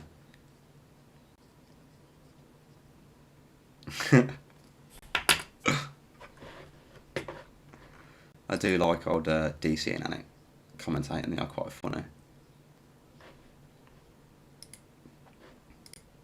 Right, yeah. So get ready for the co-main. Hooker's just warming up in the change rooms. He seems to have a bit of a cut or a mouse already on inside his eye, does Hooker.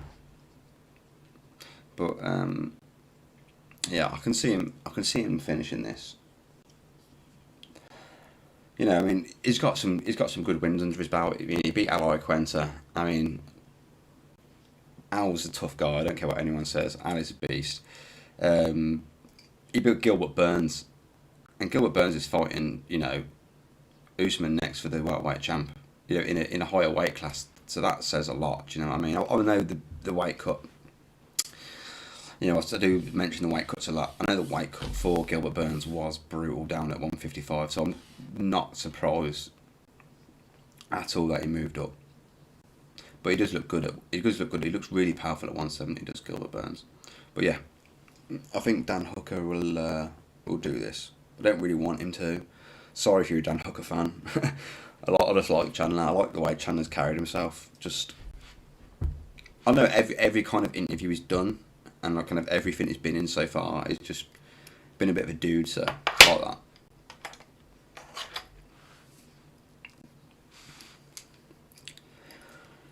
So Volkanovski versus Ortega coming up on March 27th.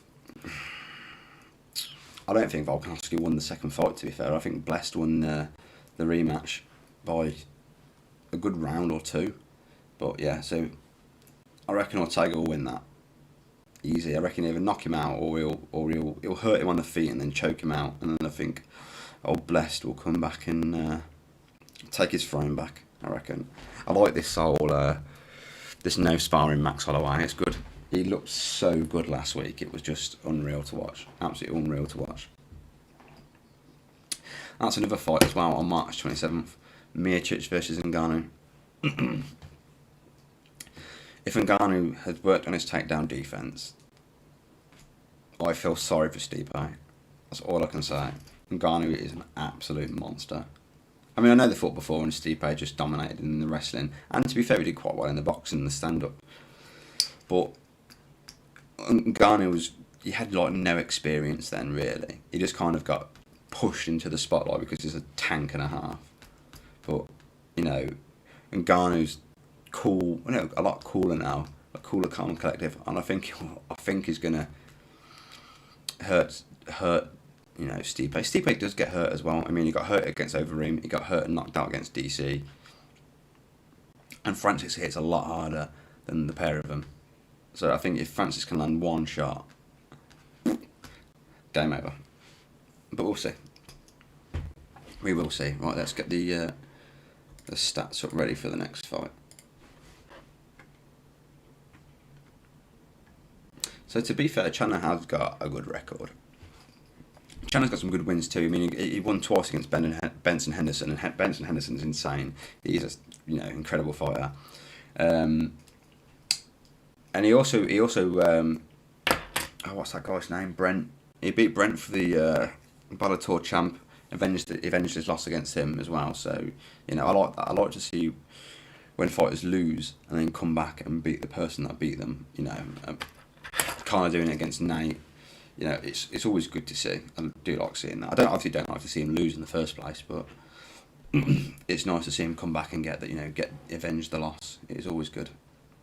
But there's quite a sizable height difference here in this fight. I mean, Dan Hooker's 6 foot, Chandler's 5'8". I mean, Chandler's quite a small lightweight, really. I mean, Conor and Dustin are 5'9". The reach, 3.5 reach advantage for Dan Hooker, 75 inches to 71.5. Leg reach advantage is like 5 inches, like 42.5 to 37.5. Pretty crazy. Let's look at their so their stoppage rates aren't actually too dissimilar. So you have Dan Hooker's got a 50% KO rate. Chandler's got 43%, so not much difference there really. 35% to 33% on the subs, and then obviously the decisions are slightly higher there for Chandler. Obviously it's got no stats for Chandler because it is his debut.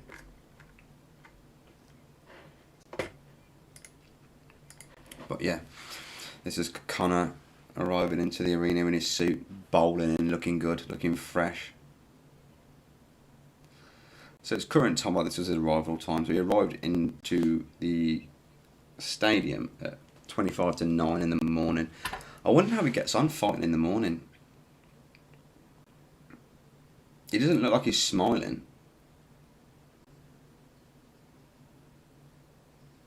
Let's see how he gets on.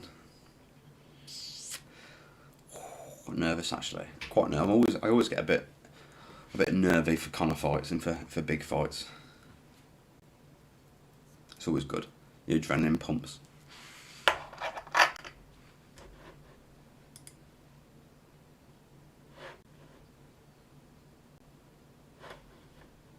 Right then. Hopefully they get on with the ring walk soon. But we'll we'll let you know when that happens. We'll just get the fight clock ready. As this weird, stupid 5-second countdown for some reason. Which is always a pain in the ass, but never mind.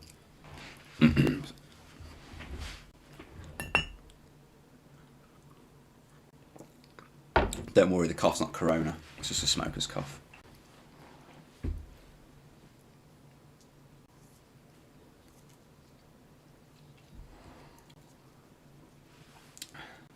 So yes, Chandler's a plus 110 underdog.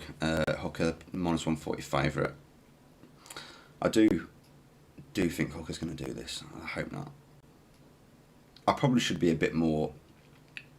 I'm not biased really, but I don't care. Really don't care. I would like to see Chandler win. I mean, my bet's technically my bet's not come on now anyway, because the first one didn't come in, but I got the Muradov and the Calderwood one right. So obviously, if the Hooker one and McGregor one comes in, it's not too bad. 4 out of 5. So yeah, not too bad. I mean, my other fight, I should have probably cashed out. My other one I should have probably cashed out on. I basically did the exact opposite, just with one difference here. So that was a bit of a difference at stake, and I had a bit of a cash out to win my money back, but you don't want to cash out, do you? Get rid of some of this crap off my screen.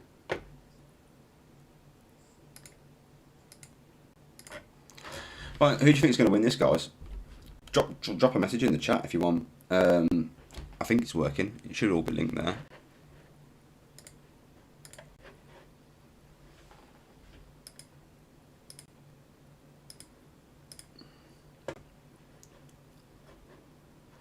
Just going through the highlights now of Hooker just piecing up Gilbert. I can't believe he knocked out Gilbert Burns, to be fair. That was a mint victory.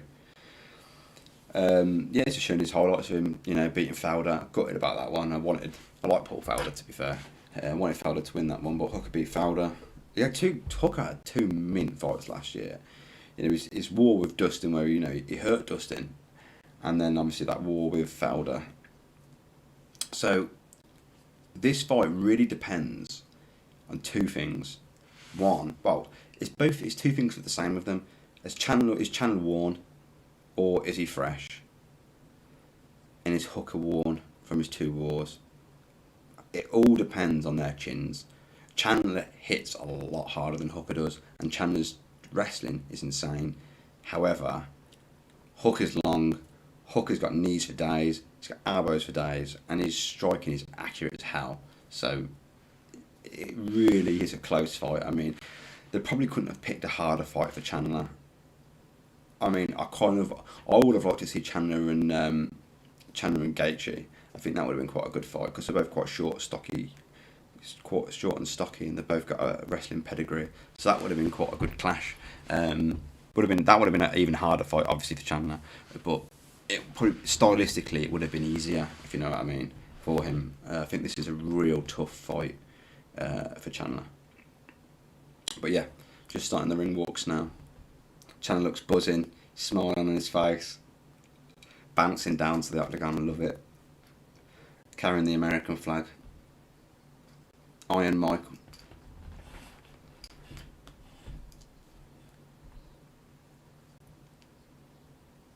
To be fair, if your first name was Michael, you'd have to call yourself Iron Mike. Just because of Tyson.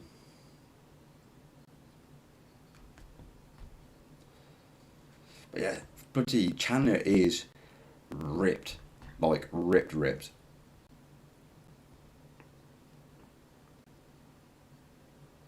That must be quite a hard weight cut for him, to be fair. Even though he's 5'8", dude is jacked. That must be a hard weight cut.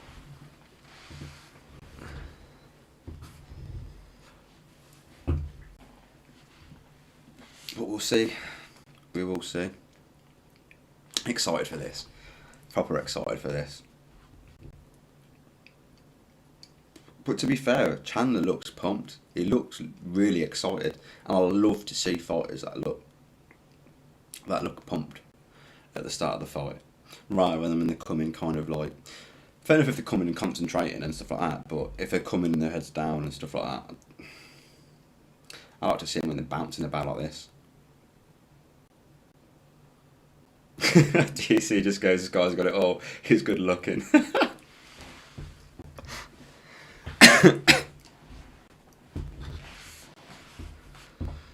To be fair, the commentary's been quite funny tonight. I do like listening to the commentary all the time. I could do with getting like one of my mates to come around at one point, so there's more than one person just talking and reacting as well. So that's definitely something I'm looking forward to doing, because a lot of my mates watch UFC anyway, so they're definitely more than up for doing it. So this is my first stream. Obviously, it's not the best quality. I've got to learn how to actually do it. I've literally just knocked this up in like a day. And just got myself like a spare screen and a webcam off like Amazon. Good webcam, to be fair, it's not bad, but I'll knock this up relatively quick. So yeah, Dan Hooker's just walking in. 16th UFC appearance, so he's almost a veteran of sorts now, really. So yeah, I can just, Hooker looks buzzing. Hooker looks really, really calm, smiley, chill, bopping to the music. I don't know, man. I really, really don't know. Oh, God.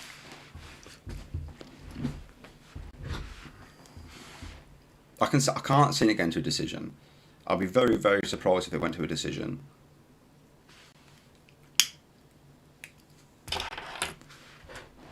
But yeah, we'll see.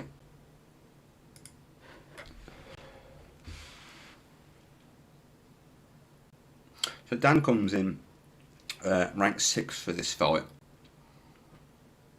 Finished 17 of his 20 wins, 10 knockouts, 17 submissions. That is a good ratio. He is. I think if he'd beat Dustin Poirier, I don't think he would have I don't think he's like any match for Khabib. To be fair, Khabib will just fold him in half like a pretzel. But I think he would have done quite well against like Tony Ferguson. That'd be a mint fight. Hooker and Ferguson would be a great fight. I'd like to see that. They're both long. They're both elbowy. They both throw knees and stuff like that. So that would be quite an interesting fight. I think a bad matchup for Hooker is Charles Oliveira. I think Charles Oliveira mounts him like butter, like hot knife through butter. To be fair, Charles Oliveira it's really found his own. To be fair, now I think really found his own. But yeah, tail of the tape. 4 years difference. Obviously, Chandler being 4 years older, 3.5 reach advantage for Dan Hooker, and obviously he's 6 foot compared to 5'8". But yeah, Bruce Buffer just doing the co-main introductions. I'm so buzzing for this now. So can't wait for this fight. Get rid of the smoke. I've actually saved myself some cupcakes ready for the main event. Just because I can now, because my metabolism's working again, so I can keep the weight off. And I'm working out as well, so that helps.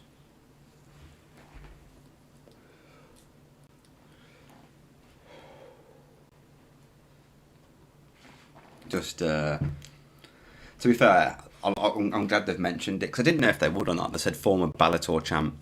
I mean, I know that they mentioned like WEC and like one championship and stuff like that, but you know what Dana and Scott Coker's relationship's like. So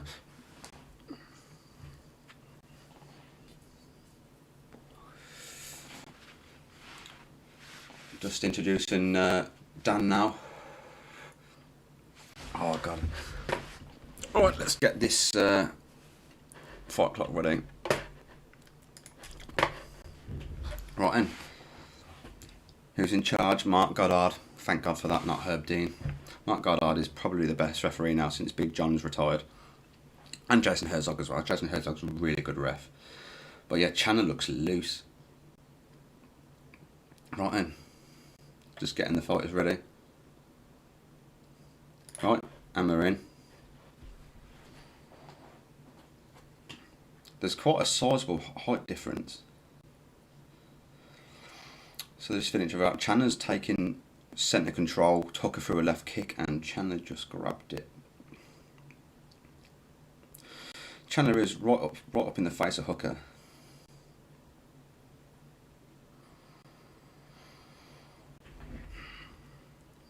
Dan's just kind of circling around the octagon. I think he's just kind of waiting for an entrance. Chandler looks like he's getting a little bit frustrated then, waiting. It's been, 30, 40 seconds and he's not really through anything yet. Dan is being very patient indeed.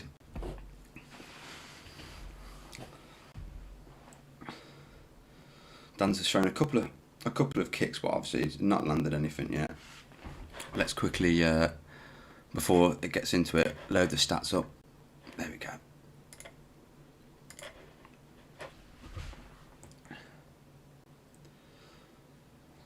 There's mostly been leg kicks, those strikes from Hooker.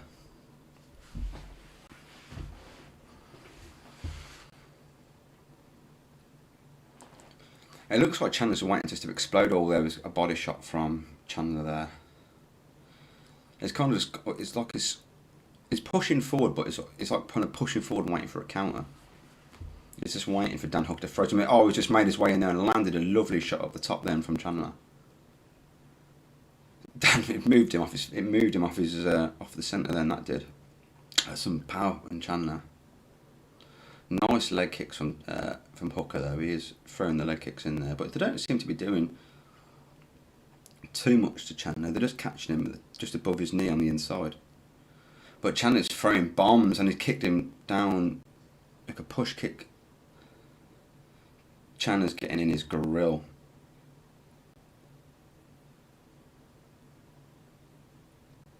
Another leg kick from Dan. That one hurt his leg then.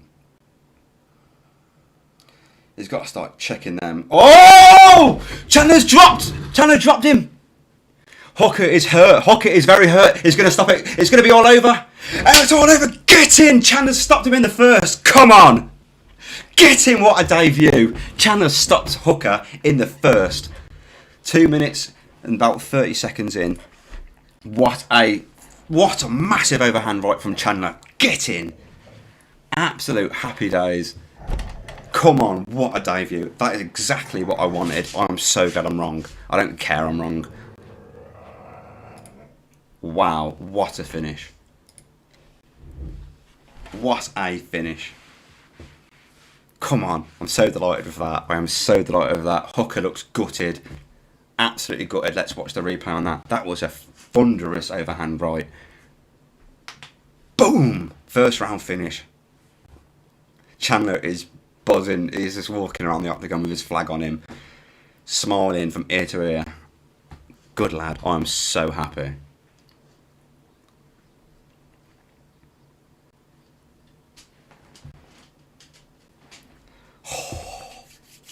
That was so good. Let's watch this again. Throws into the stomach. Oh, it's a massive overhand left that dropped him. Sorry. It dropped him straight down and he swarms him with punches on the ground. Jumps on him, grabs his head and starts, oh, mate. That is a highlight. That is going to be 50 grand. Boom! Oh, it punches him into the stomach and throws an overhand left.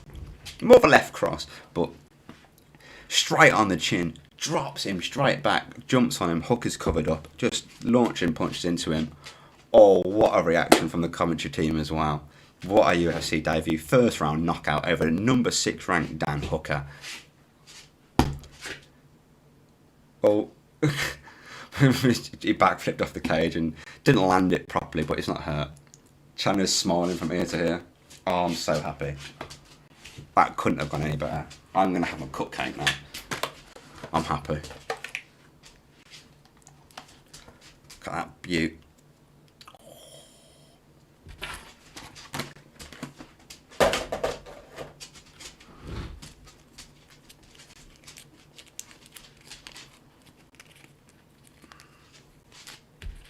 Making it official. 2 minutes 30 seconds of the first round. Winner by TKO. Oh, I'm glad it wasn't. I'm surprised it wasn't a knockout, but technically it was TKO. I am so happy. I'm waiting for this post-fight interview.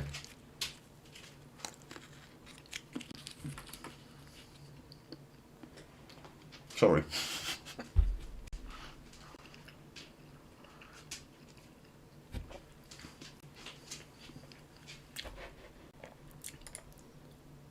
Let's see who he calls out.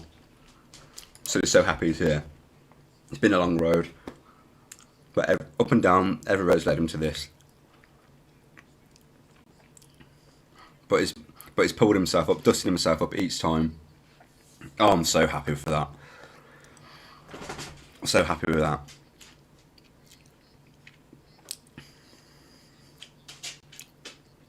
Welcome to the UFC. So yeah, Fowler didn't get him out of there. Poirier didn't get him out of there. And boom! That left hook was insane. Get on you after this. You know, getting excited and choking myself. Get on the highlights after this, man. Wait until after the Conor fight, because there's going to be some highlights from that as well. He just said this is the greatest moment in his professional life. Oh, it's just called Conor McGregor out. Oh, just called out Conor McGregor. He just goes, Conor, there's a new king in the lightweight division, and he's just called Khabib out as well. Because if you're 13, if you want to be 13 there, you've got to beat somebody, and you've got to beat me. What? Oh, that was a good post-fight interview. He is just blown up.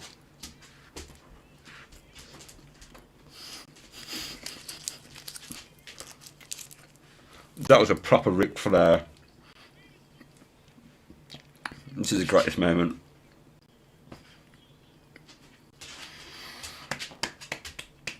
Bravo. Right, so we'll quickly run to the loop for the Conor fight. Back in 2 minutes. Oh, okay.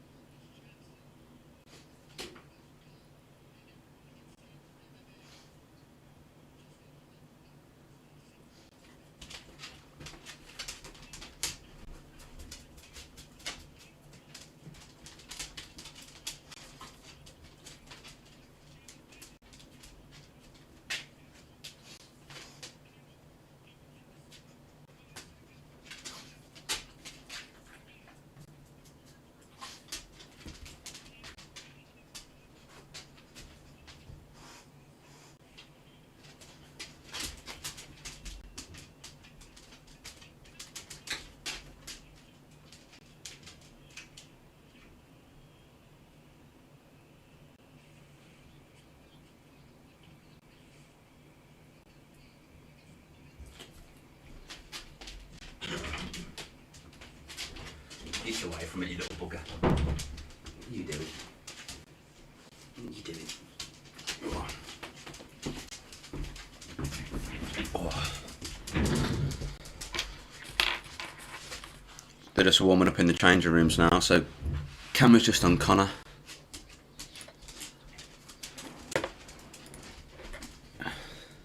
Right, let's get ready for the main event. I'm so nervous for this, you know. I don't know why. I mean, I'm pretty sure Conor's going to starch him, but I'm so glad. I was wrong about Chandler, though. So glad I was wrong. That was such a good fight. Well, 2.5 minutes of it, but it was such a good fight. Well, let's get this 5 o'clock ready. But yeah, the 6 buzzing. Couldn't have gone any better. That could not have gone any better for him. I'm happy as well. I mean, he's conducted himself so well since he's been in the UFC. Chandler has, is, you know, all the interviews he's been to, going to, you know, the Fight Island and that is, you know, he's been there. He's, you know, he showed willing. Finally got his chance against, you know, probably one of the hardest matches up for him. A tall, lanky striker who's good with the knees and good with the elbows, considering, you know, especially the fact that he's a wrestler, so he is more susceptible to getting caught by those, you know. And yeah, so he couldn't have had a harder fight, really. And yeah, flying colours, first round knockout, well, TKO. Happy days. Happy days. Let's get a fag rolled, ready for this fight, because I'm going to need one, I think.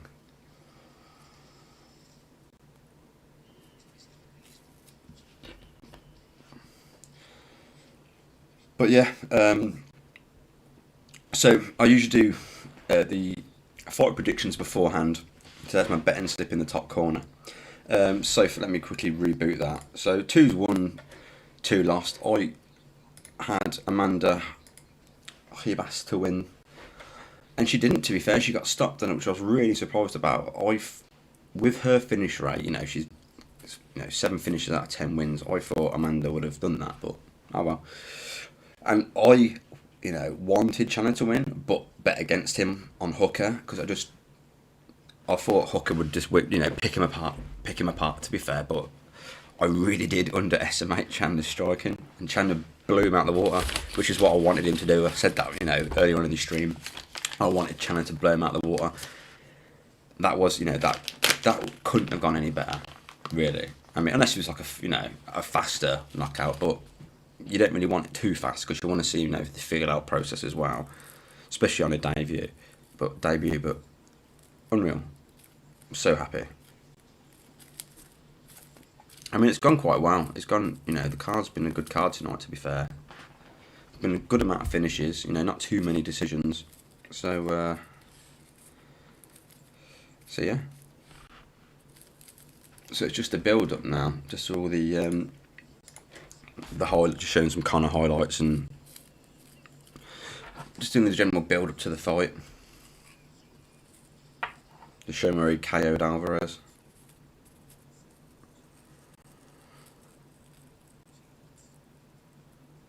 I think I don't see Conor winning in under 60 seconds. I mean, if he does, fucking happy days, obviously, because I do want Conor to win, but I can see it lasting at about the same length as the first fight, but at the same time, I can see it going into the second round. But if it does, I can't see it going more than 2 rounds. I just don't see Dustin's chin holding up anymore. Like Hooker took some bombs off Dustin. I mean, I know, to be fair, he just took a bite, but he didn't take a bomb. He got dropped by it, but that's what them wars do to you. He had 2 wars last year, 10 long, grueling rounds. You know, there's only so much his body can take before it starts to wear down. And yeah, I just hope, for Conor's sake, you know, Dustin's always had a questionable chin anyway. He used to get rocked all the time, and you know, when he was in the featherweight, he's not been as, you know, nowhere near as bad in the lightweight. He's been able to take a punch in the lightweight, so we'll see how we got on. But here's Conor's ring walk, coming out to his usual songs. Well, usual song to start with. I don't know what. I'm guessing he's going to come out to Notorious B.I.G. again.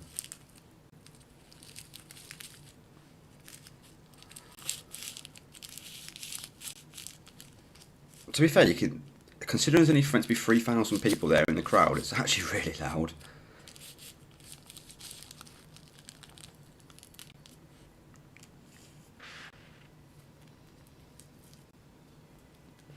It's not come out yet. It's just still the intro song.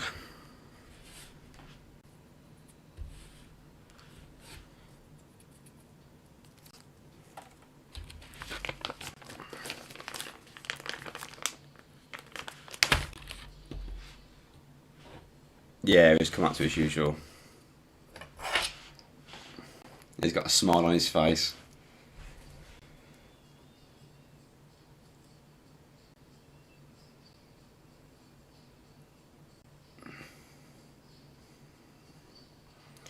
He's rocking the old bald look. He looks to be in good shape. To be fair, Connor's usually... He always makes weight. He's never missed weight, has he, really? So... I just hope to God he's as... if it's as focused as he says he is, there's no reason why he can't finish him. There's no reason why he can't finish Dustin, and he can't, there's no reason he can't do it early. It's just if he's as committed as he says he is. If he is, happy days, and we'll have a relatively quick fight on our hands and I can go to bed, but other than that...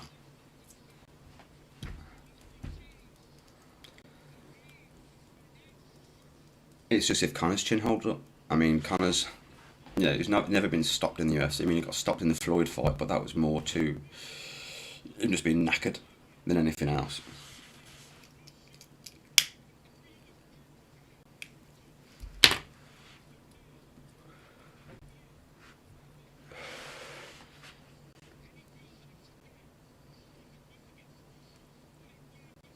Connor's just taking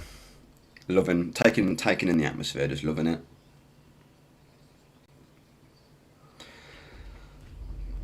Just making his way now to get his face Vaselined up and his gloves checked and that.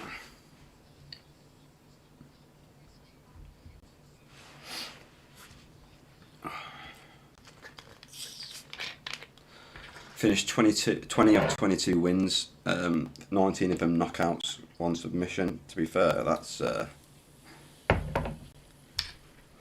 great finish rate, but everyone knows that, to be fair. He's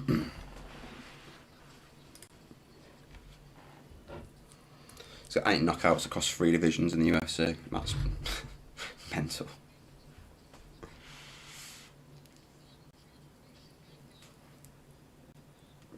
Them fills are horrible. The menthol's gone from it. Old. Let's find some new ones.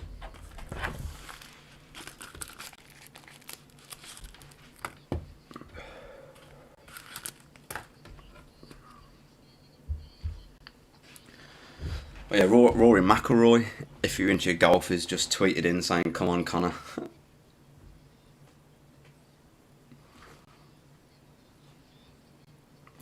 Oh God, I'm nervous as hell. I don't know if any of you get proper adrenaline rushes before fights, but I do. I always get proper bad adrenaline rushes. Love it.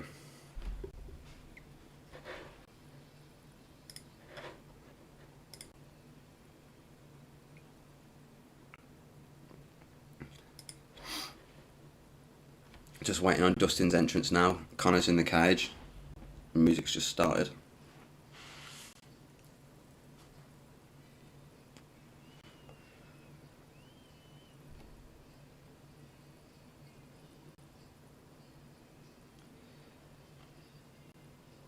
Let's get the fight stats up ready.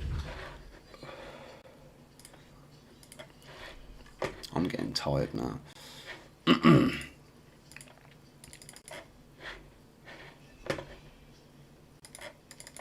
He's actually going to respond. There we go. Didn't want to do anything then. That was strange. Fucking smoking. Right, so stats of the fight: 26-6 for Dustin and 22-4 for Conor. Same height, 5'9". Both weighing in at 100. Well, actually, Dustin weighed in at 156. Conor weighed in at 155. Conor with the 2-inch reach advantage, and then Dustin with a half-inch reach advantage for the legs. Win rates. So Dustin's got a 50% win rate by TKO and KO. Conor 86%. 23% sub rate for Dustin and a 5% sub rate for Conor. He just got the one submission. And then 27% decision and 9% decision for Conor. Fairly similar average fight time, just under 9 minutes for Dustin and just under 8.5 minutes for Conor. So average knockdown per 15 minutes, Conor's almost at 2 knockdowns per 15 minutes, whereas Dustin's at 0.8. So yeah. Dustin's he looks not very smiley.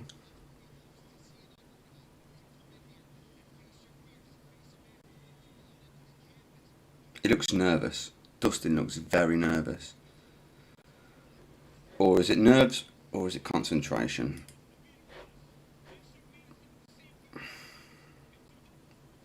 We'll see. He's just literally entered the octagon.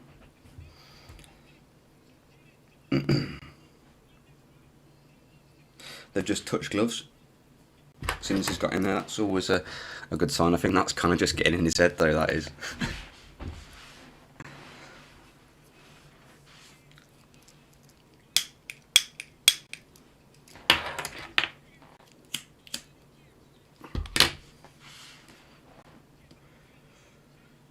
I know, the DC just said he's nervous. I'm nervous as well, man. It's just... I always get super nervous if I was. Super nervous. Loads of adrenaline. Conor's just dancing away to Dustin's music. Just showing the tail of the tape now. We just covered that. Same age, same height. Dustin at pound heavier, not coming at championship weight, and obviously Conor with a 2-inch reach advantage. Let's get it on.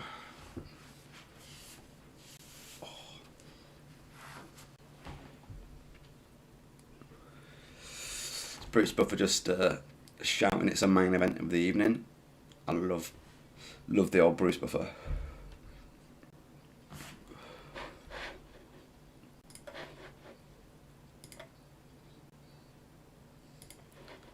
Herb Dean is calling this. I'd rather Mark Goddard, to be honest. But then again, I don't think Mark Goddard and Conor get on doing that. I think they had a bit of a to-do not too long ago. Was it? I think when Mark was refereeing in Bellator, I think they had a bit of a disagreement when Conor jumped in the cage. So yeah, probably why he's not reffing this fight.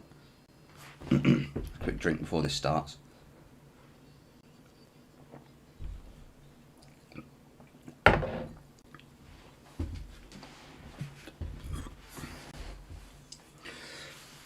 I can't tell whether Dustin looks nervous or whether he's just concentrating. It's really, really hard to tell. I don't know. He's got his back to Conor. He's just turned around, but he had his back to Conor pretty much the entire time, just jumping up and down on the spot, like looking outside of the octagon. So just introducing Conor now. God, I'm so nervous. Conor minus 305 favourite. That's quite a big one. Fighting out of Dublin, Ireland.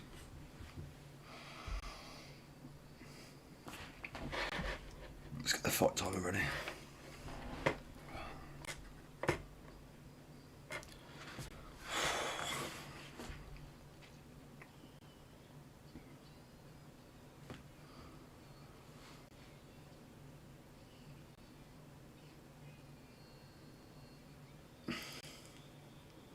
Yeah, so that's Conor's introduction done. Just making the way over to Dustin. Looking at the cage still.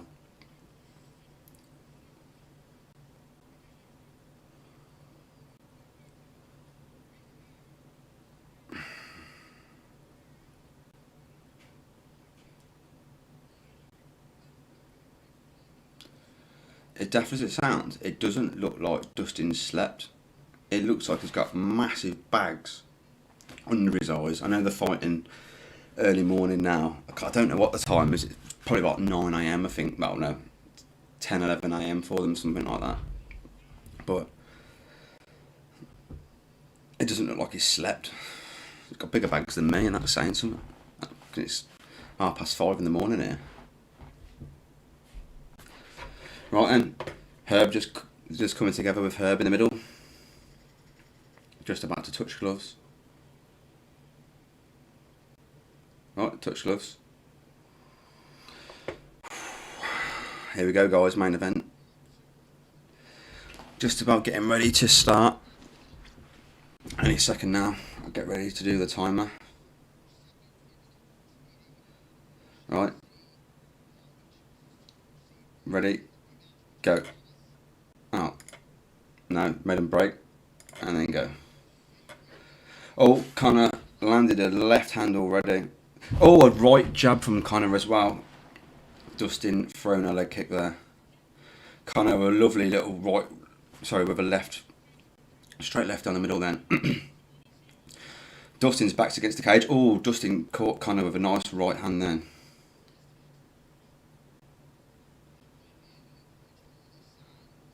Oh, nice heavy leg kick from Dustin there. Right on Conor's lead leg. Oh, Dustin got the takedown on Conor. Costin moving back towards the cage. Great takedown from Dustin there. Conor got his back up against the fence. Yeah, Conor wasn't expecting that takedown at all. Great takedown.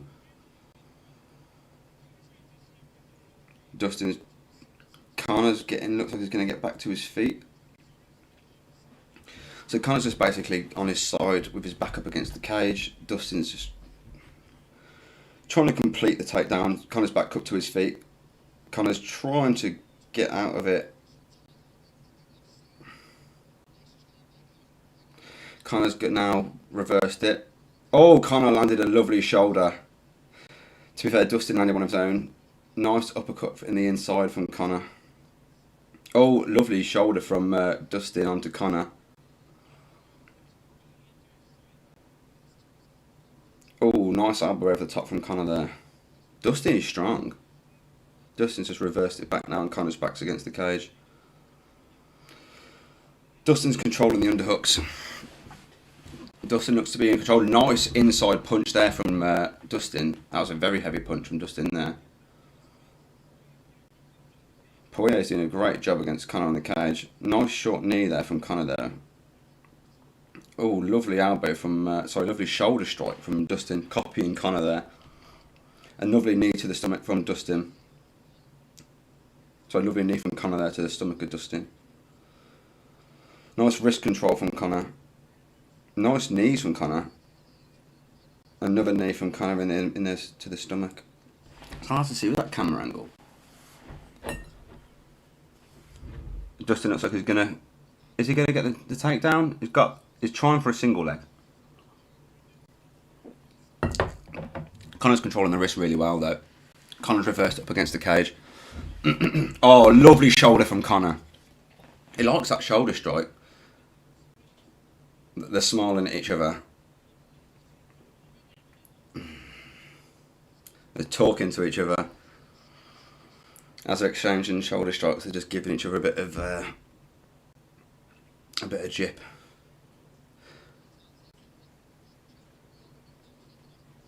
Yeah, are they going to break? Or are they still going to stay in there? No, they're still kind of up against the cage. So Dustin's got an overhook, so it's just keeping Conor in close.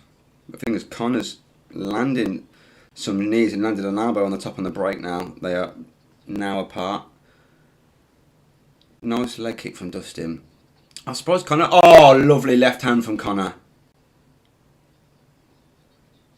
Right on the chin of Conor. Right on the chin of Dustin. Conor looks a little tired. Lovely pop on his punch. Oh, lovely right hand from Conor. Landing twice. Two lovely shots on Dustin. Dustin just threw two shots in there, just kind of wing them in there. Conor's kind of walking down. Conor, lovely body shot. Lovely right hand again. Conor's jab, his right jab's gorgeous. Nice leg kick from Dustin. Oh, Dustin caught Conor right on the chin there. and pointed at Conor. Another calf kick from Dustin. Oh, Conor just hit him again against the cage, and Dustin's eating up Conor's leg. And again, Dustin is eating his legs up. Oh, but he's getting caught at the same time. But he's managing to stay in there. Oh, lovely spinning hook kick from Conor.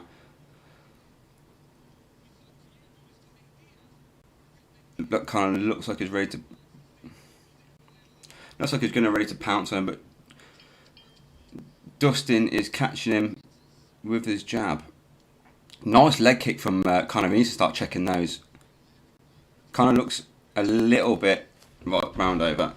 Conor looks a little bit shaky on his legs from them kicks. Who would I give that to? I'd say Conor has probably landed more of the bigger strikes. Yeah.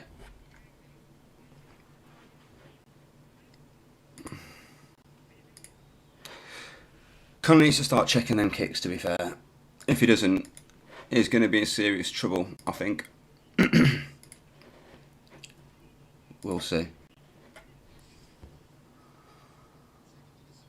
Oh, some of them shoulder strikes from Conor right in the nose of Dustin. Jesus, Conor caught him with an absolute massive right hand. But to be fair, sorry, left hand. But Dustin ate it like it was a pie. But we'll see. Round 2, just starting now. I need to get my fight timer lined up. Right. Round 2 is just underway. Right. Oh. So Dustin just kicked Conor and really hurt his legs, but then Conor just caught him with the left hand and hurt him back. Conor's legs aren't doing good. He's not checked any of them.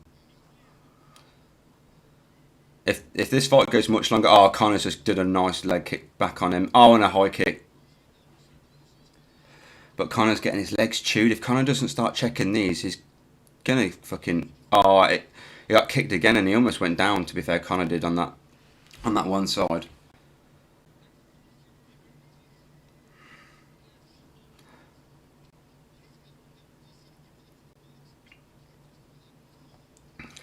Oh. Conor caught Dustin again there. Whenever Dustin goes in, Conor's catching him, but Dustin isn't going down. And Conor's legs are dead. I think if Dustin carries on with the leg kicks, he could easily make this a really tough night for Conor.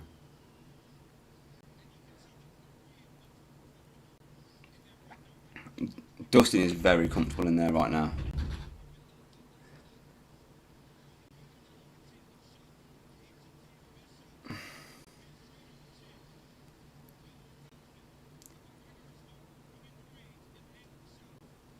Dustin landed another leg kick from Dustin.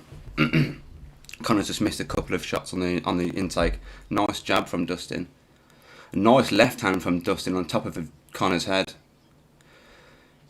Dustin's getting very comfortable in there. Yeah, look at the strikes catching up from Dustin.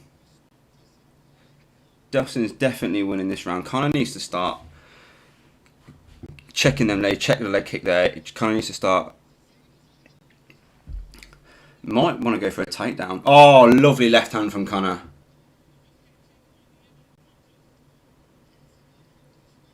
Oh, Conor's legs are chewed. Conor is really struggling on that ledge. Oh, massive punches from Dustin. Conor's hurt. Conor's up against the cage. Oh, massive left hand, right hand from Conor. Conor's teed up. Conor's going to go out. Conor's down. Conor's out. Conor's out cold. Dustin finishes Conor McGregor. He's knocked him clean out. Conor McGregor is out cold. Absolutely out cold. Oh my God. Dustin knocked him clean out. Clean out. Wow. Conor's legs were chewed. I am surprised. Oh my God. Conor has just got knocked out for the first time. He was out cold on the floor. Insane. Absolutely insane. Wow. Dustin has just knocked him out. Wow. Wow.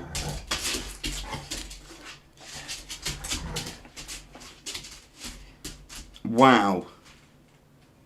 I was kind of expecting it, to be fair. He just knocked Conor clean out. Clean out. Clean out. Wow.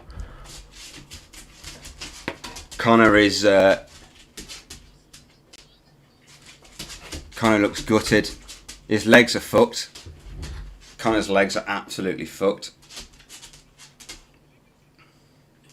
He couldn't move. Conor could not move, and then Dustin just started teeing off on him and knocked him out. That was a great finish from Dustin. Conor actually out cold on the floor after Dustin started finishing him off. It took some massive punches, Conor did.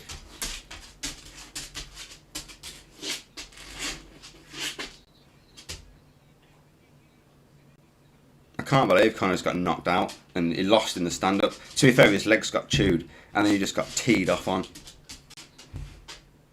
1-1. Now that's a trilogy fight going to happen, isn't it? Conor's got to swallow that. He's going to get some absolute stick for this. Them leg kicks chewed him up. Dustin looks buzzing.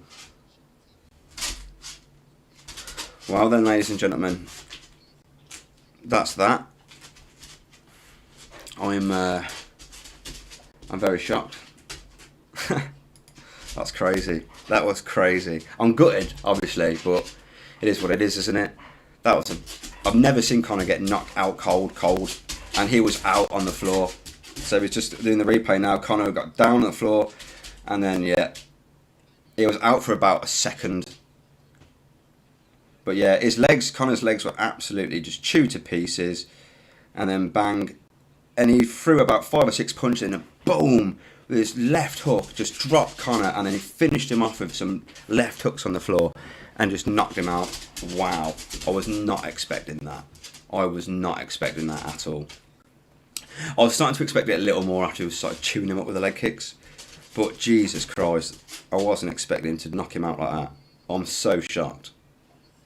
I'm so shocked, but I'm buzzing because Michael Chandler won, so I don't care. I want Michael Chandler to knock his ass out now. But yeah, that was insane. That was just kind of smiling now, so it's all good. I'm so shocked he got knocked out. I do not believe it. That's crazy. It's a fight game for you, isn't it?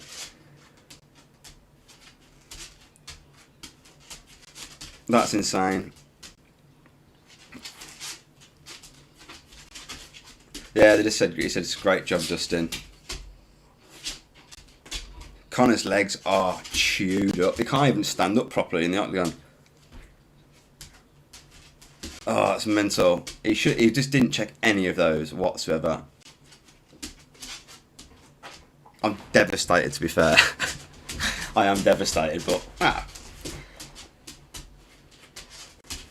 everyone ripped Poirier off, didn't they? And the Diamond did it. Fair play, man. Fair play to Dustin. Fair play. He's smiling from ear to ear like a Cheshire cat. Excuse me.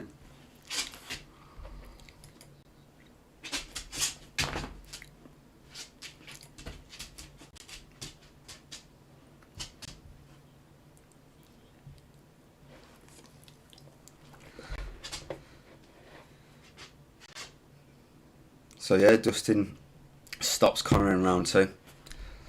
Conor doesn't like the second round, does he really? I mean, his legs were just chewed. That was such a good game plan from Dustin.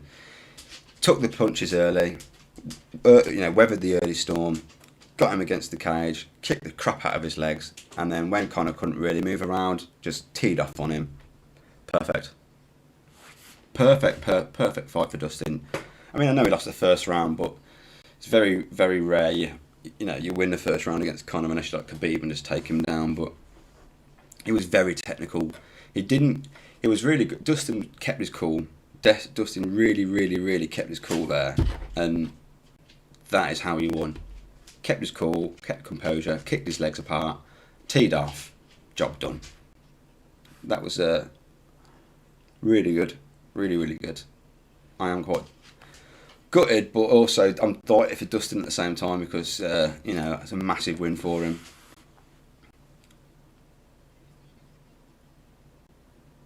So yeah, I can't believe that though.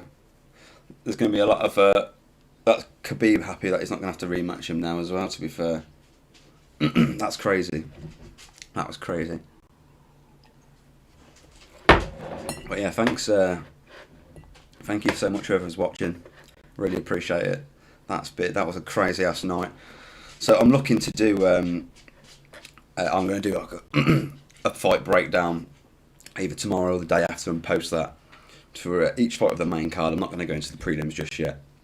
Not until I'm faster at making videos and editing them. Then I will. But yeah, until then, I'm just going to stick to the main card. But yeah, thank you very much. And I'm going to shoot because I've been doing this now for the best part of 5.5 hours, and my throat's starting to get a little bit sore. So thank you very much, guys. I do appreciate it, and hope to see you again.